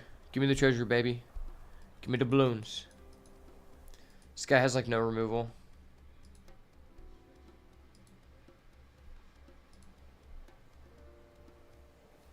Balloons. Wait, he's using Lair of the Hydra to make his guy an X2? Are you kidding me? He can actually do that? That's so gay. Dude, don't disrespect my Ragavan. He's literally the Pirate King. He is the chosen Pirate King. Don't fucking do this to me, man.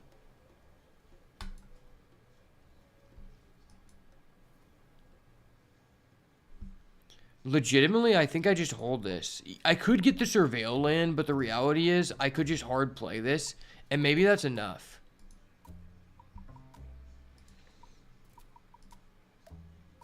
Okay, we have a Bowmasters. Bowmasters has a chance to stop his combo.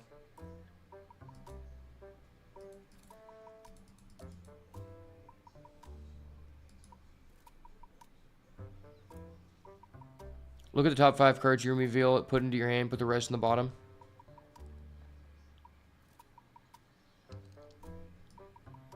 Okay.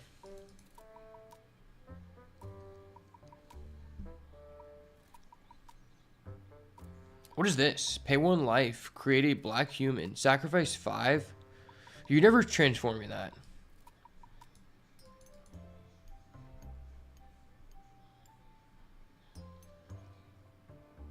I guess I don't really care if he makes a token because I have a Bowmasters and Bowmasters should be banned. I'm hard playing a troll. Like, how do you beat that? Hard playing troll in scam? I actually just scammed out a troll 2 treasure tokens. That is the epitome of scam. No, stop, stop. You're 1 away from Field of the Dead. Don't do that. Don't do that, buddy.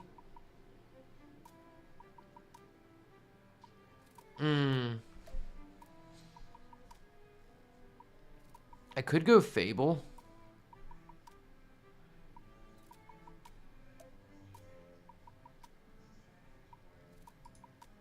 Let's go to combat. Attack with both.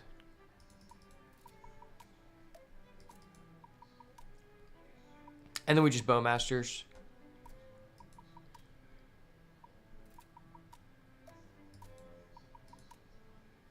Bowmaster. Bowmaster is kind of like Hog Rider in Clash when you think about it. Bowmaster fun and fair. Who cares? I have a Bowmaster everywhere.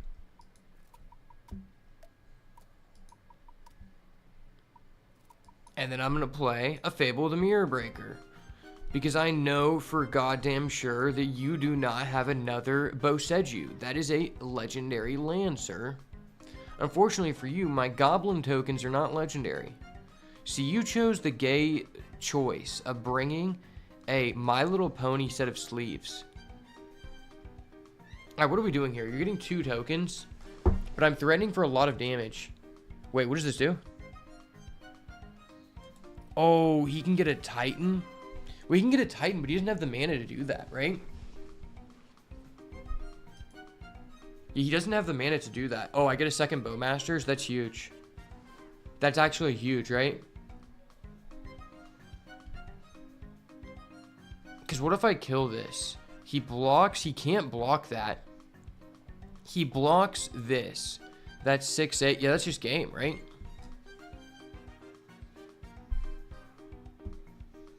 Six plus he blocks one of these tokens. 8, 9, 10. That's guaranteed. 2 Bowmasters is even more fun and fair. If you notice a theme with the most broken cards to be released in Magic recently, it's for some reason they just don't have the legendary status. Like, in what world is Bowmasters not supposed to be a legendary creature? They could legitimately just fix so many issues if they would just make these cards legendary creatures. Wait, he can just get a fetch? And he's going to triple block my troll? Okay.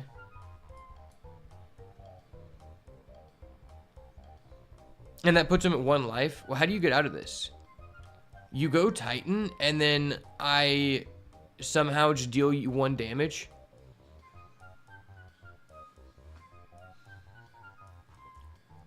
There's no way this gets a guy gets away. Like, he literally can't even afford to pay for a fetch. He can't even pay for this.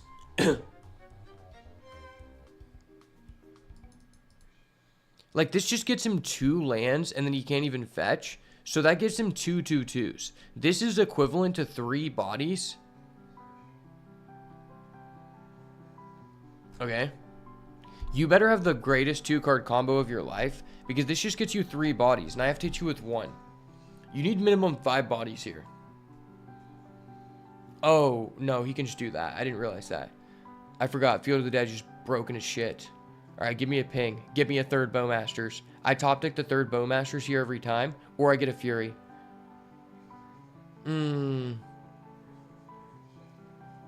I got a Grief. That's not terrible.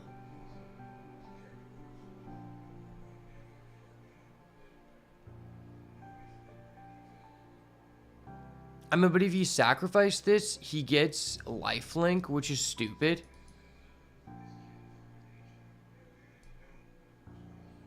Am I just dead? All because of him drawing this stupid Titan? Is this guy legitimately just going to come back from 1? That's actually so toxic. I think he just comes back from 1.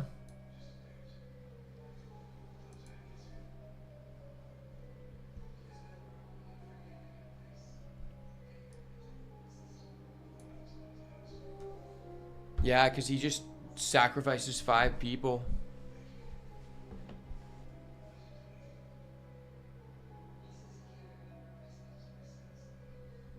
I hate it.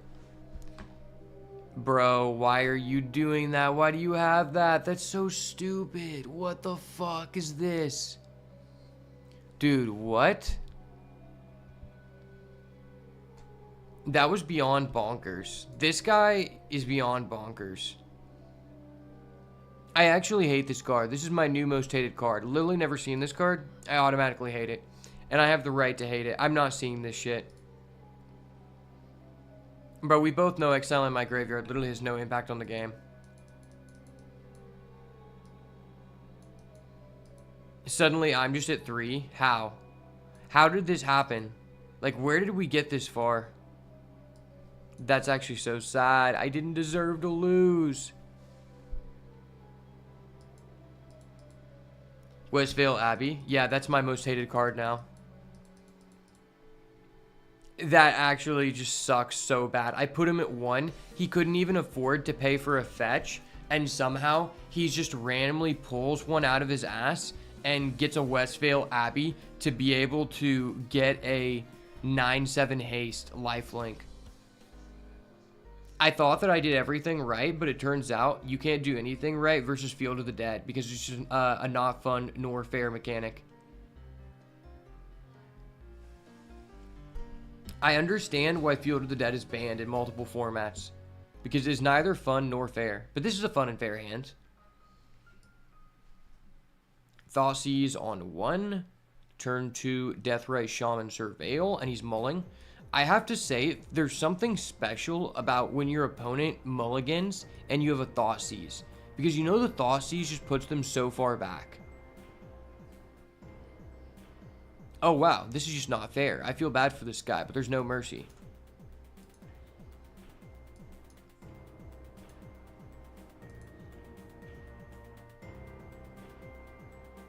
Surgical Extraction.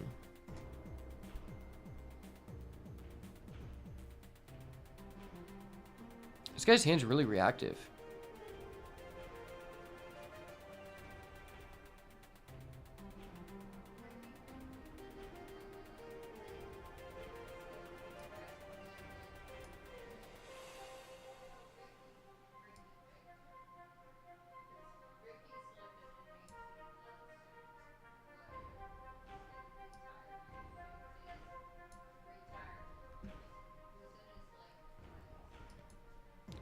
What is this guy gonna do? He's gonna get grief with his. Why does he main deck a surgical extraction? That seems stupid.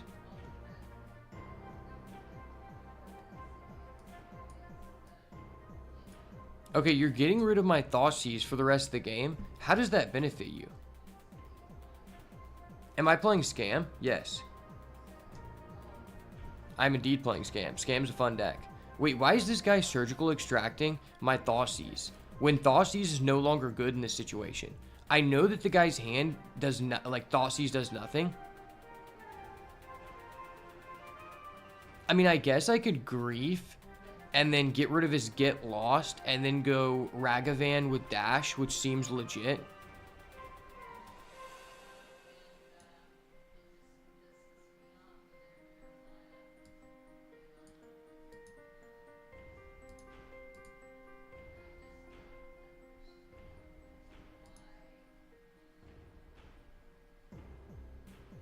Alright, don't have 2 removal. Don't have 2 removal. Okay, he has a sorcery. Let's go. The Ragavan counter is here. Yeah, I love Ragavan. It's the only card he doesn't know in my hand. That was such a dirty top deck. It was absolutely vile. The monkey gonna do work. Monkey work. I'm the ice cream man. She chunky monkey.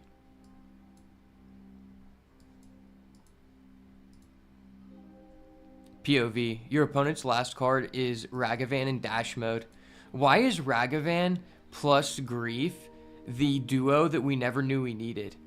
Oh, I just took this guy's shoulder off the top of his deck. That's so gross. Imagine if I had the mana to play that shoulder. That'd be so funny. It's like he can never remove my Ragavan. Do I even actually want to play this? I think I just want to keep Ragavaning.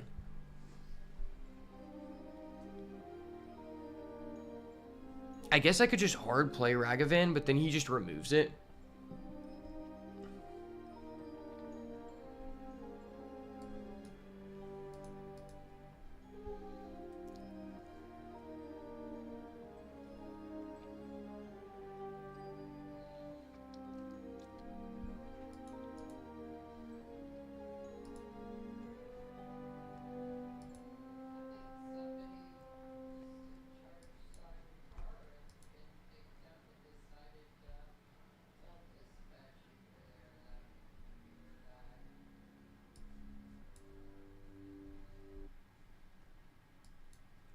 Yeah, I probably should have Ragavan first.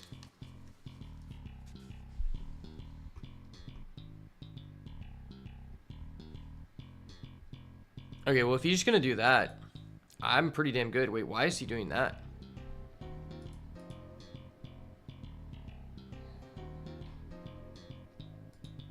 I don't really care about hardcasting Fury. Oh, that's gross. That's so gross. I think I'm just down to do that again.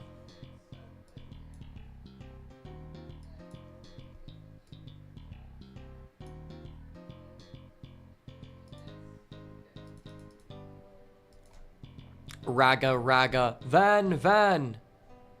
Oh my gosh. This guy is so mad. I guess we just get rid of his get lost, because, like, we can.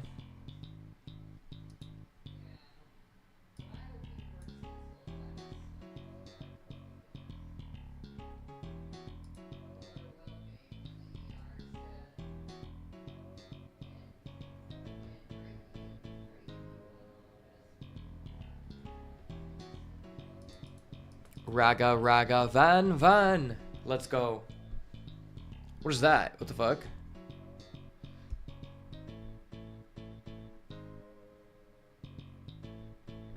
Okay, I don't know. What is this deck? Like, what is the goal of this deck? What is this guy trying to hard counter in best of one?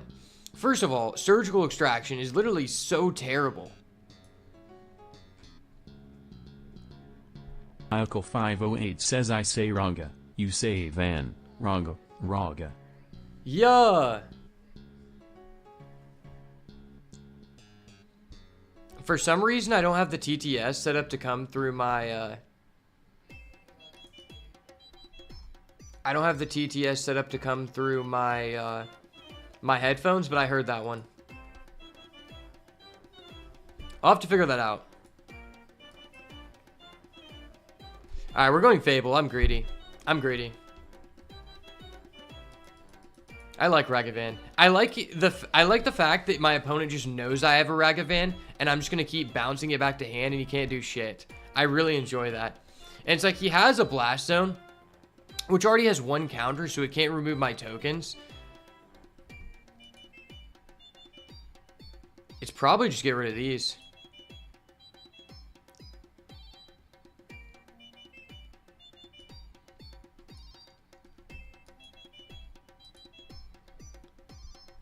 I was saying this earlier, but it's like there's a trend with these new broken magic cards. Ragavan is one of the last of a dying breed, where they would make broken cards to have the legendary creature tag. You look at Bowmasters and you're like, I know it might not be thematic for this to be a legendary creature, but it should literally be a legendary creature. Like, why is it not a legendary creature? And why are elementals not legendary creatures? Like, I have so many questions. Lord Figaro says my sprinkler goes like this and comes back like... I respect your sprinkler.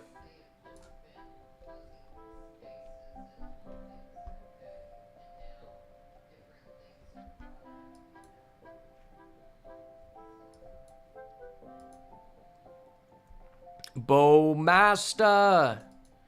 Bowmaster is just basically Hog Rider 2.0. They need to make it only one keyword? Yeah, they do. It's just like, wait, why? I don't understand why you're allowed to have multiples of just certain cards that obviously if they were made 5 years ago would have the legendary keyword.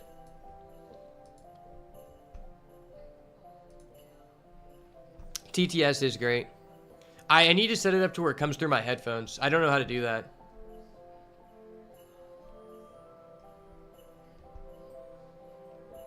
Is this guy just dead? Oh, let's just copy our Ragavan. Oh, no, I can't do that.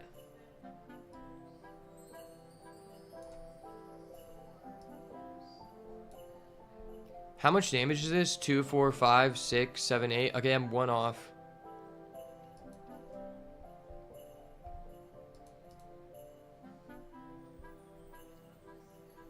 Two, 4, 5, 6, 7, 8. Yeah, because I can do 10.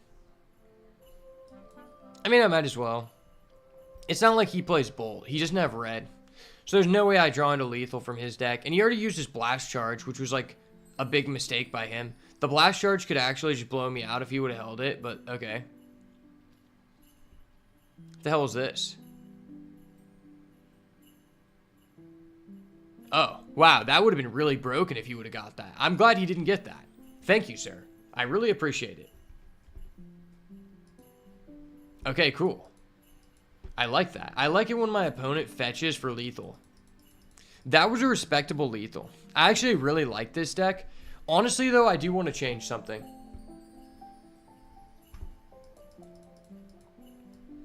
I kind of want to put in another one of these red-black cards. I have so many decks. I just need to delete some decks.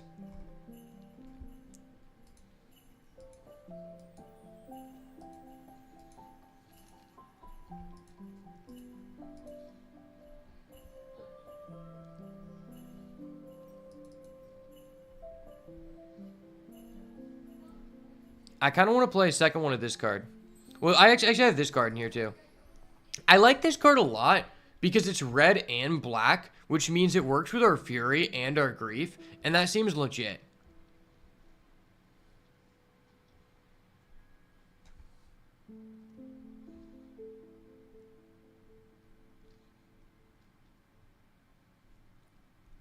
What am I cutting, though? I mean, I don't know if I need a Deathrite Shaman. People aren't really playing graveyard decks right now.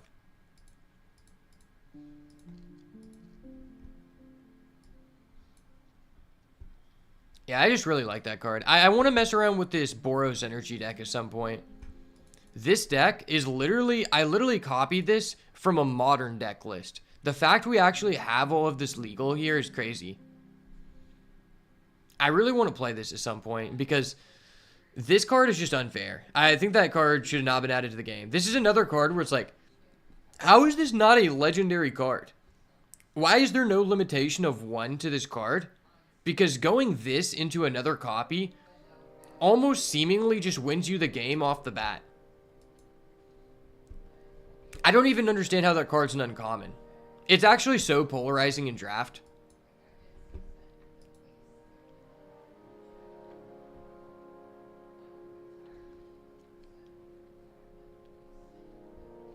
I'm saving up wild cards for the meta to settle.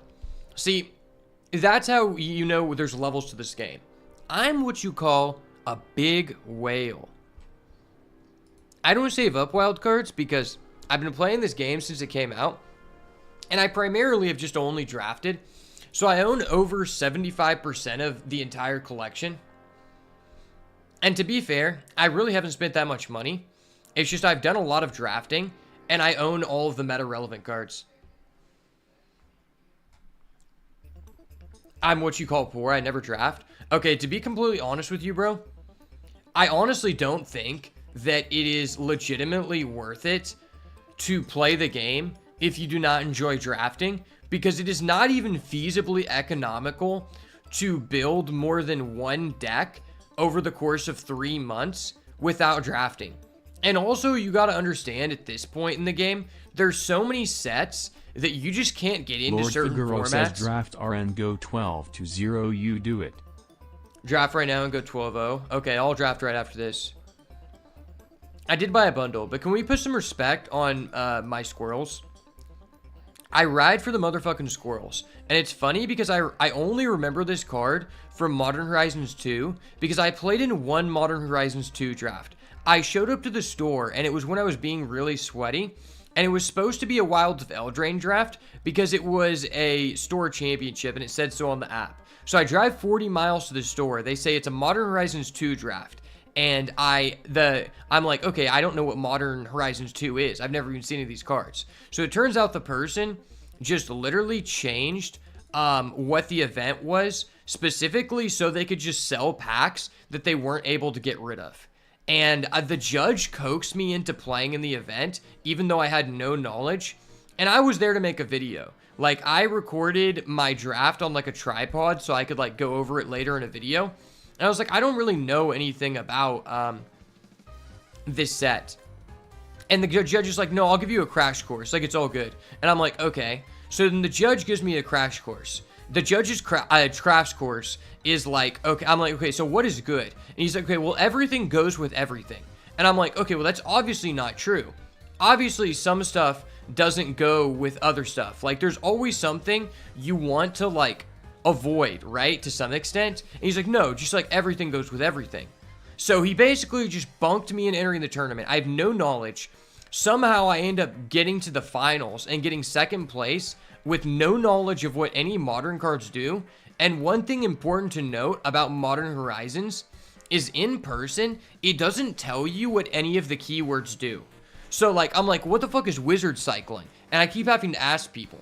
And somehow I just get second place, and I go against the guy who has the legit squirrel theme team, and I just fuck him up. Okay, do I get rid of his Ragavan? Probably.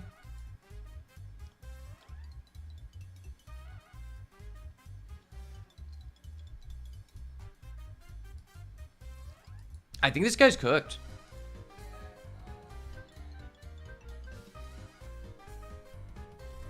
I hate keywords too. There's like over 50 different mechanics in Modern Horizons. And without the help text, I wouldn't know. Without the help text, I would not know. For real, I like this card because it actually explains what Evoke does on the card, which is not what everything does. What the fuck is Wizard Cycle? Sane people reading Modern Horizons cards? I mean, exactly. I literally had no experience with Modern, and the judge tried to tell me that, like, yeah, I know it's, like, really easy, just everything goes with everything. I'm like, okay, but, like, I know there's a couple color pairings that you want to avoid. Like, there are some color pairings that are just better than others, and he basically gave me no information. I start off the tournament 1-0, and then basically I end up going into the judge. I beat the judge in game 1 in the first 10 minutes of the game. And I told the judge before entering the tournament, is everyone okay with me being a little bit slow? Because I literally don't know what any of these mechanics are, nor have I ever seen a modern card. And he's like, yeah, for sure, like, we just want you to play. I go against the judge, I beat him in game 1 in literally 10 minutes. Then the judge is like, oh my gosh, we're using up too much time. We really have to play faster here. I'm like, dude, it's a 50-minute timer. The first game was literally like 10 or 12 minutes. Like, what are you talking about? Like, that's what I'm thinking. I'm like, okay. And periodically, just in the second game, the guy's like, oh my gosh, we really need to play faster. Like, he was just making me uncomfortable because he kept trying to speed me up to the point where, like, it was unenjoyable. So it got to a point where I was like, hey man, you seem really, like, stressed out. If we go into time, I'll just give you the win. And then so we ended up going to a game 3 because I just conceded so we'd get to actually play out the game. And the guy was like, okay, so, like, are you still gonna give me the win in time? Like, that's up to you. And I'm like, sure. Like, I don't really care. Like, you're just ruining the experience for me. Like, I just wanted to have fun. This is my first time at the store. And you just made me feel like I never wanted to come back. But also because this store is really weird. How they wanted to scam me into buying these old packs they weren't able to get rid of, which was literally 3 times the price of a standard, like, draft that it said it was on the app after I drove 40 miles there. And on top of that, the store literally rotates what draft set they do every single week, and they vote on it. And, like, the next week, like, we voted at the end of the night, and everyone voted for Unfinity. I'm like, dude, the only reason I'm playing here is literally because I wanted to, like, get into the competitive scene and try to, like, qualify for a Magic Con. And if you guys are just going to run Unfinity every week, I'm not going to come here. I'm not going to waste my time on that. Like, why would I do that? I'd rather, like, do that with my friends. Like, not you random fuckers. Like, and at the same time, the people said, yeah, sorry, we got tired of Wilds of Eldraine. It was literally 3 weeks into the format. I'm like, you only draft once a week. How could you be tired of the format? You guys don't even know what the format is about. It's literally 3 weeks in. But to be fair, at the time, I was like ranked number 7 or 6 on 17 lands for the most match wins on Wilds of Eldraine. So I would have just cooked everyone anyway. I ended up going to one in Oklahoma City, which is like about 2 hours away from me. And the people were so nice to me. they were like, hey, do you want to like switch seats with me so that you can get like a good angle on your tripod? Because I had it set up to where I was recording on my phone, like the way I was going through the packs, so I could like do a voiceover and talk about my picks. And everyone was really nice. Instead of this judge like trying to rush me and being an asshole, we literally got into a situation where like, because he knew I was a new player in person, he was like, do you want to activate like multiple effects on your card? And I was like, I can do that? I didn't know I could do that. And he's like, yeah, you can.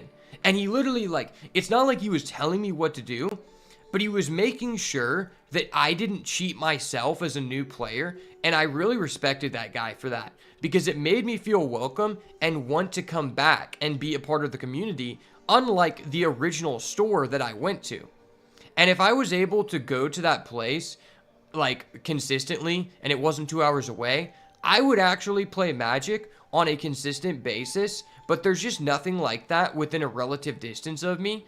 Oh, and by the way, I ended up getting first place in the store championship. Kind of a Chad. It was literally my first in-person tournament other than that scumbag tournament, and I'm getting first place in the store championship, which was kind of poggers, because I ended up winning a prize card that literally had the name of the store on it. So because of that, the store really wanted to buy it back for me, because that was the first time they'd ever done that.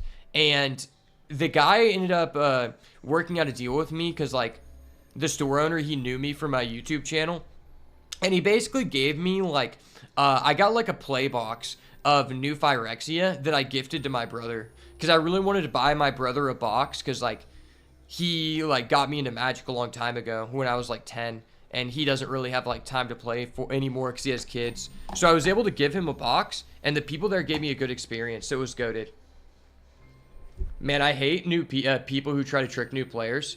That's very facts. The one thing you should know about my community is it's all like that. Like, there's really no incentives to play in-person Magic, and it really sucks, because as a person who's competitively driven and really enjoys like draft formats of any kind, it's right up my alley. And I wish that the PTQs were still a thing, because then I would actually like go around and grind.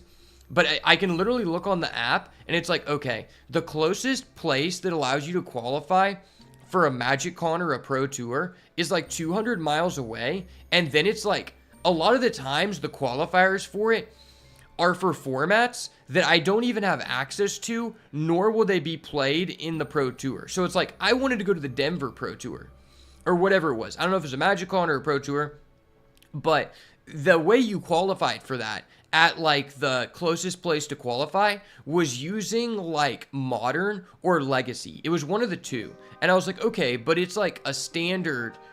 The Denver one was like a standard and draft event. So why are we playing Modern or Legacy to qualify? And this is the only place within 200 miles that I can actually go to qualify? How do I even qualify unless I live on the West Coast or California? Like, what? That's just so stupid.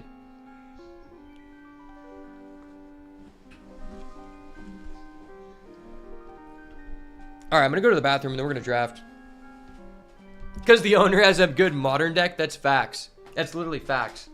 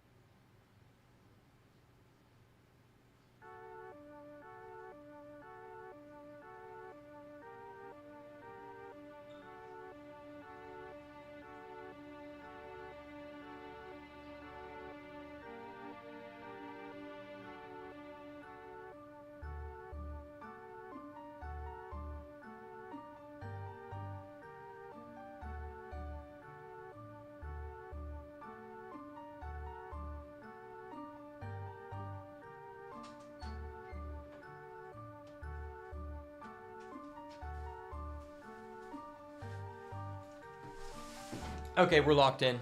It's GG. And he wants to go to the Denver PT. That's so funny. That's so true, though. You know what's crazy is there actually used to be, like, a really cool place to play nearby me. And they used to do, like, chaos drafts where you could bring your own packs. And that was goated. It was the most fun that I ever, like, had in my life. And everyone was so inviting. And the guy, like, wasn't trying to, like, price gouge people, and the community was nice. Then the guy moved to Florida, and then it got replaced by, like, a skeezy, like, vape and paraphernalia shop where it's just owned by two Indian dudes who were just, like, touching, like, underage girls' boobs in exchange for giving them, like, pods to, like, vaping devices. And I was like, damn, we need to bring back 6 Killer Games because it was the most goated place.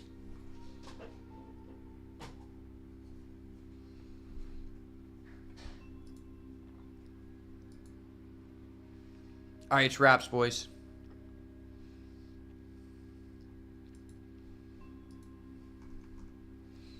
I'm going energy.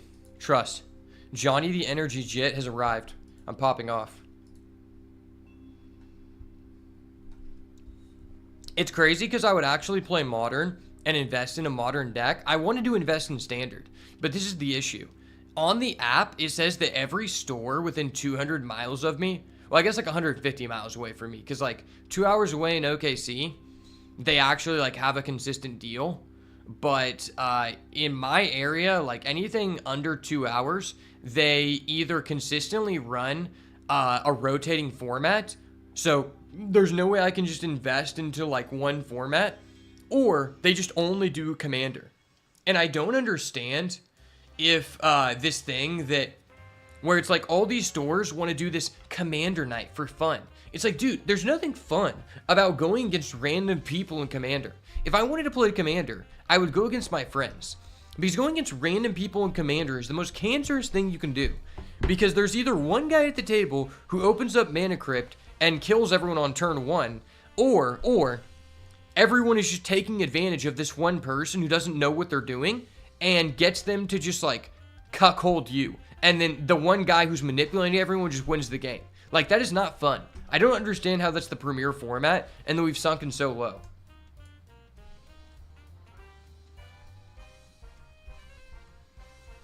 Ooh, there's a Grist. We love a good Grist. Actually, Grist is kind of mid as fuck. Is Grist actually good? I think he's like a C tier card. He's C+. You really can only play him in green-black, which we seem to be a magnet to.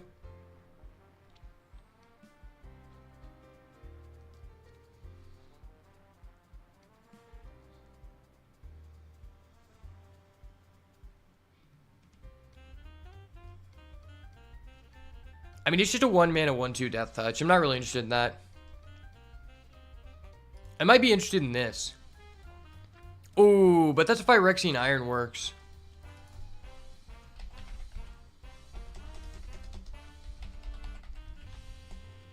Maybe it's just Glimpse the Impossible. That's probably the most neutral card to take here. Or the Metastatic. Metastatic is pretty neutral too. It's just a good card. I think I'd rather start off in red than white, though.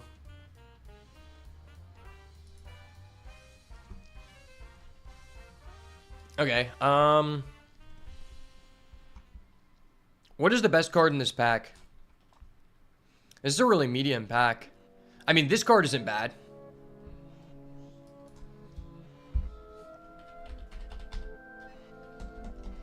It's probably just Royal Cartographer, right?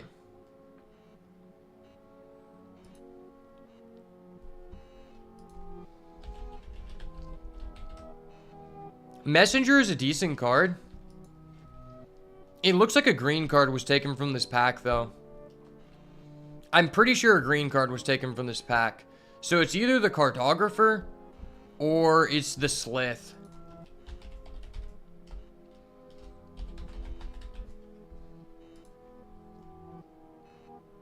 First pick Grist? Fuck no. I'm not doing that.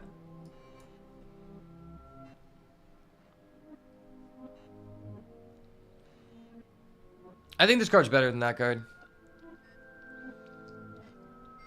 What is this? Wait, why is this in the game?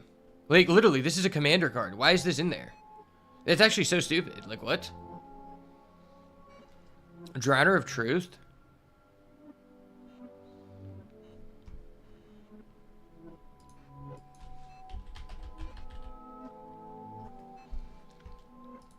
Drowner of Truth is a legitimate card.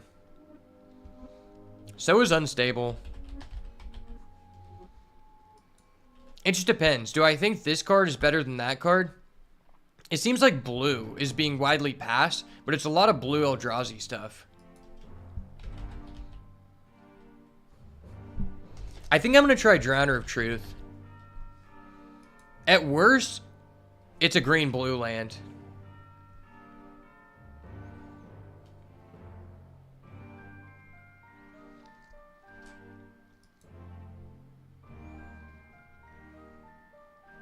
Not a fan of that card.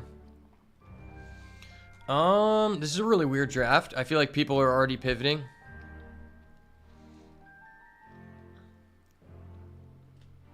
This card's too bad. I'm not going to pick that. I don't really like that card either. I think Famed Flames is probably just better than Siege Smash.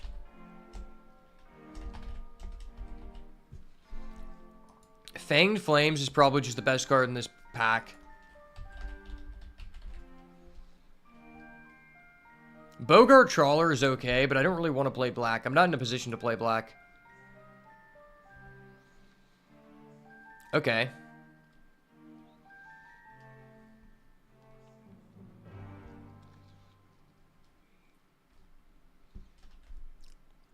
I could go with Sage.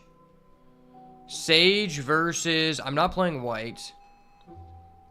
This card was actually surprisingly decent. Line number is also pretty decent. This card is also decent. I think I'm just taking this.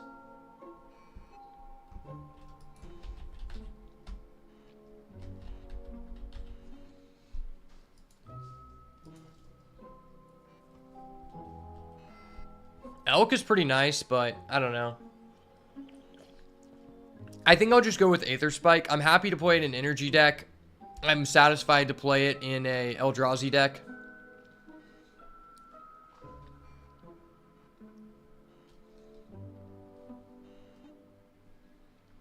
Probably just Evolution Witness.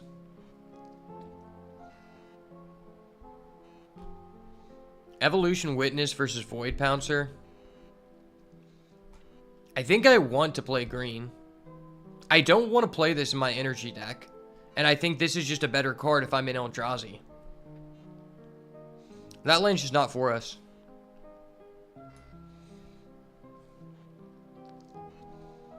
Okay. If Planar Genesis is open, then I'm probably just going Eldrazi.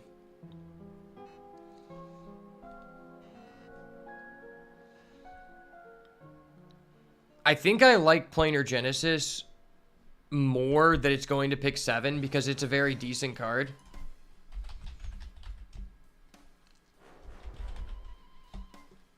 It's Tune the Narrative versus Planar Genesis, and I have a weird assortment of cards. I don't think I'm giving up much by leaving that on the table.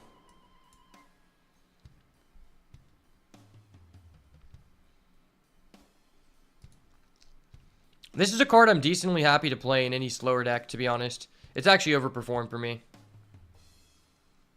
Okay, that's a good card. This is going late. I'm happy about that. This card's actually really good. I think a lot of people underrated it. I think a lot of people really underrate this card. Okay, and the Dread Mask comes back to us. Hell yeah. Not a fan of this card, honestly.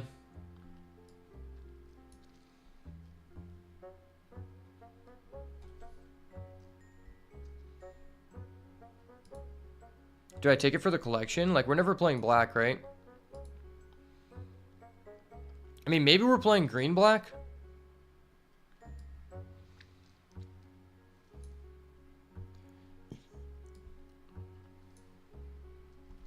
This is a really weird draft.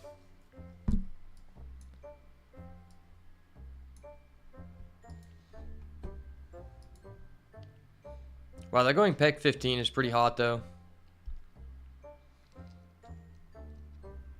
The reality is this card is good in a green-black deck anyway. And I already have 2 adapts. Okay, that's decent.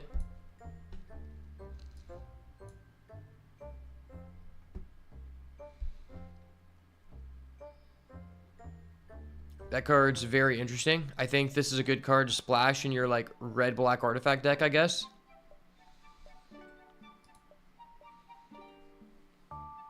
I've never gotten to play with this card yet, but it seems very strong.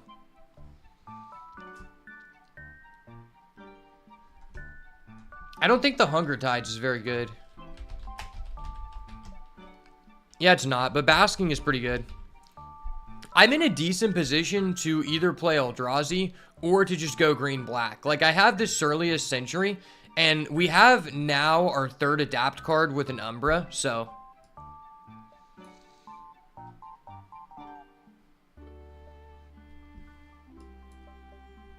Ooh, this is tough, man. Shadow of the Second Sun. At the beginning of enchanted player's pre-combat phase, there's an additional one. How's that good?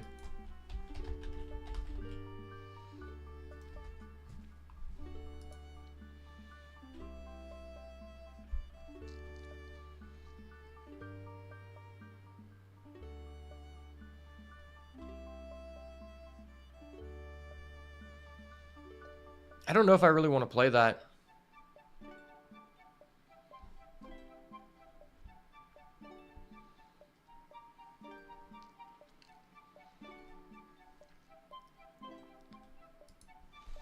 Maybe I'm just taking this.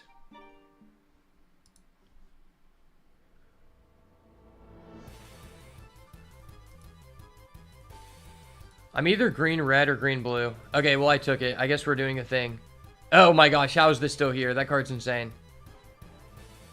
Oh my gosh, well now I just want to do this.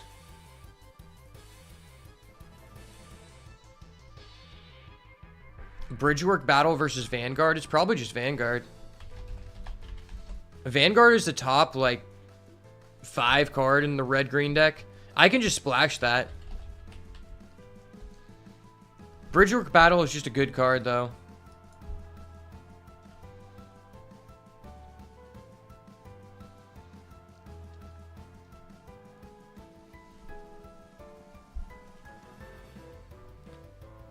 I don't know. I think I'm willing to take this. Okay.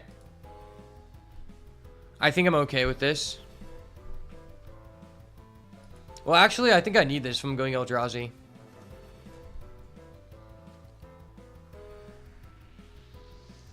The Unfathomable Troops. Maybe I get this over this.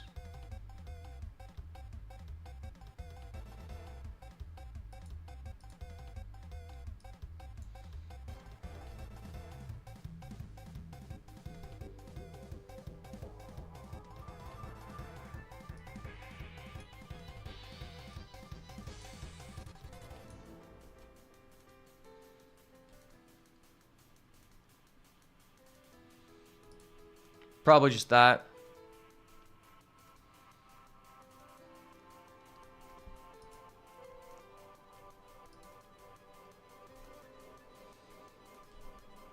We have some decent adapt things going on. I know I'm green for sure, but I've kind of delayed the decision too much. I guess this can be a green-red card as well. I don't necessarily have to be blue. This is a weird card, but I think it's kind of good with our adapts.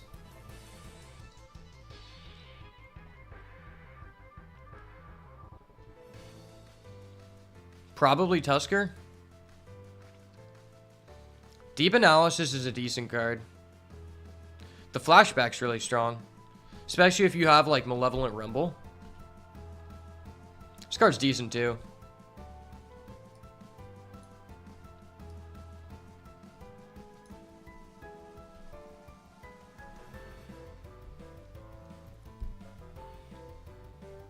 This is a blue-red land.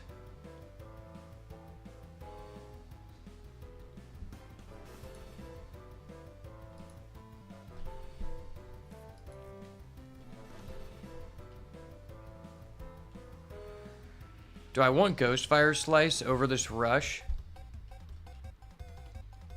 Ghost Fire Slice is pretty good. Okay, well that's the land we're here for. Ah, this ended up wheeling. I wish I was playing energy.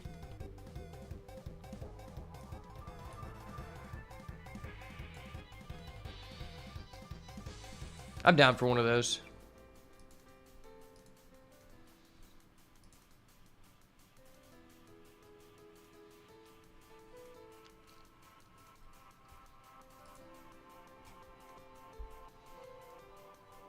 I'm down for a second one of these. This is just a good big drop.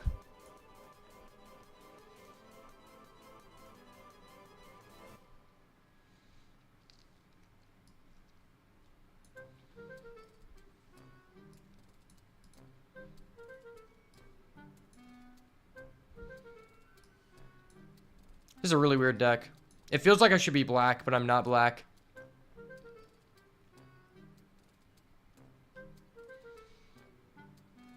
Dryad maybe for the fixing. This card actually worked very well for me in my energy deck. I think this card works decently well in a red-blue energy deck. I don't like first picking this Dryad, but there's basically nothing here for us.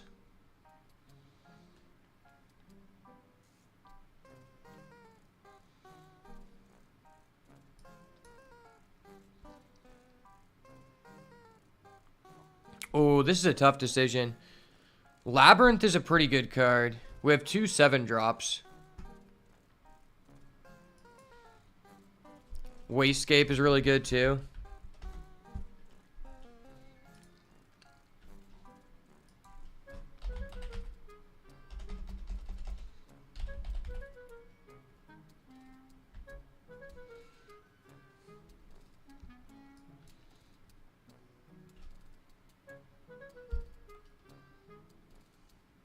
I don't think I have enough 7 or highers to do that.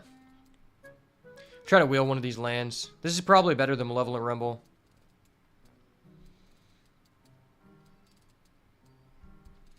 I really want this Eldrazi as another late game card, but I think this card's just too good.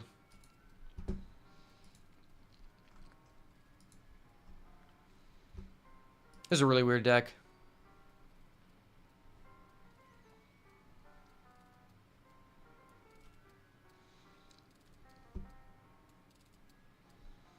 I have like no removal. I think I need that. Try to wheel that.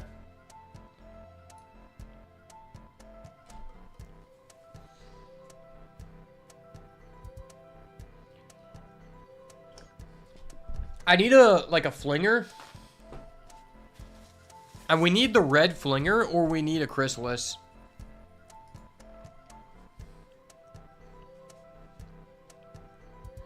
What is the red flinger guy called? Spawn Gang Commander. That's what we need. We need a Spawn Gang Commander in a deck like this. Holy shit, I just spilled my drink. No. My beautiful ace playmat. Ooh, but that's pretty damn nice. Wait, what is this mythic here? I definitely want that, but what is this? Iron Eater? Seems pretty good.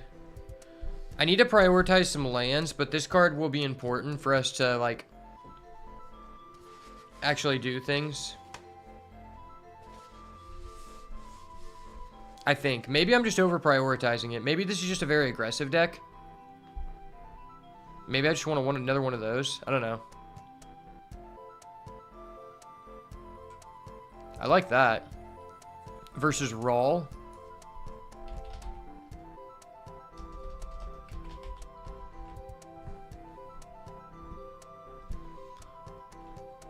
Lord Figaro says Celsius on the mat RIP.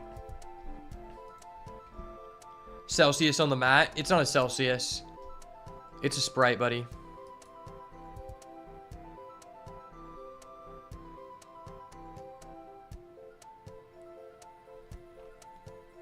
Wait, what is this?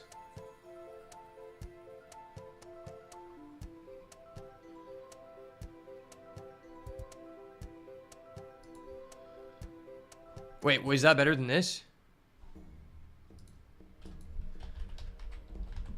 Okay, it's not better than this. I thought that card was legitimately better than this. In all red deck, it's pretty damn good.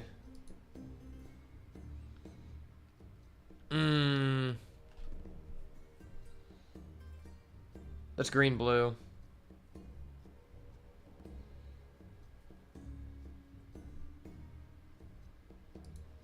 I just need lands at this point.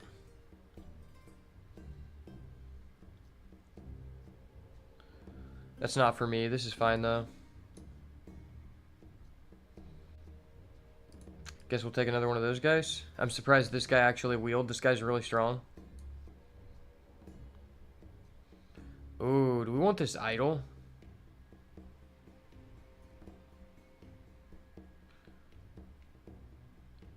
Nah, we just need this. I mean, this card's just not that good in our deck. Our deck's not that necessarily about that. This is a good card, though.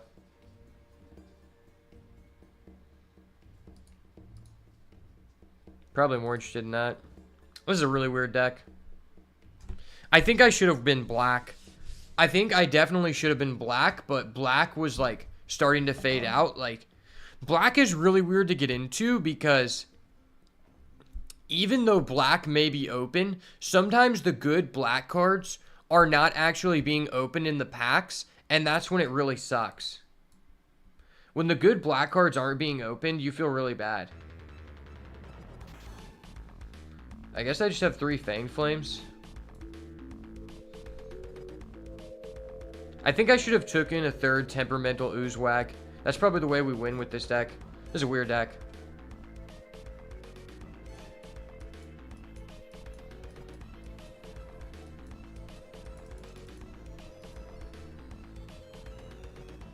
Idol seems good in Constructed? Really? I'm interested in making an Eldrazi deck in Constructed. I don't know how it would come together, but... So, we want that. Yeah, I wish I had another Ooze. I think I hedged too much on this card. I think I definitely hedged too much on this card.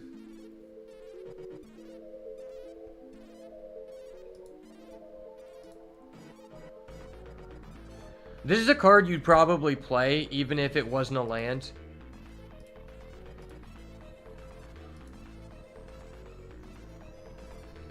We're 14 green. This adds green, blue, green, blue, green, blue. So blue is our splash color, then that's really good. Is this worth splashing? I don't know.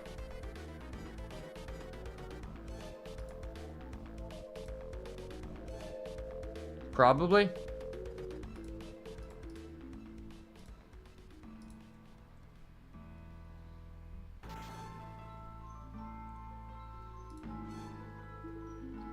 That's a good card.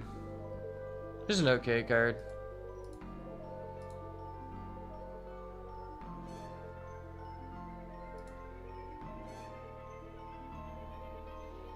This is an instant. That's why it's really good. I mean, this is our only removal we have to work with, so. I like Raw. Raw's good.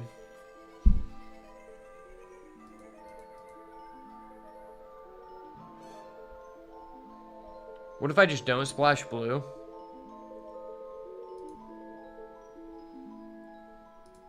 How many creatures is this? 11? That seems really bad.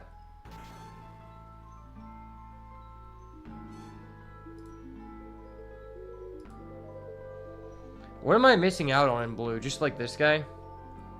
I'm never playing that. It was a lost dream. I mean, that guy's probably just clutch. He worked in the energy deck. He probably works here.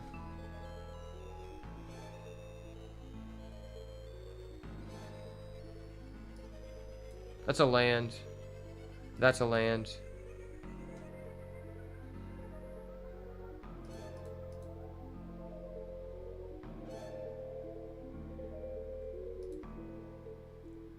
It's probably just like this. Am I missing out on any colorless cards? Oh, I'm missing out on that guy. That guy's probably good.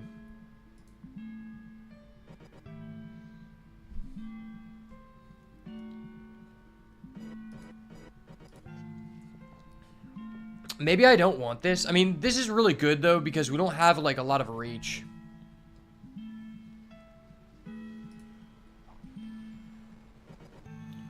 We'll just cut that.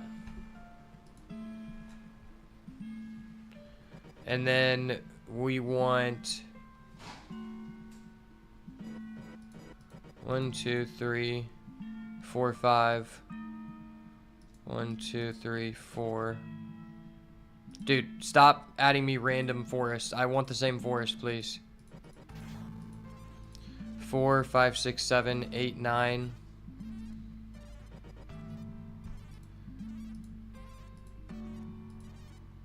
Wait, it actually just added me the same red. Okay. How many lands do I have now? 4, 5, 6, 7, 8, 9, 10, 11, 12. So I need 5 more.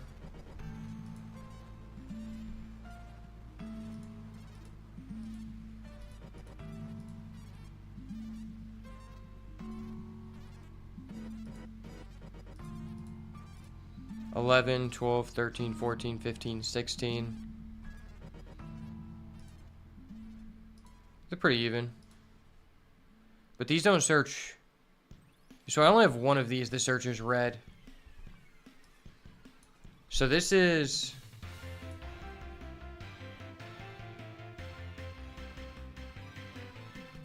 By the time it does its thing, I probably don't need another 8/8. That's true. That's true.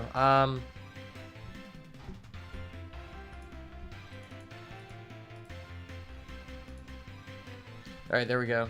Okay. How many red sources do we have? We want like at least 8 red sources, right?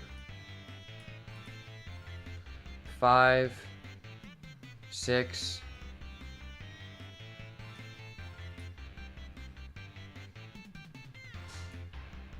And I have 11, 12, 13, 14, 15, 16. That gives us 7. 12, 13, 14, 15, 16, 17. And this is 7, 8, 9, 10.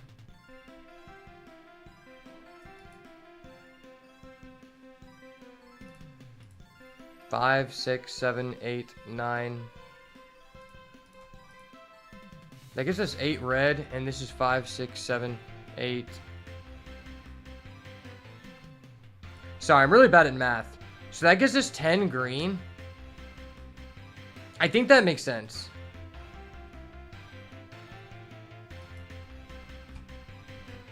Yeah, I think this makes sense, right?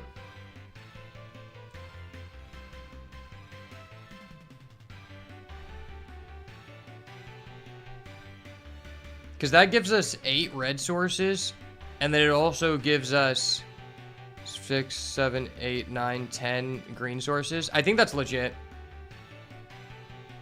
That seems legit enough to me.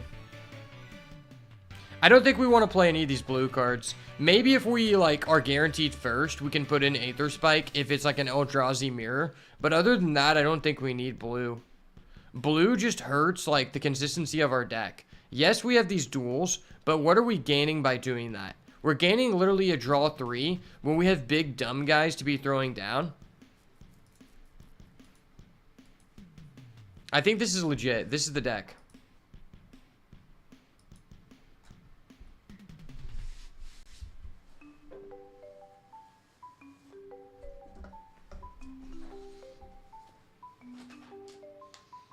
Alright, we're about to see if I'm good at building a mana base, because that has never been true in my Magic career. I've never been good at building a mana base. This is why people don't like to watch me, because I'm shit at building a mana base.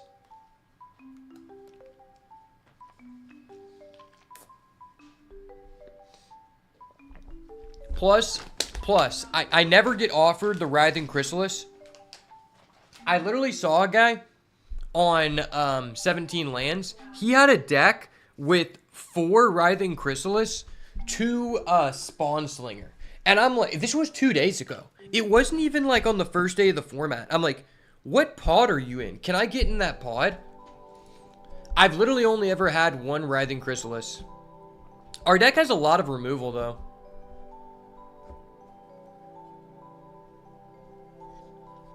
I don't know how I feel about this Siege Smash. I think I'm legitimately fine, like, just keeping this. Because if I get to 3, I get to 4. Okay, yeah, we just always get there. Get there, get there, get there. I want to know if anyone's ever used the cycle ability on one of their lands. I'm sure it could be theoretically possible on paper in a teamer deck, but outside of that, I don't see anyone ever using the cycle ability because it's just too costly. Like, if you're playing these lands, it's very unlikely that you're going to have all 3 of the same mana source on the field at the same time. Okay. I think I just play this as a 3-1 and just start getting in.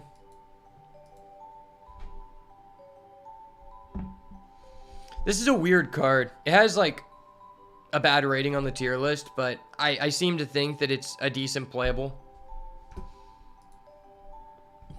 It's, like, borderline playable. There's not a lot of things that ping for free, and that's why I think it's okay. Am I required to just kill this? Well, let's see if he wants to trade, because I could respond with a Gift of the Viper. If he wants to trade, he obviously has no ramp. Now, he doesn't want to trade. Well, I don't want him tapping out next turn. Seems really bad for us.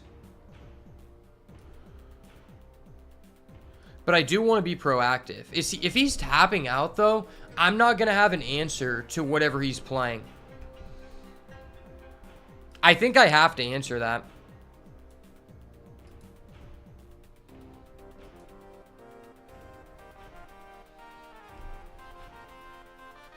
Yeah, that's a scary card. I think that was correct. I'm usually the type of person who would prioritize developing over being reactive, but our deck doesn't really have any ways to answer a large threat, so I feel like it was almost necessary, because in order to beat this guy, we have to slow him down. Oh, that's so scary. Okay, well, I'm going to... Oh, that's an enchantment. I can't kill that. No, no. That's so sad. Wow, this card is so broken. I wish I could get that in my green deck. When I draft a... This is why I shouldn't play Eldrazi. When I draft an Eldrazi deck, my opponent just has a better Eldrazi deck. Legitimately. Better player? I think not.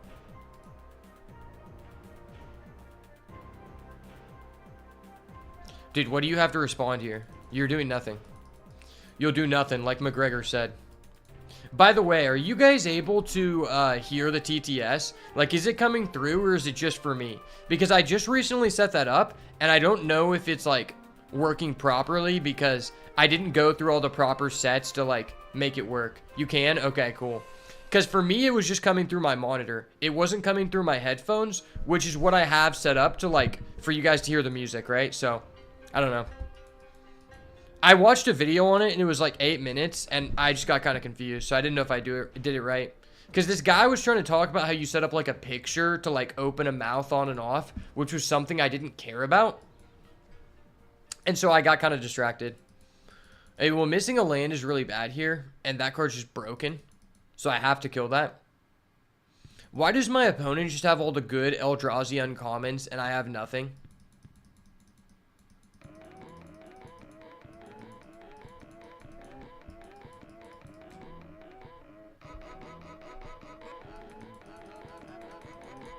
See, I need to level up my my streamer ability so I can afford to pay for like cool TTS voices. That's how you know you've made it. When you can afford to like pay for a service that allows you to select like Barack Obama and like Saddam Hussein as like iconic voices for people to choose from.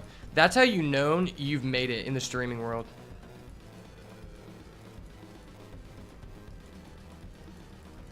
Okay, I think I just have to answer that.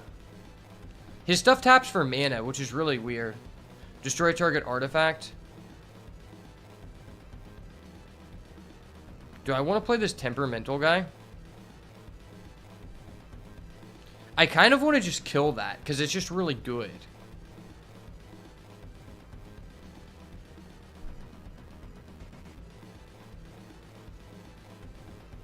This is also a thing I can do.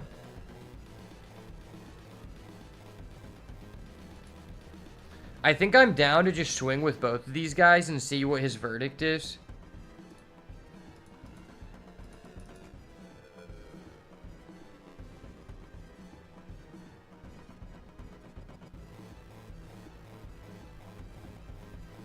It's so difficult to respond to enchantments in this format, and it's very irritating. Like, I think enchantment removal is very premium. Alright, what are we doing here, buddy? We're doing that? Okay, I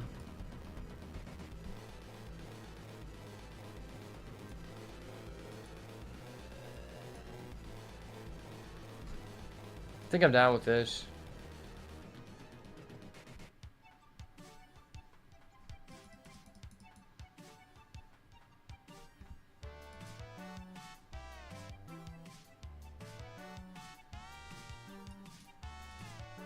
It sucks because that's like our best late game drop. And it's kind of sad that's our best late game drop. I do really enjoy the art on these Eldrazi's though, so I have to put some respect on it. Split Second is goated, especially versus the energy decks. The fact this is an instant is huge here.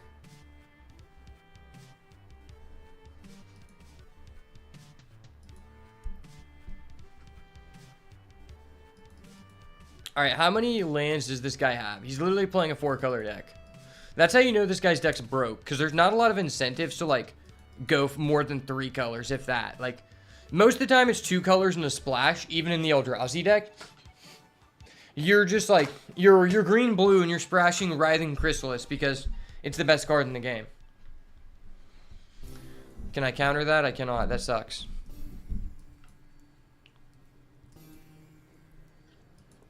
And he gains 4 life, which is ridiculous. Aw, why did I not remove this? I should have responded to that. There's no reason to respond to it now, I guess. Because he's still going to evolve. If I remove this, do his guys still resolve as evolve or no? I don't think... Do they? I don't know.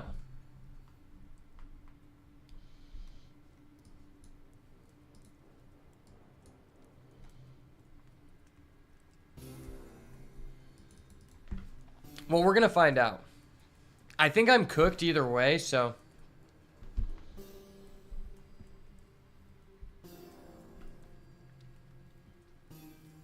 Okay, so his guys get to resolve that even though he doesn't have it on the field anymore. That sucks. I mean, my guy's Death Touch. He's Death Touch indeed. What if I do this? Nah, I need to develop.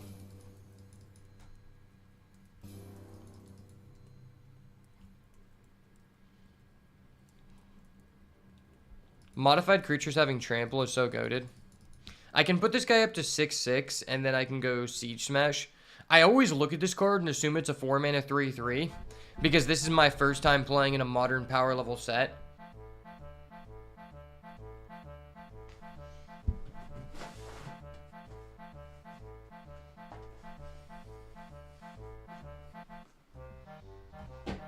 This card also just looks like it would be from Wilds of Eldraine. Like, does this not just look like an Eldraine card? Oh, is he sacrificing? Okay. If this guy was sacrificing a 7/7, I was about to say he's a Chad. Yeah, this guy's not good at the game. I would have sacked the 7/7. No balls. Bushwhack shit. Yeah, it's just Bushwhacker. Bushwhacker 2.0, you know? Everyone loves a good Bushwhacker this time of year. Honestly, I started off streaming where more people are on YouTube and Twitch, but now it's more people on Twitch, so maybe I should connect it to Twitch.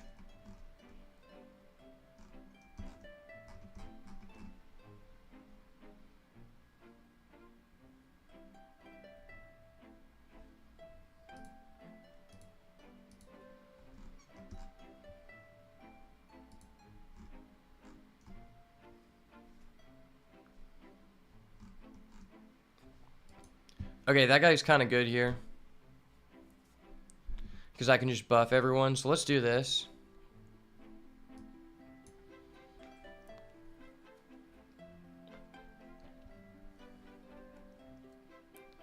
Wow. I mean, I really want all these cards. I think I just need the land. I need to play the game. That sucks. Those are some really good cards. The Lion Umbra would have been especially good. I guess I can modify on his turn. What if I just modify right now and just go 7 face? Is that respectable? I think that's respectable.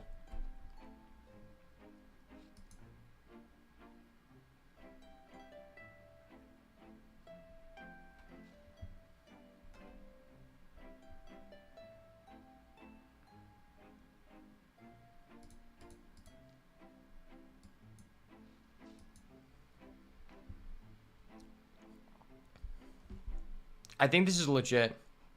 Like, how are you blocking this, bro?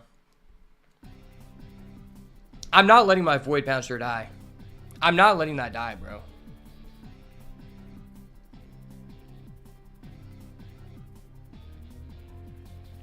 If he has a way to gain more life, that would suck.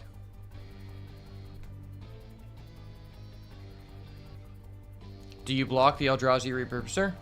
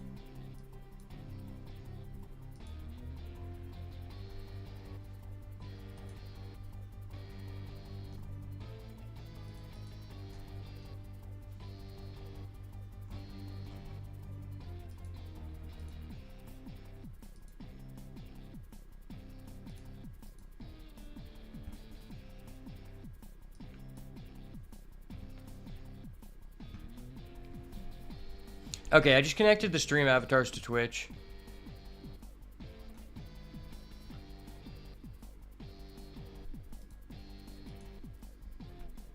If you want your avatar to appear in chat, you just use exclamation point avatars, and you can choose who you want to be.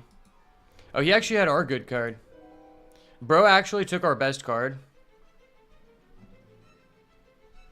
Brother, why must you do this? Don't take my best card like that. He's not attacking? Dude, this guy has no balls. He has no cojones. How can I respect a man with no cojones? Like, literally.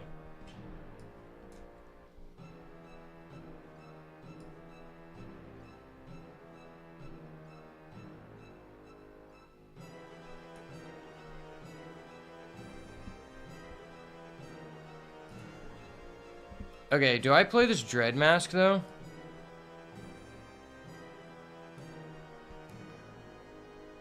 I think I'm willing to Dread Mask and just wait a turn.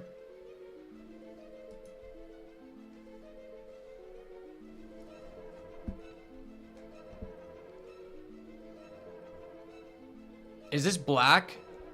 This is a colorless creature, correct?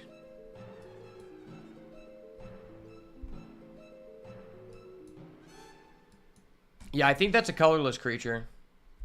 Playing right, so lame, facts. Like, don't play correct. Play to allow me to win. That's what I'm here to see. Oh shit, my boy IDKL508 just joined as Roanoa Zoro. Mad respect.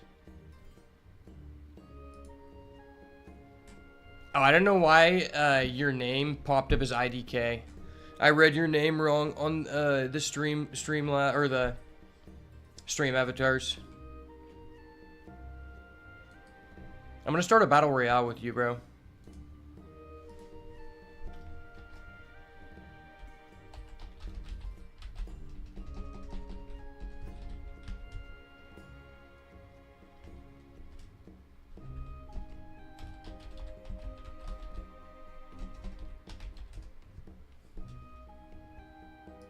Alright, the battle royale has begun. Wait, he has another one of those guys? Dude, what is this guy's deck? This is so vile. Bro, what? I think we're just going to go into time, and I'm going to run out of time. It's so irritating that you can't see the time very well. Oh, shit. Zoro's got me low. Zoro's going for the health pack. He misses. Okay, I'm healed back up. Zoro's about to land on the health pack. Oh my gosh, she's got the health pack. That's irritating. Who is going to win this battle royale? Well, that was toxic.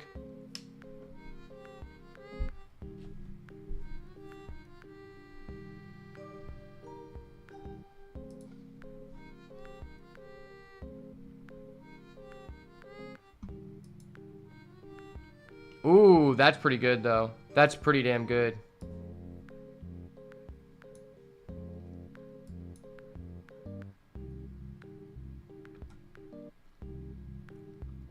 I'm honestly glad that he killed my Void Pouncer and not my Oozewag. Oh, by the way, you can, if you use exclamation point gamble, or exclamation point slots, you can gamble. Okay, I just got 500 doubloons. That was a hard fought battle. GG, Zoro.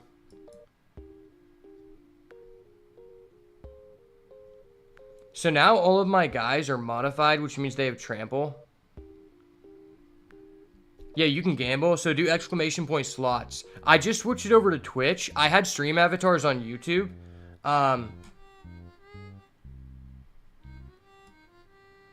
It should be connected to channel points.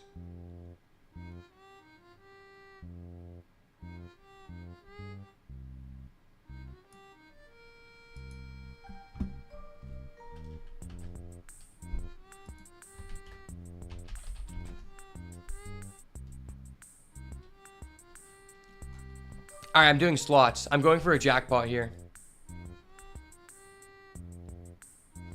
A lot of people just hop on the stream to gamble. When we get a lot of people in here, we can do a raid boss, and that'll give you a lot of coins.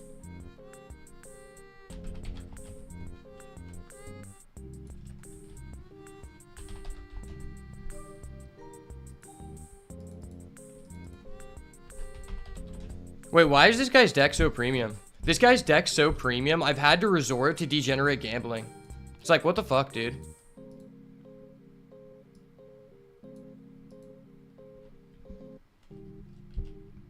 And he has a Breaker of Creation. Do I have consent to quit out? I have consent to quit out. He's literally gaining 16 HP. I mean, he was literally gaining 16 HP. There's nothing I could do there.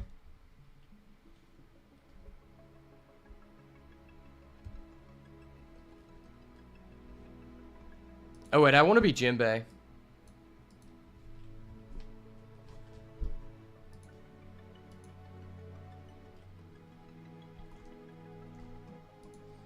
I have to go Jinbei because he's the big fish. I'm the second son of the sea, baby. Is it fair for me to put this in? I think it is.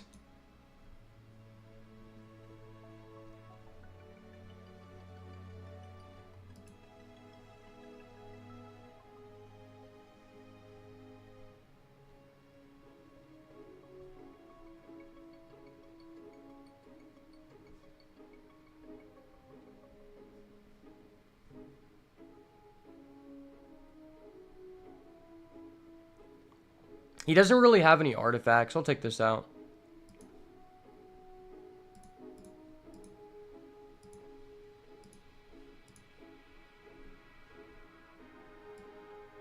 Fuck on him with the 1 Aether Spike.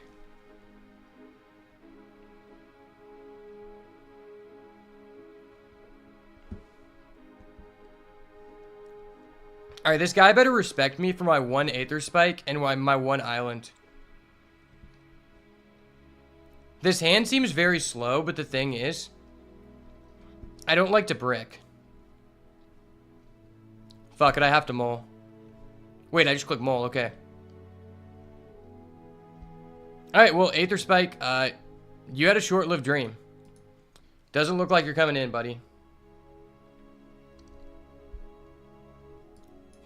Wait, why is this just like almost the exact same hand except I lose a card?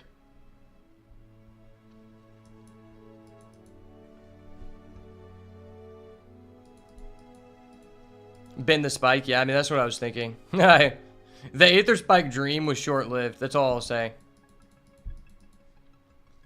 This is a sorcery, so I don't need to play it. I'll let him think that my hand is weaker than it is.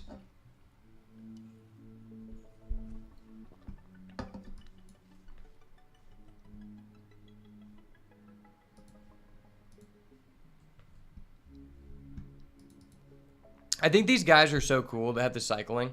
Cycling and give you a mana rock. I think it's just a cool, nice mechanic. I like cards that have optionality because I feel like the more options you have, the more opportunities you have to win the game, which is something I'm all about. All right, I'm killing that. That is dying.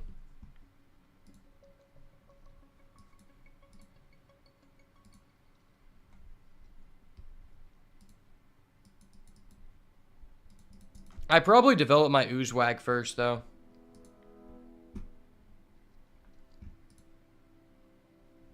Ooh, that's pretty good, though.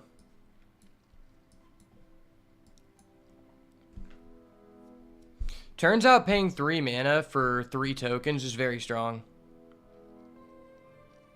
The fact the card's going to the graveyard is really good, too. I think this might be the coolest looking card in the set for me. I think it's just the coolest looking card.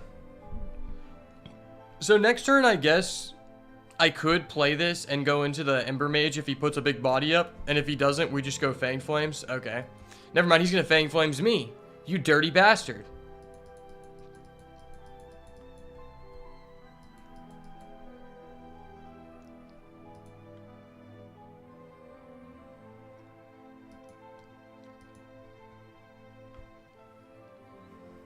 Fucking on me for the 1 damage. I see how it is.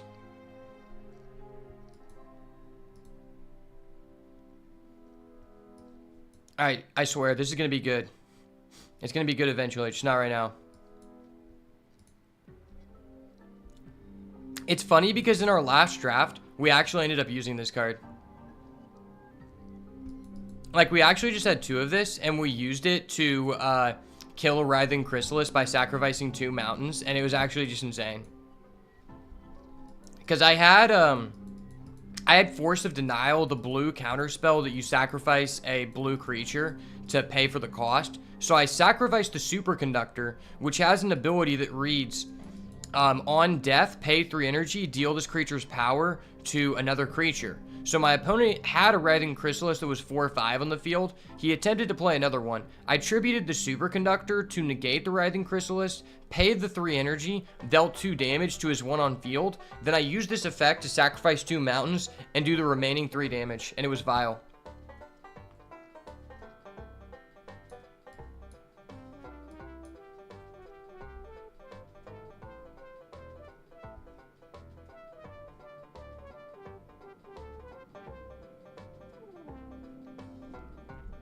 I mean, this isn't really good, but it's like a thing I can do.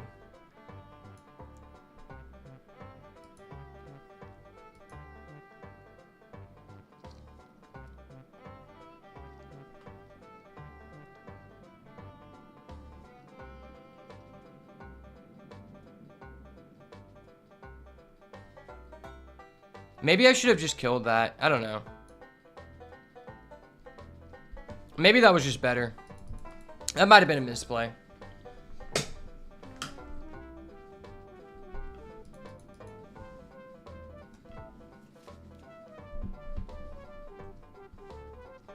I honestly didn't realize I had the mana to do that. I probably should have done that. I also didn't know that this gave you +2/+2 because I've never been offered this card.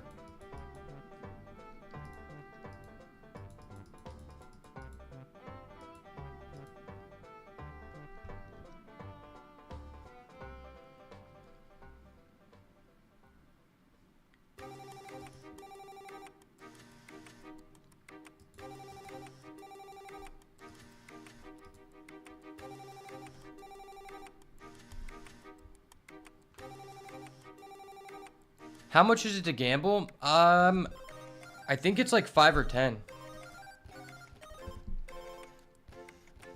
Did you use exclamation point slots?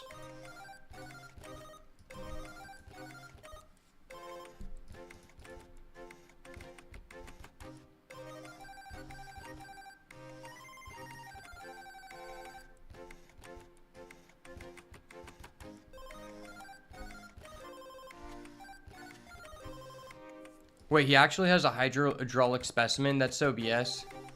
What the fuck? Why do you have this?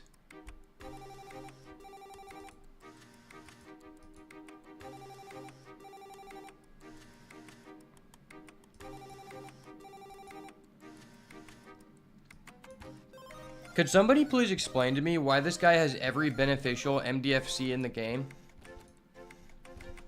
This guy legitimately has 5 MDFCs. They're all, like, somewhat valid. Plus, he has a fetch.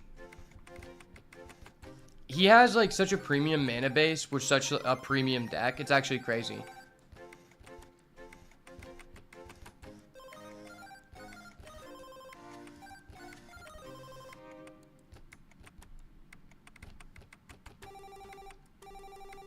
Don't act like you're gonna negate that, bitch.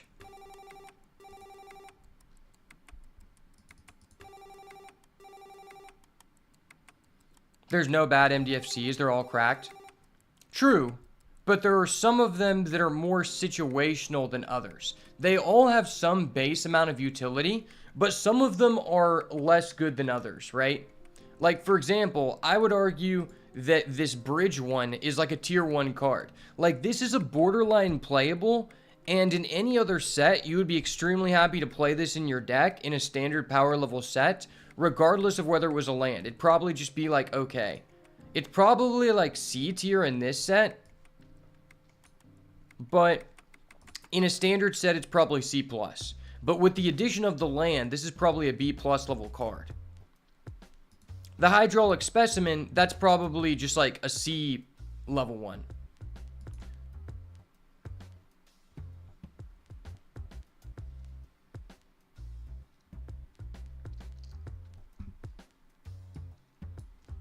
Also, I think that for the most part, these ones that give you a mana of different colors can potentially be a lot better than the single color ones, except for this one. This is probably the best single color one, maybe also the white one.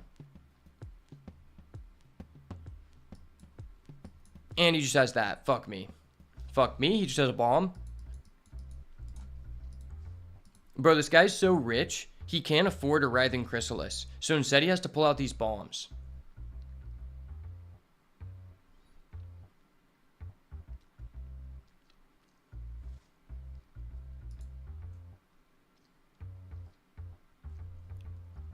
Bro can't be bothered to touch a Writhing Chrysalis. He's got to play out the bombs. I think this is the most mana I've ever had in a game.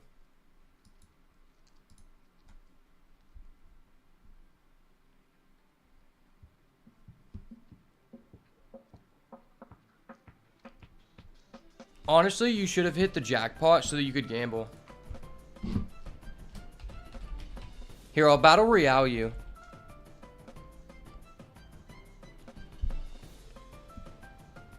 If you're able to beat me in this battle royale, you'll have enough coins to gamble. That's all I'll say.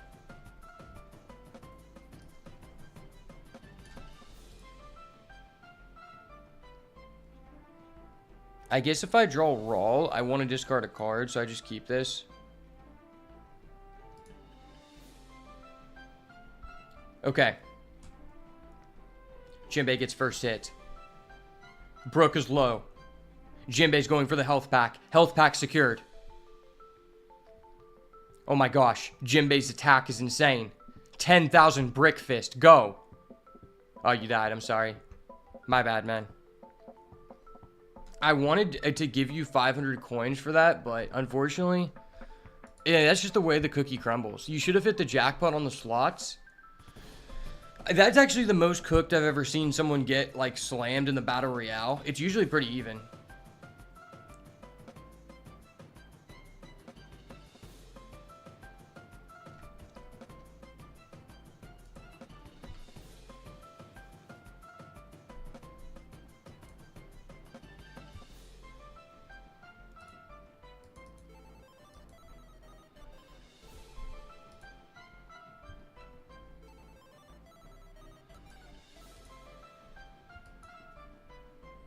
There's no way I beat this guy because he bricks, right?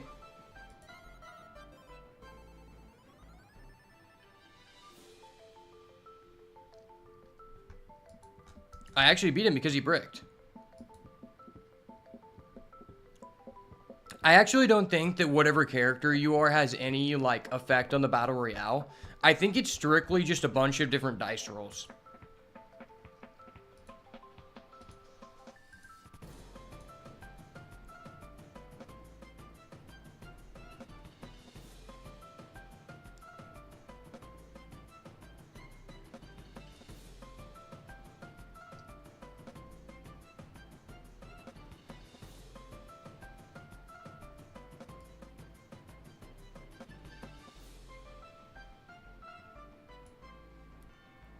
Would I rather have another Siege Smash over one of these Fang Flames? It's good for the early game, but after the early game, it kind of sucks. I don't know. You're always unlucky? Well, it's a good thing I'm playing Magic and you aren't, because Magic is a game of luck and not skill.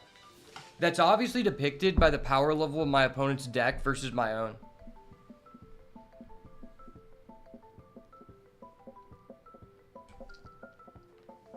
When you really look at it, I'm the guy who was wedged between the two Pro Tour champions, and my opponent is just Reed Duke, who somehow was just offered 5 Beanstalk Giants in the Wilds of Eldraine World Championship. Okay, well, this is 3 lands, and I have a Wastegate Battle Mage. Legitimately, I think maybe I should have been playing the 1 island just for the Battle Mage, and I think that was a fuck up of my own.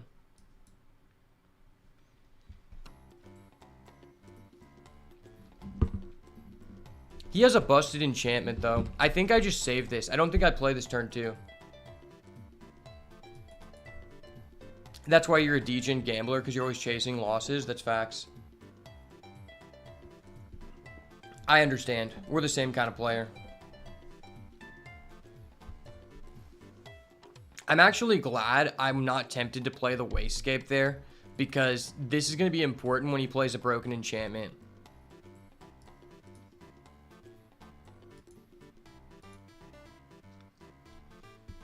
All right, hold on.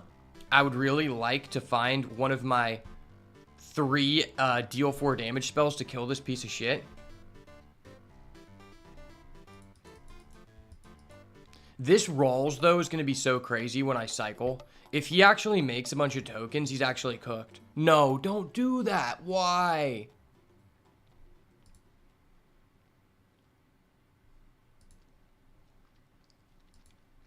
Why is that in this guy's deck? That card has no synergy with what he's doing. And honestly, I feel like this is a really low power level card. It's okay in an energy deck. Okay. It's not good. He literally just played around my roll. That's actually so BS.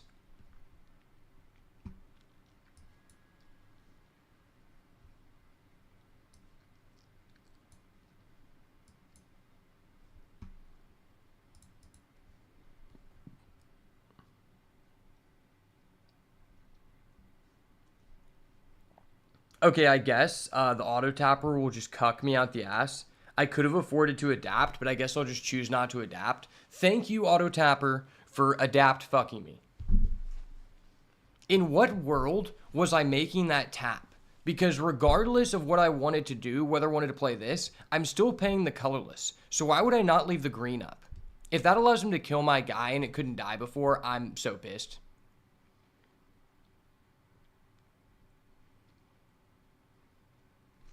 I legitimately might have to turn the auto tapper off because the auto tapper, it just cuckolded me so hard.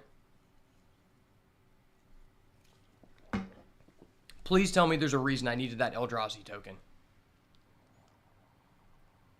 There's a reason I needed that Eldrazi token. Trust.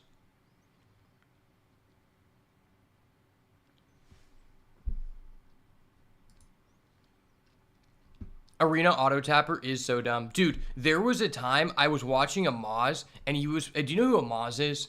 He's like a guy who used to be really big in Hearthstone, and he was playing in like an arena open in Wilds of Eldraine, and he had the Cookie Knight. And basically when you sacrifice a treasure, you get a +1/+1, but basically it didn't allow him to respond by sacrificing a treasure just because he didn't have like a card to play. So because he wasn't like holding full control the entire time, his guy just died. And he was like, he just said it in like such an Asian accent where he was like, "That's so BS, man. That's so BS." And it was just so funny.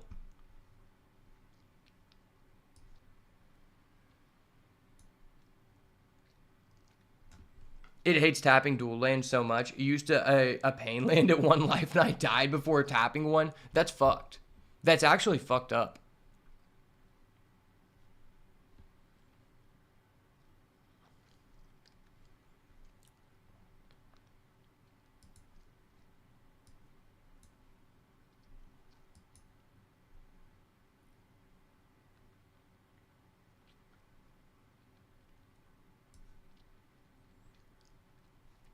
I think I just like killing this over that.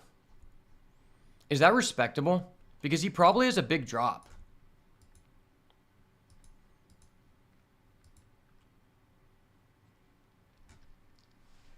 That feels respectable. Plus I get in for 6, which means I close the race off here.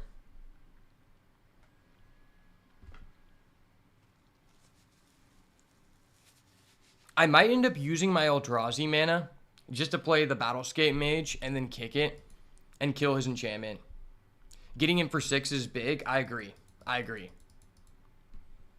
I feel like it's a higher chance he has something to do with this than he does with that, because ultimately if he evolves any guys, I don't really care because I have a Raw and Implicit Maze, which I already have the mana to pay for. Well, he's playing that card out. Okay, he 100% has like multiple 7-cost cards. I'm so glad that I got rid of that, because I'm not getting rid of anything else. Like, I don't have removal for that.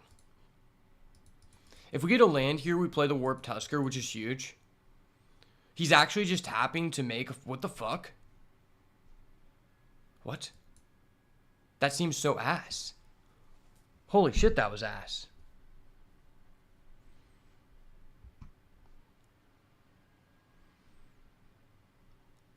I mean, I think I just do this.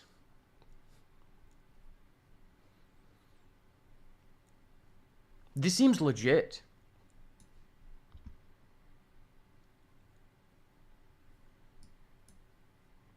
I'd rather not just do this and like waste a turn setting up. I'd rather just be pressuring him. I need to play to end the game and not play to lose, because he has multiple cards that just gain him back a fuck ton of health, and I'm not going to sit around to find out. I'm not fucking around to find out.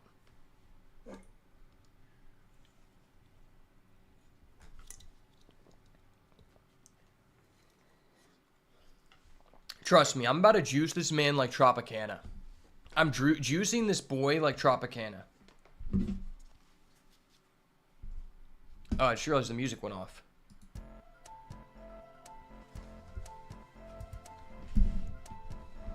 Alright, this guy's cooked.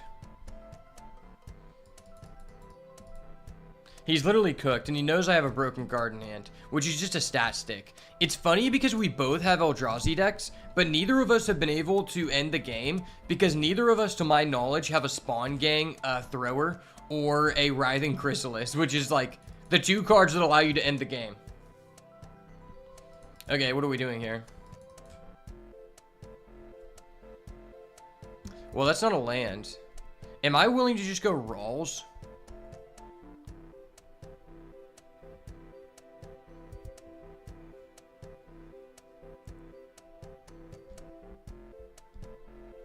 What if I just use this and attach it to that? Is that a respectable play? If I just attach this to that, is that respectable or no? I guess I could use my mana in a better way.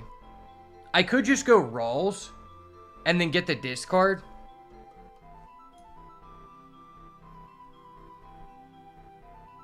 That removes a blocker, which he probably wants to block here.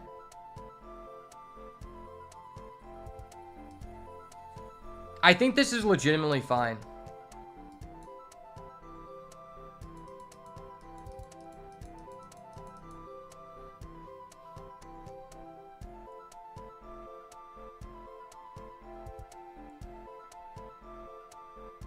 Okay. Wait, this guy's playing a black card? Dude, what is this guy's deck? Why is he playing a black card? Are you kidding me? Why is there a black card in this guy's deck? I just want to know. I think it's fair for me to ask that question. Because what is this guy doing? What is even his base? Like, I can't even say that he has a predominant color other than green. Okay.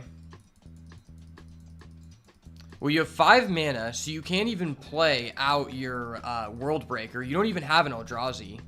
And then you get a Disciple of Phraseline, which you don't have the mana to play this turn. Oh, non-creature spells have Convoke, but you don't have a non-creature spell? That's goated. I love that for you. I fucking knew it! Oh! Oh, he had a green. No, no, no, no, no. Don't play that card. Don't play that card. Stop. Don't play that card. Buddy. And you should not play that card. That card allows you to gain life. I don't like that. I do not consent to this life gain. Just let me get an easy W here. My deck's not that good. But we're literally going into time. And like, what is this guy doing? Okay. Can I draw a land to fuck this guy up?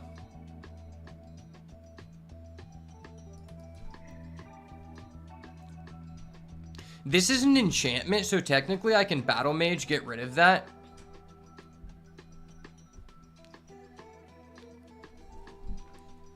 If he has no plays here, then if I top deck, okay, I'm getting rid of this for sure. Where are my lands? Where are my lands? Okay, there's my land. Thank God. I can play them until the end of next turn, which is good.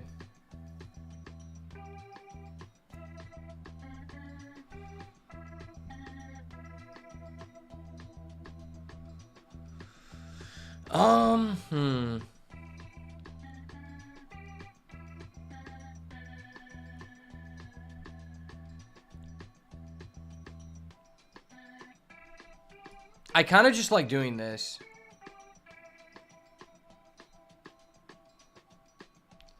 So it's either Malevolent Rumble or I go Oozewaggle plus Brood Scale. I think we go to combat here. I think we always go to combat.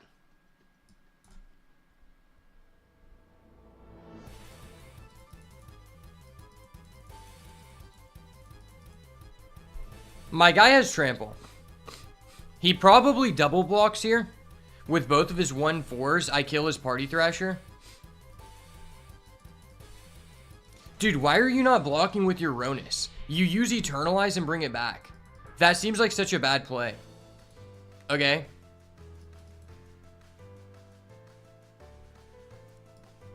Now, I think we just go Oozewag plus Brood Scale. Get 3 guys on the board. Because this will give my other guys Trample. Which means we have a high likelihood of ending the game.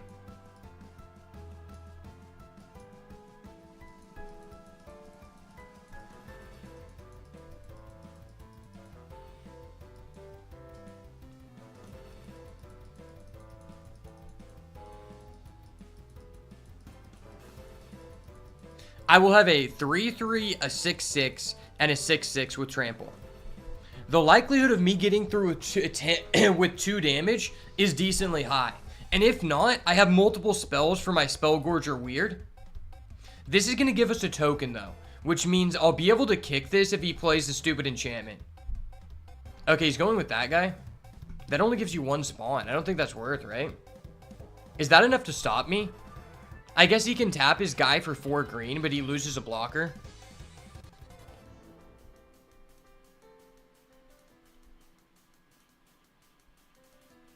So what happens if I just boost everyone up here? This is 6/6. That's 3/3.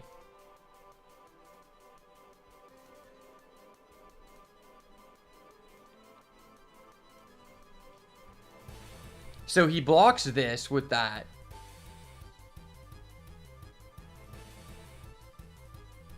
Do I have enough mana to do that? That's 3, 4, 5.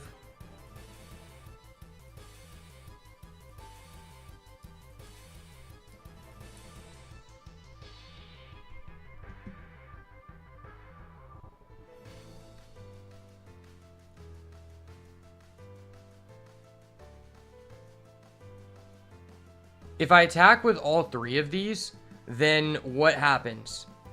He blocks one of these. He blocks this. I think that's just game. Yeah, that's just confirmed game. Auto tapper, don't fuck me.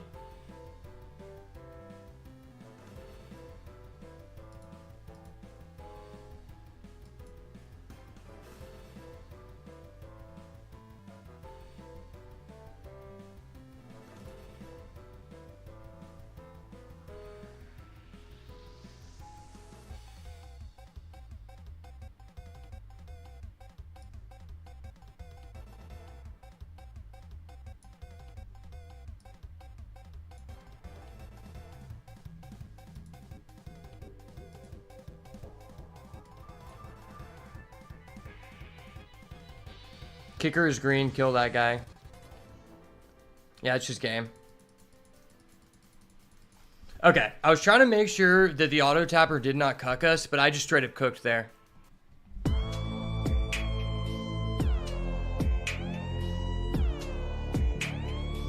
Straight up cooking, bro. Literally cooking.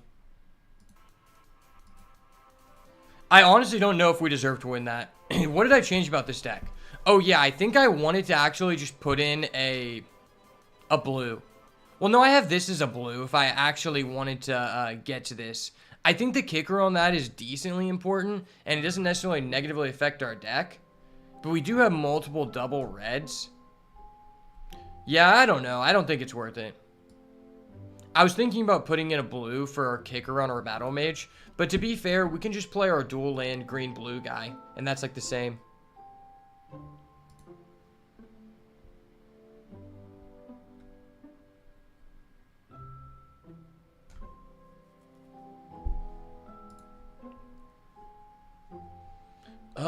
Okay, this hand has lands. I mean, this is a playable hand.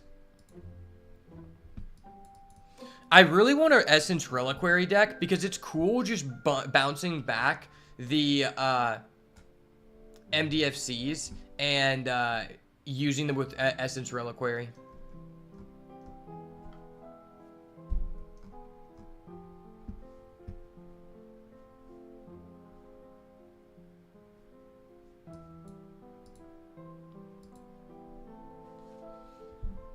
The turn 2 Nightshade Dryad. Ooh, okay. The Drowner of Truth's Dream is alive. I feel like this guy should have something like added onto him, like some kind of keyword to make him cool. Like either give him reach, vigilance. Reach seems suitable. The guy's huge.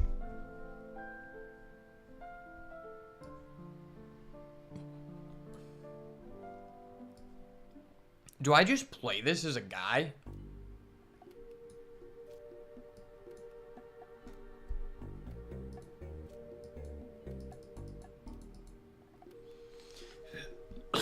He's playing green-black, which is weird. Okay, I'm getting rid of that. Oh, he has a multicolored guy, so we play that for free? That's actually hilarious. I think I just adapt and just go damage.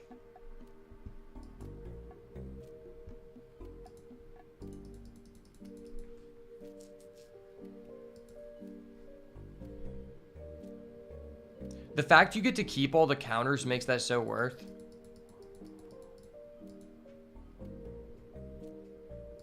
That's scary. That's so scary.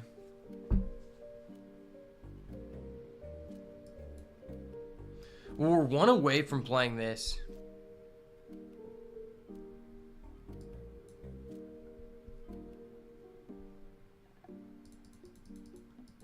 Face is the place, baby. Face is the place. Put that on my grave.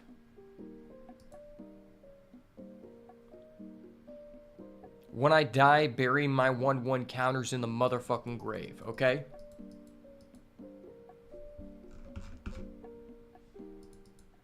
I didn't mean to pop off this card. I'm just Himothy, you know?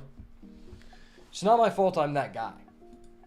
I am just destined to win with a terrible deck. The one deck that I have that's Shiesty will actually trophy because I'm going to go against fair level opponents. Oh, never mind. I'm not going against fair level opponents. My bad, guys. My bad, Poppy. My bad. Oh, he's not attacking? That guy's weird. Why are you not attacking, bro? Land me. Oh.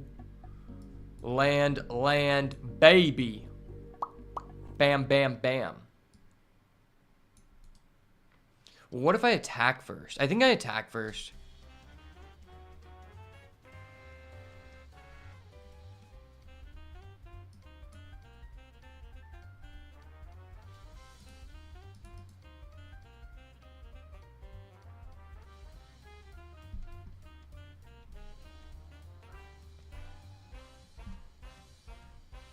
Is it worth it to do this? It slows us down. I think I'm just going to get rid of it. I have to kill that guy 2 times anyway, so.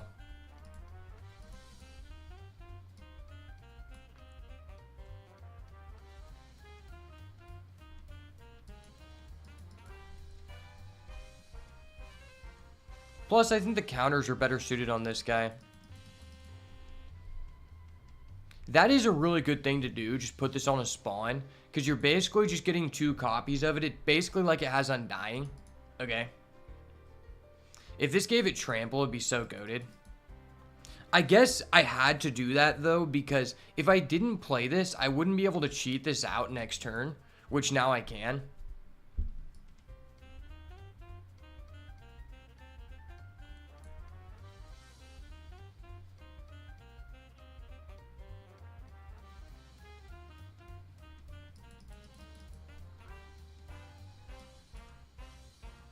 Okay. Sure. Okay. Do you attack?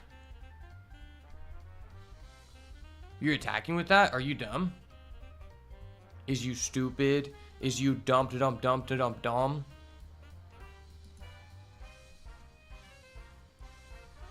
What happens if I just out your token and you just die?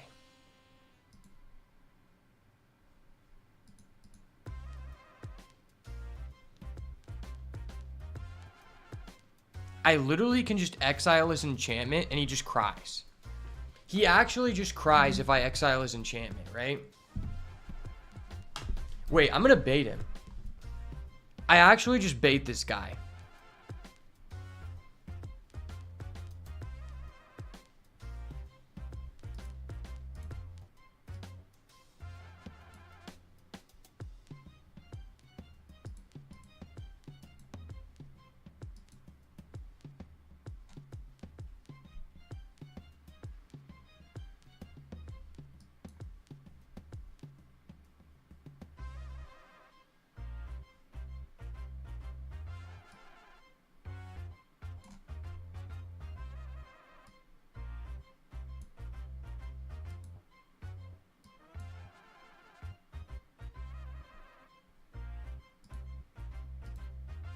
Get wrecked, kid. Just quit out. It's okay. Just quit out. Yeah. Get baited. Mind games. I gave him the well played. He doesn't even know I can untop this. Alright, you better have a guy that costs 7 or more, bro. Because I'm cooking.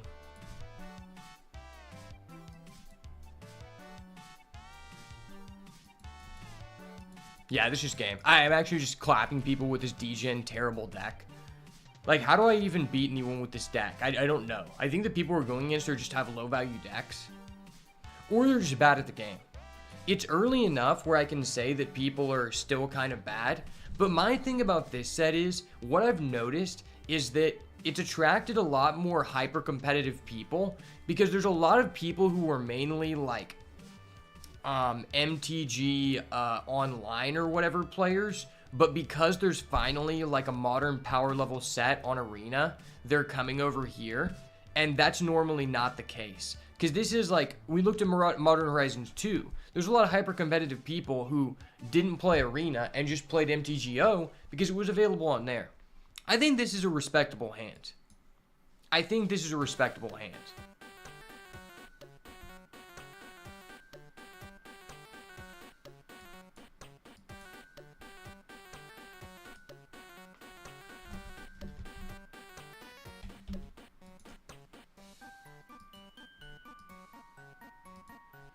I didn't realize this gives you life per land you have. That's crazy. Okay,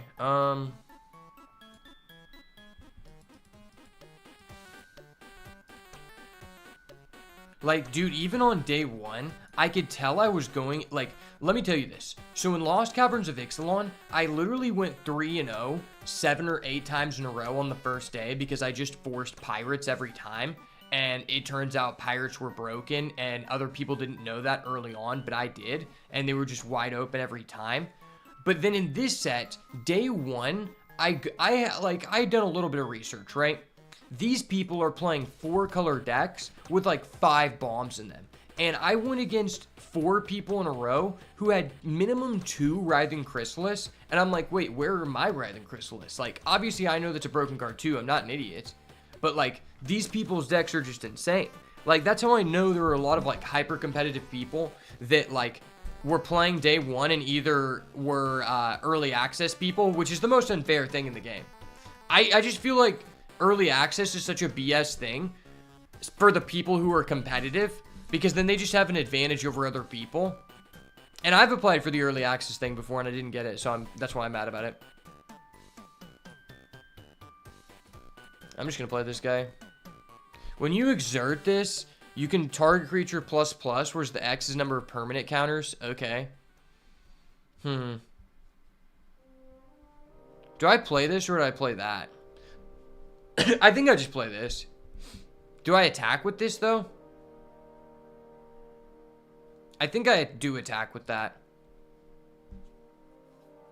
He can't afford to adapt it, so. I'm gonna get him for my 3. Take your licks. We're racing, baby. We're racing. Face is the place. Name of the race. Honestly, I think this is kind of a bad card. I'm not a fan of this. Yes, you can adapt it, but it's kind of slow.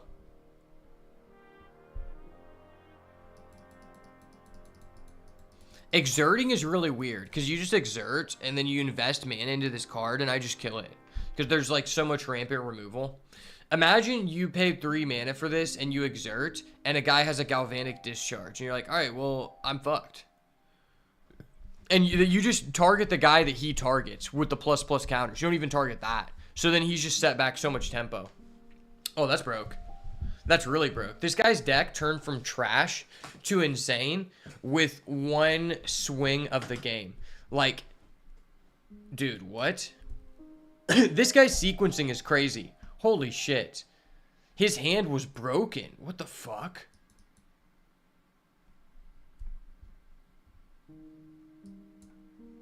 I guess I have to do this? Well, that wasn't fair. I need to draw my, my dude. No, I needed to draw the other dude.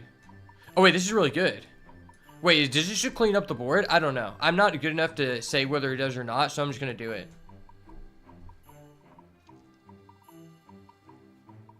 Alright, what are we doing here?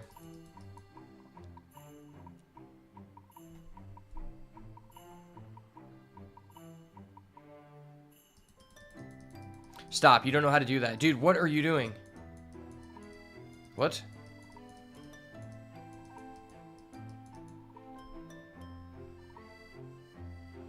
You're adapting 3 and keeping that person?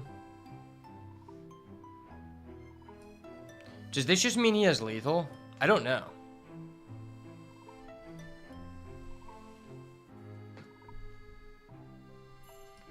Maybe I should have attacked first. Well, what does this do?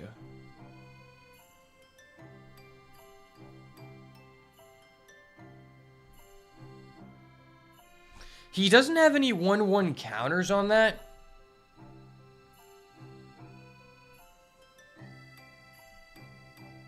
So I guess he could just adapt and just blow me out. I think I just take. I think I legitimately just take here. I mean, he can adapt. That's fine. I don't really care. That doesn't really change whether I'm taking it or not. I mean, I'm always taking it.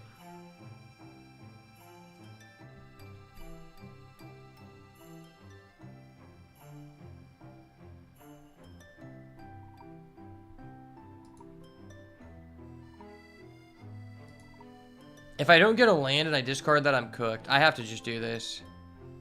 I don't want to do this, but... Okay, we get a land.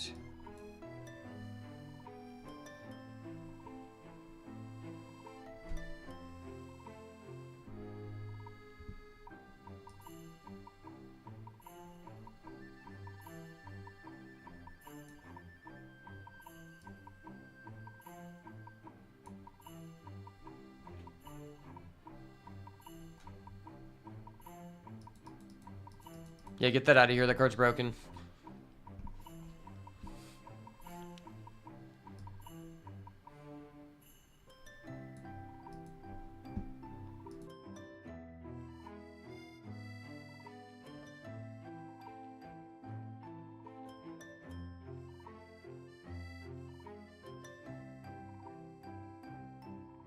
Bro, what the fuck? Where does he just pull this out of his I am ass? not gay. I have relationships with women and sex with men. And I got news for you. That means you're gay. Dude, where does this guy just pull that out of his ass? Like, legitimately. I didn't know we were just pulling things out of our ass. My bad. My bad, Poppy. My bad.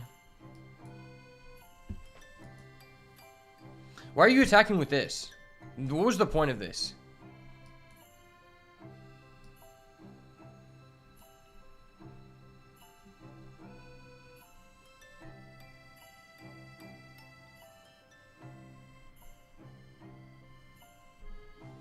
He has duplicates of all of his cards. Now, like, how? Like, exactly. It's like, wait, why is this deck just completely different than the deck you played in the first game? Like, what is happening, sir?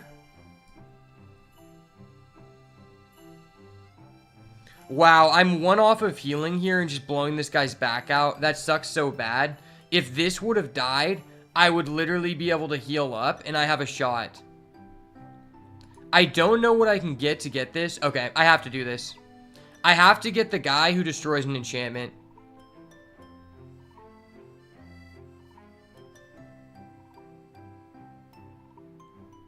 I didn't get it. Yeah, I needed the Wastegate Battle Mage there to beat him. But I just didn't get it. That sucks. I'm not going to show him the rest of my cards. Yeah, that guy just rolled me. He high rolled so hard. To be honest, I think we put in this as well. I wish I had an enchantment removal. I play 3 of these. Now I have 4 deal 4 damage effects, which seems like it makes a lot of sense.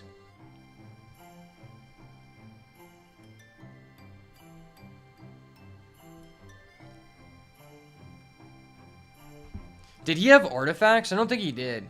He just has enchantments. Dude, enchantment removal is so hard to come by. What am I taking out?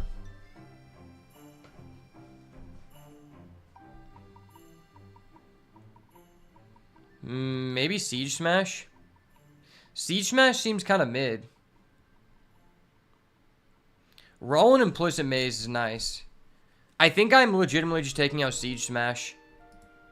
It's not really that good against him. I have a combat trick, and I have literally 4 deal 4 damage effects, which seems like what I need to be doing before things get out of control. There are some merits to just putting in a blue, so I can use the Battle Mage. I don't think that's why I lost. I don't think that the Battle Mage is why I lost, so I don't think I'm going to do that.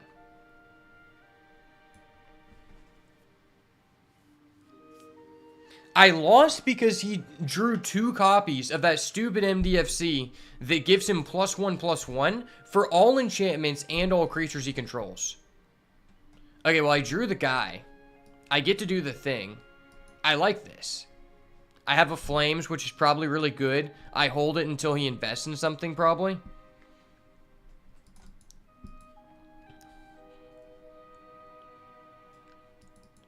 If you exile the creature, does he still get Bestow? Also, can we just, like, ask why this guy is able to get away with playing 4 colors? And he has literally no reason to. We need to understand that this guy is gaining nothing from playing black. He legitimately has no bomb that is making it advantageous for him to be on black. He just threw it in there to add in these dorks. And it's like, wait, why? So I think I just allow him to do that. Or do I just remove it?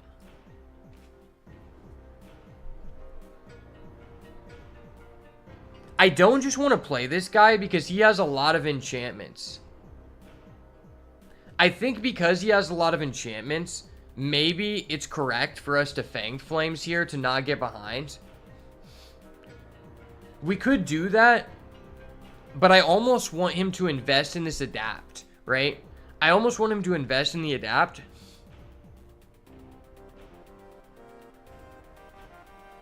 I think legitimately, I just attack, and if he's willing to make this trade, well, no, he can just adapt anyway. Yeah, I'm going to attack and see if he wants to make the trade. He doesn't want to. Okay. Does that change whether I want to do this? Not really. I really want him to commit more to this. If he's willing to adapt it, great.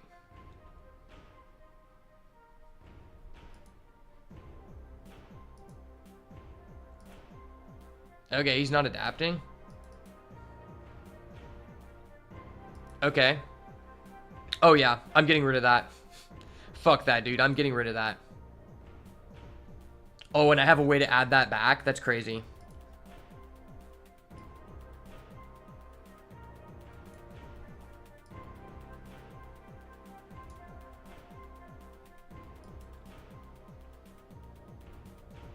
Oh, I could actually kick her for this too? Am I down to just bounce this in, kill that? I think I am.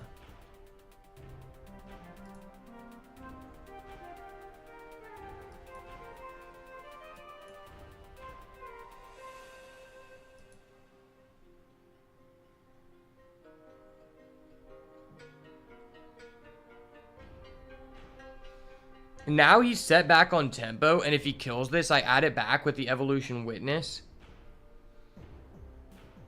Oh, that has to die. Oh, dude. I fucking knew it! Oh! Oh, yeah. I'm just graping this guy. Hold on. I got this, guys. Trust. Rats. Wait, no, I didn't click that emote. What the fuck? Rats. Rats from the bay. Dude, that was just dirty. I gotta go with the rat. I go with this. Okay. Sure, buddy. You want to equip it? I'll wait for you to equip it.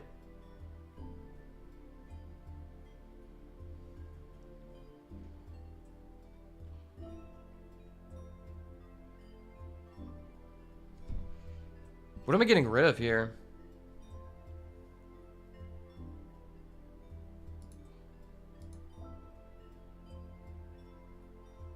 That's dirty. That's so dirty. Play this. Well, I can just play this as an instant.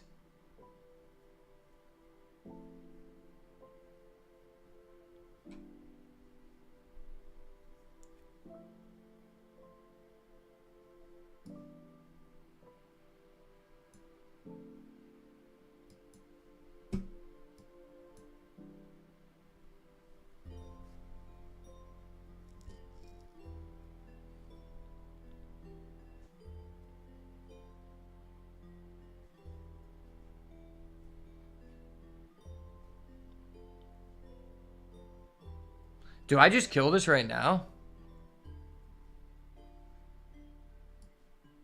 Can I activate this during his turn? I don't know if I can. I don't know if I'm legitimately allowed to activate this during his turn. It says I can play it from exile, but can I only do it during my turn? I'm kind of new to Magic. Someone let me know if I can do this. If I can't do that, then I'm going to just do it right now.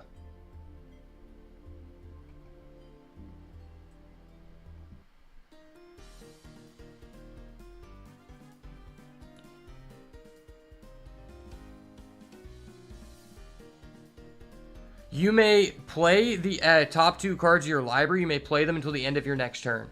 So I can.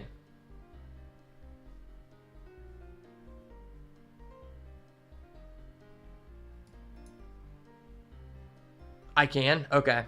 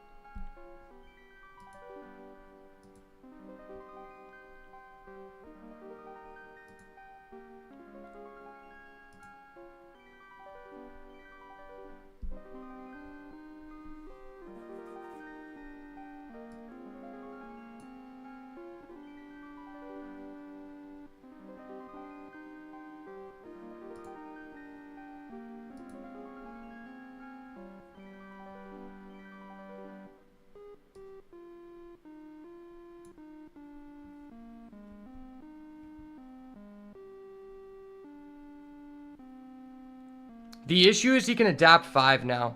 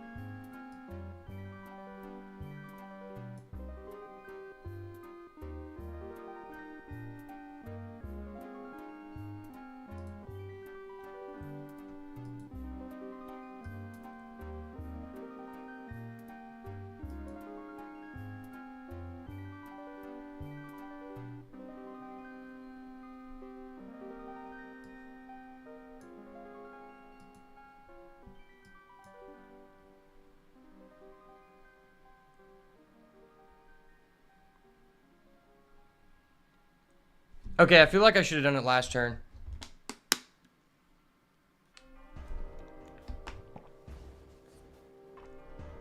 Because now he just has a guy.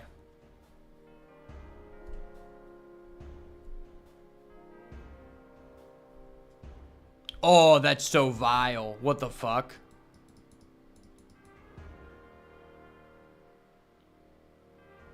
But I have him on a clock.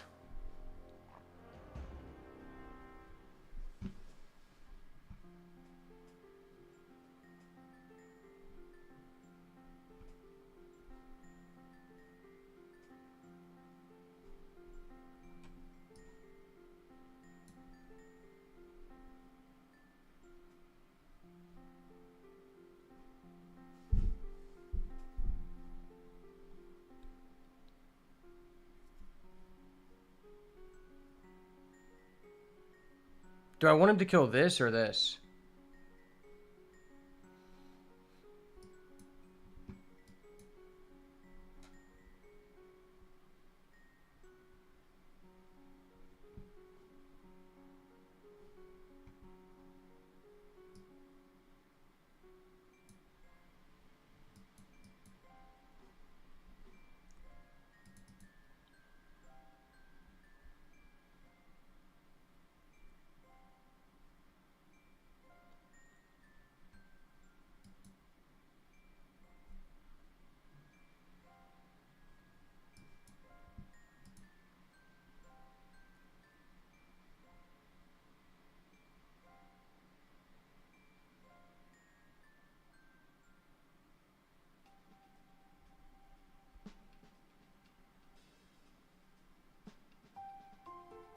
I'm squelching this guy.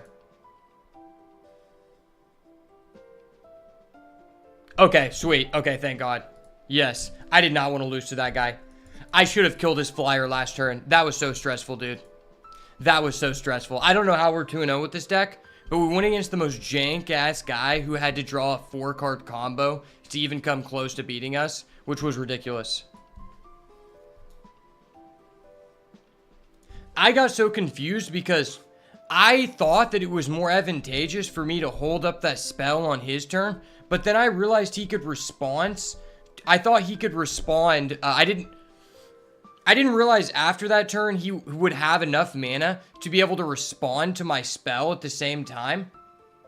Well, because if I bolted his thing, he could respond with Adapt, and I didn't initially know that because I thought that he didn't see the card that I exiled. I thought that that wasn't public knowledge to him because it didn't show up as like an eye symbol over it to show that it was revealed to him, so I didn't know that. So that's why I was like, okay, I can hold off on using this and I'll wait till he adapts. But I think he actually got to see it, and so if I targeted his flyer, he would be able to respond with the adapt and we just die, right?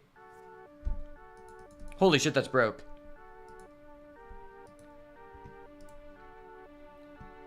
That's crazy. Am I forced to do this? No, I think we should do this.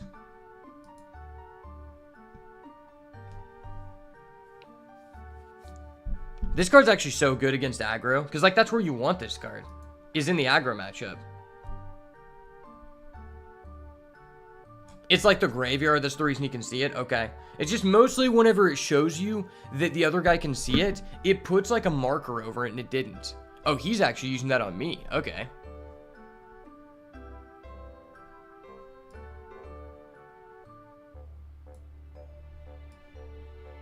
Dude, why are you telling me to tap that? Like, wait, what? Maybe I do tap it like that. Gets +1/+1 haste. I mean...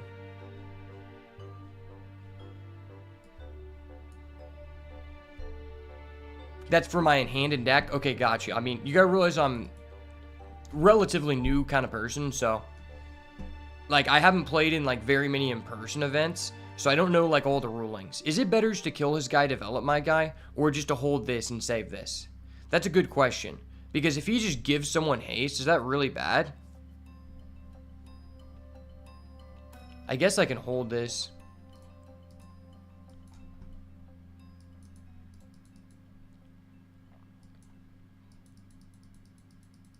I don't want this guy to die, but we'll see what he does. If he tries to go for a trade, I'll do it. Ah, I should have killed it. Does he put it on his guy? Yeah, he puts it on his guy. No, he puts it on that guy. Okay. Sure.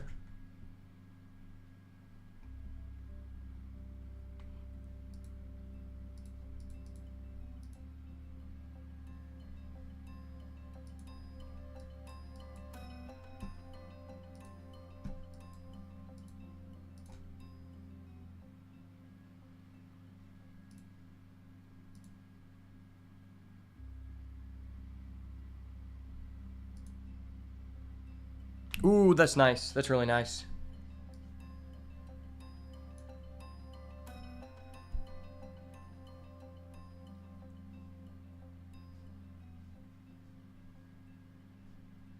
I don't want to play this right now, right? I think I just save it. I just do this on that guy.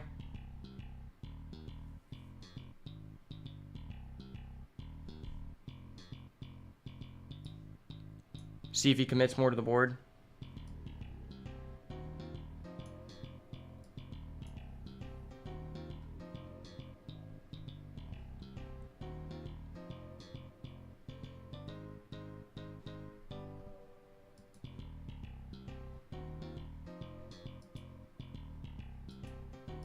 We're just gonna wait here.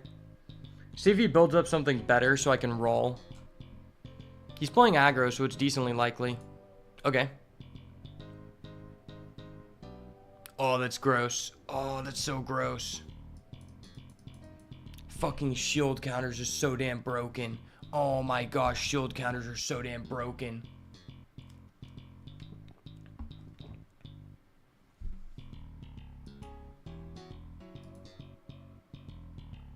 Does he get to choose where the counters go? Okay, he doesn't. Okay.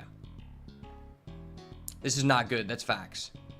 You are indeed correct here. I will be able to remove both shield counters, though, which is legit.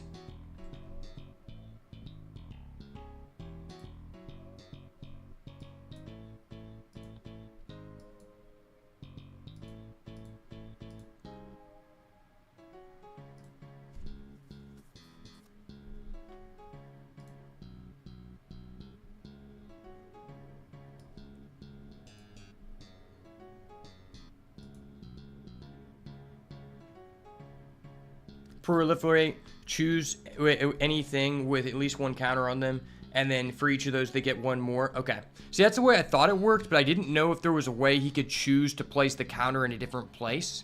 I've never really been in a position like that. Do I care about taking the damage here? I mean, realistically speaking, I'm going to bridge work battles anyway, but I probably just don't want to take the damage. Taking the damage probably is what causes me to lose. This is a really strong card, I have to say. Really good versus specifically red-white, and it's funny because it's a red card. This reminds me of Magic Spellslingers, which was like a short-lived game where Rawl was the most broken person. Oh, he's just destroying my enchantment. Okay. Ooh, that's really good.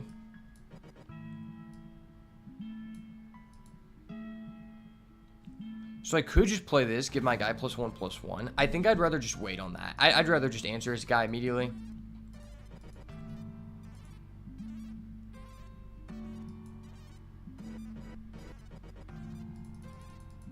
Now the race is closed. I have this guy if we get a land. And if I get an Eldrazi card, I can do this. Oh, that's scary. He's stalemating me. Yeah, let's do this.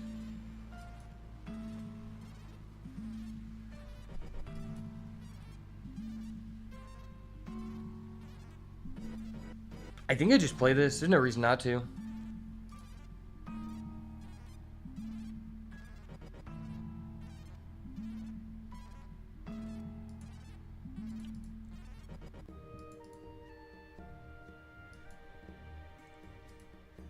I don't need the additional Eldrazi here. Like, regardless, it's another guy that gets a +1/+1, so I think we just always make that line. I feel like I'm in a better position than him with the Vanguard here. Okay. No way to access white. 1, 2, 3, 4, 5, 6, 7. Is there a reason I would play this first? I think I just save this in hand because he could have an enchantment that seems more valuable. And I've already used my Rawl, so I don't need a discard.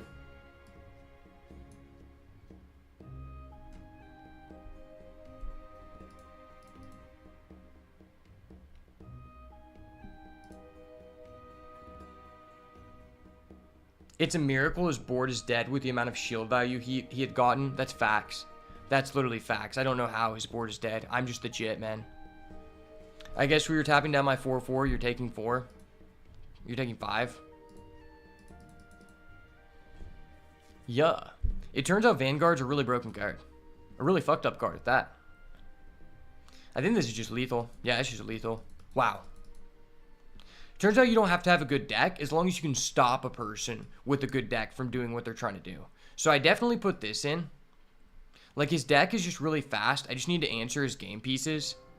With that being said, maybe... I haven't seen him have any flyers yet.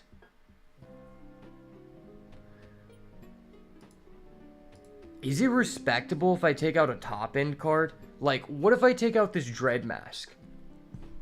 I think the Tusker is good because he could have reach. Right? Like, the Siege Smash was good. I think we need our early guys to do something. Like, we need early guys to do something. And I think the Siege Smash gives us a better chance to do that.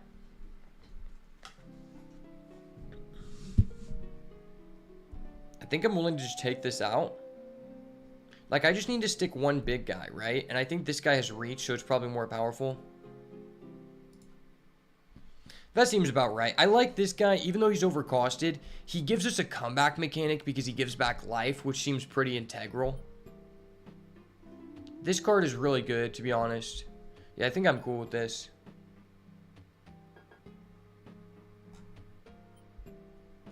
The verification of the result above is left to the reader. Fuck whoever wrote this textbook.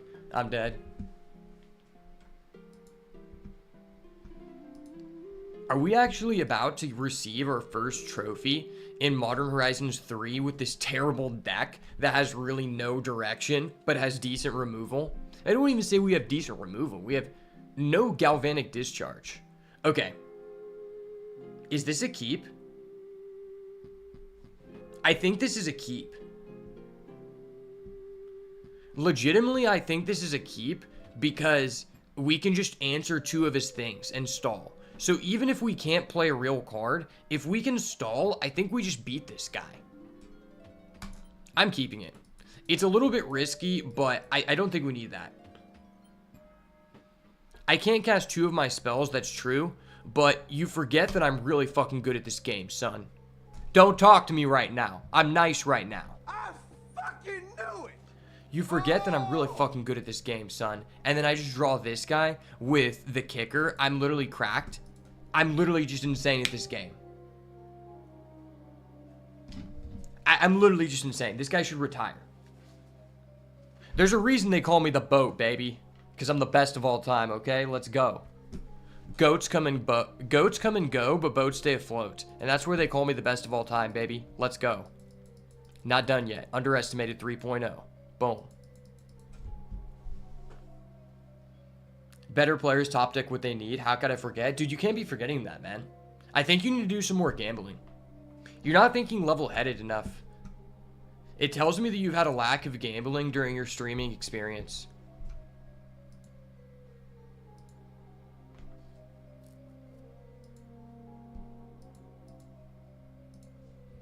Okay, he has a 3/4. I don't know what this card does, and I'm not going to read it, because I just see card, I kill card. Oh, I thought this was an enchantment for a second. Yeah, fuck that card. Fuck your card, buddy. I don't like that card. That card seems overstated, so I'm going to remove it. I'm not going to read it. I'm just going to remove it, okay? Good players remove, bad players read. I come from Yu-Gi-Oh! So I come from an entire culture based around not reading things, okay? So I know how to do this.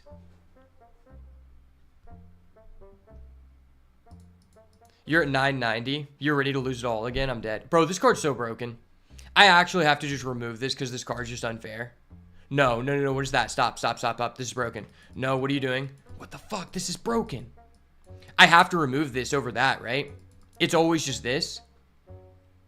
It's always this. I think it's just always this. Wait, that's an enchantment. Wait, if that's an enchantment, maybe it's just always this. We just kick her for green, and then we just kill both. Wait, is that actually just vile? I think that's actually just vile, chat. I don't really want to bounce that back to his hand. Okay, auto tapper, don't fuck me now.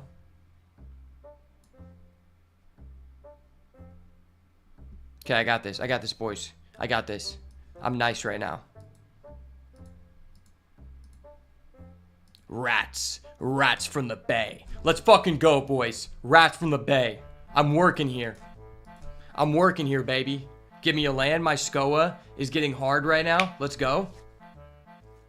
Oh my gosh, this guy's a dirty high roller. Bro, what is this guy's deck? What is this disgust? I can't even look at his cards because I can't exile them fast enough. I cannot exile this guy's cards fast enough. What is happening? Wait, did he exile my card? Oh, no, I still have my good card in the field. I was about to say, can I bring that back? It was like, no, I can't.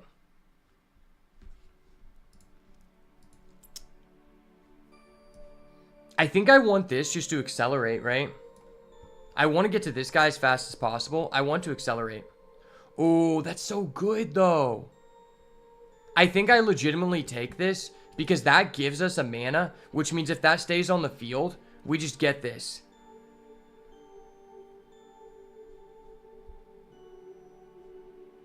I have to take this. I agreed. I don't, but I'm a greedy bastard, so I take it anyway.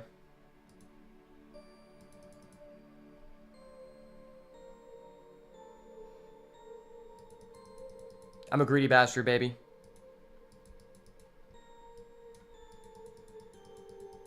He doesn't know.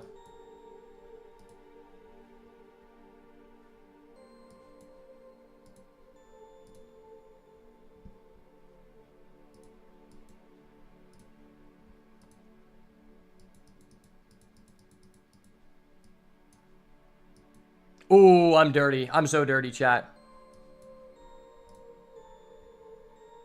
It's okay. We just rammed to the SCOA anyway, because I'm just nice right now. Fuck it, I'm feeling myself. I attack with the Scion. I attack with the Eldrazi spawn. I'm feeling myself. Do not try this at home. That is a dangerous maneuver, but I'm an expert in this field, so I'm allowed to do it, okay? Trust. I've been to this road of the mountain. I've been to the height of the mountain before, and I don't plan getting off anytime soon. I'm going for my first Modern Horizons 3 trophy draft. Let's go. I call it a pile of garbage, with pretty decent removal. That just so happens to be a hard counter to my opponent's red-white deck, where he has 3 Conduit Goblins, a Glyph Elemental, and this random rare I'm not going to read because it's exiled. This guy is literally insane. Could I have 3 Conduit Goblin? It seems like I would have like a easier road to the top. I could do this, but what if he has a response? I don't think he has a response. He's not that good.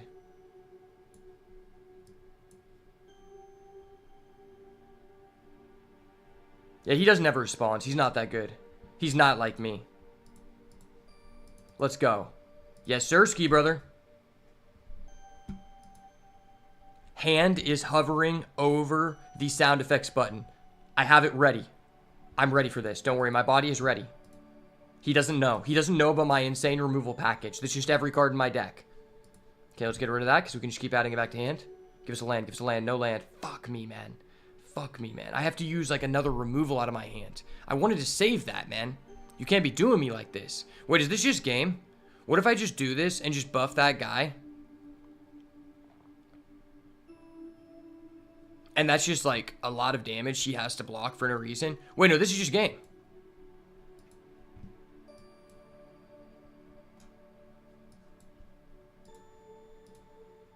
Well played, sir. Well played. Welcome to the top of the mountain, baby. Let's fucking go. You're looking at the best of all time for a reason, baby. Yes, sir, ski brother. The best is blessed, and I'm the best, so sit back and prepare to be blessed. Let's fucking go. Yes, sir.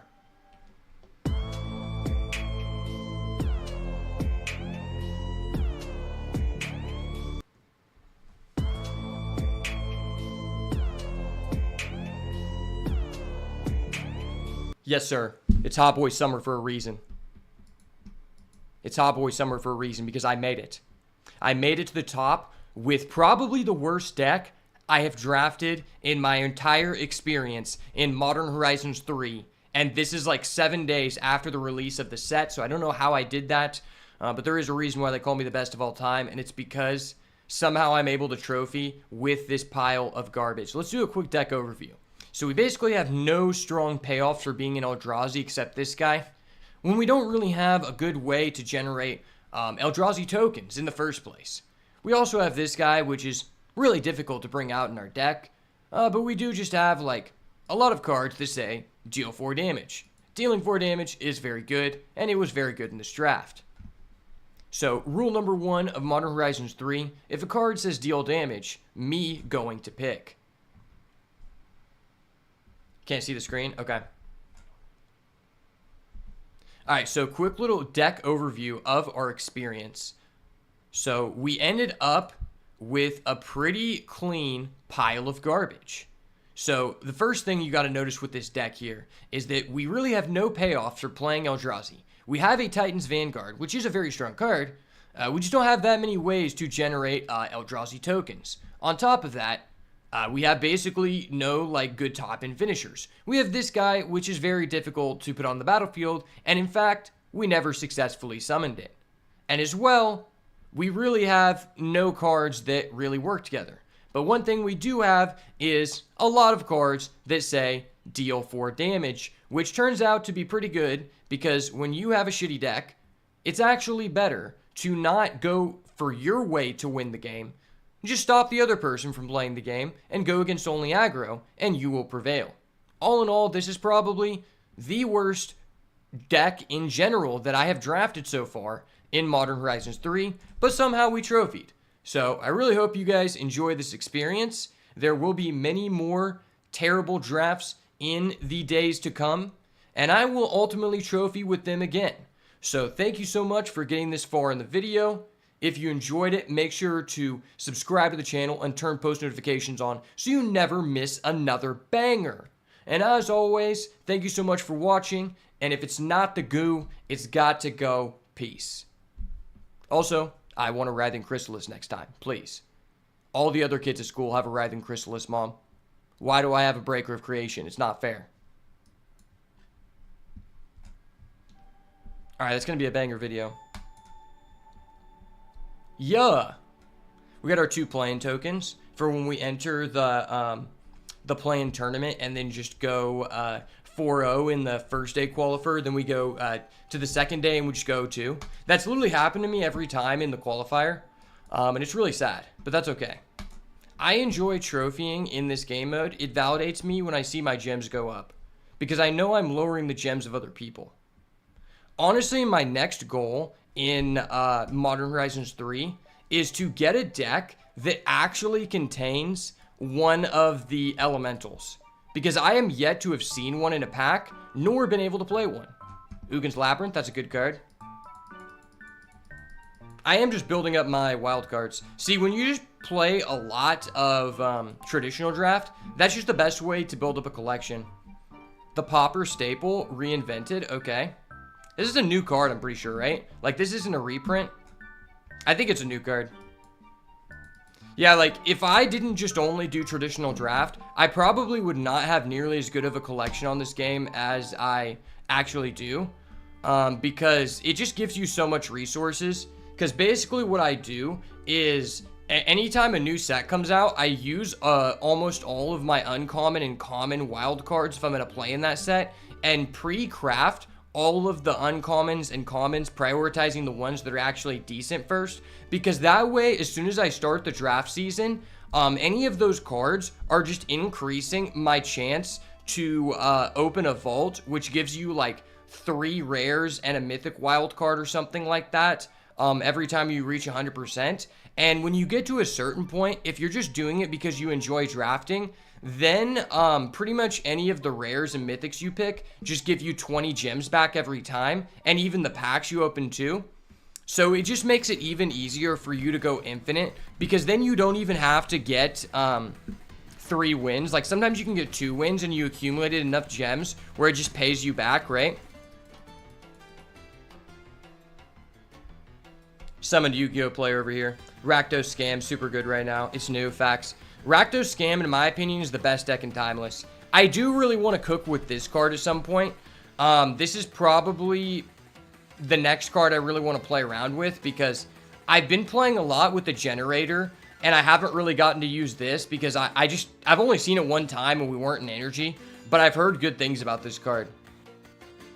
Like, whenever you attack with anyone, you get an energy, which helps supplement this engine. And then you can just tap it and pay 3 to get another colorless guy. And from what I've noticed, in red-blue, you're pretty good at stalling the board. And I think there's a big misconception. For some people, for some reason, people seem to think that red-white energy is the best energy deck to play.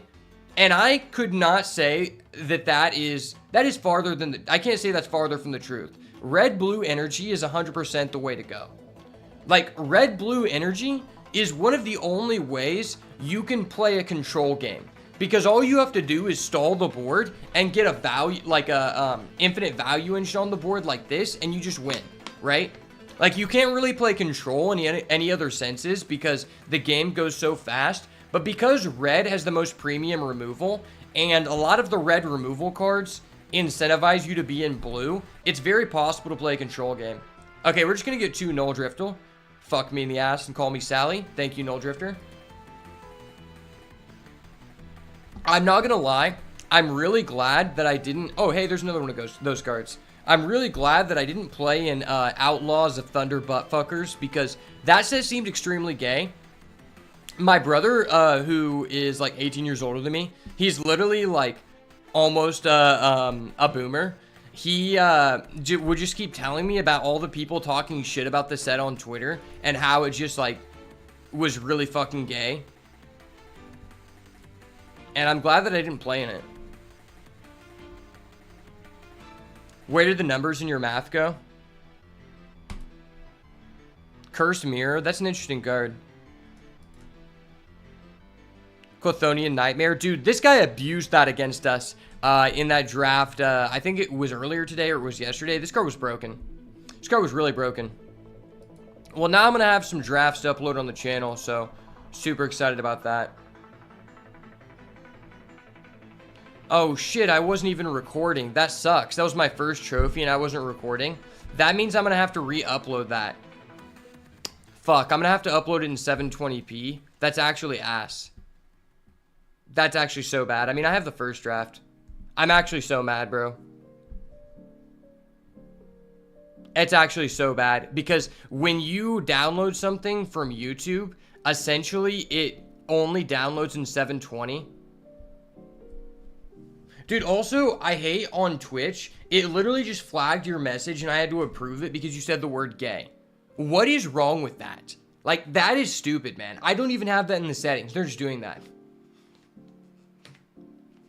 But yeah, like, from what I understand, there was nothing even cool about Thunder Buttfuckers except for the fact that, like, there's the bonus sheet that makes the game kind of cool, but really it just, like, reprints broken cards in a higher rarity, and it doesn't really reduce the price at all. So it's like, it doesn't really help anyone. I guess it added those cards to Arena, so it made Mana Drain legal, which is not a fun card to play against in any way. So in my opinion, it really didn't help the game.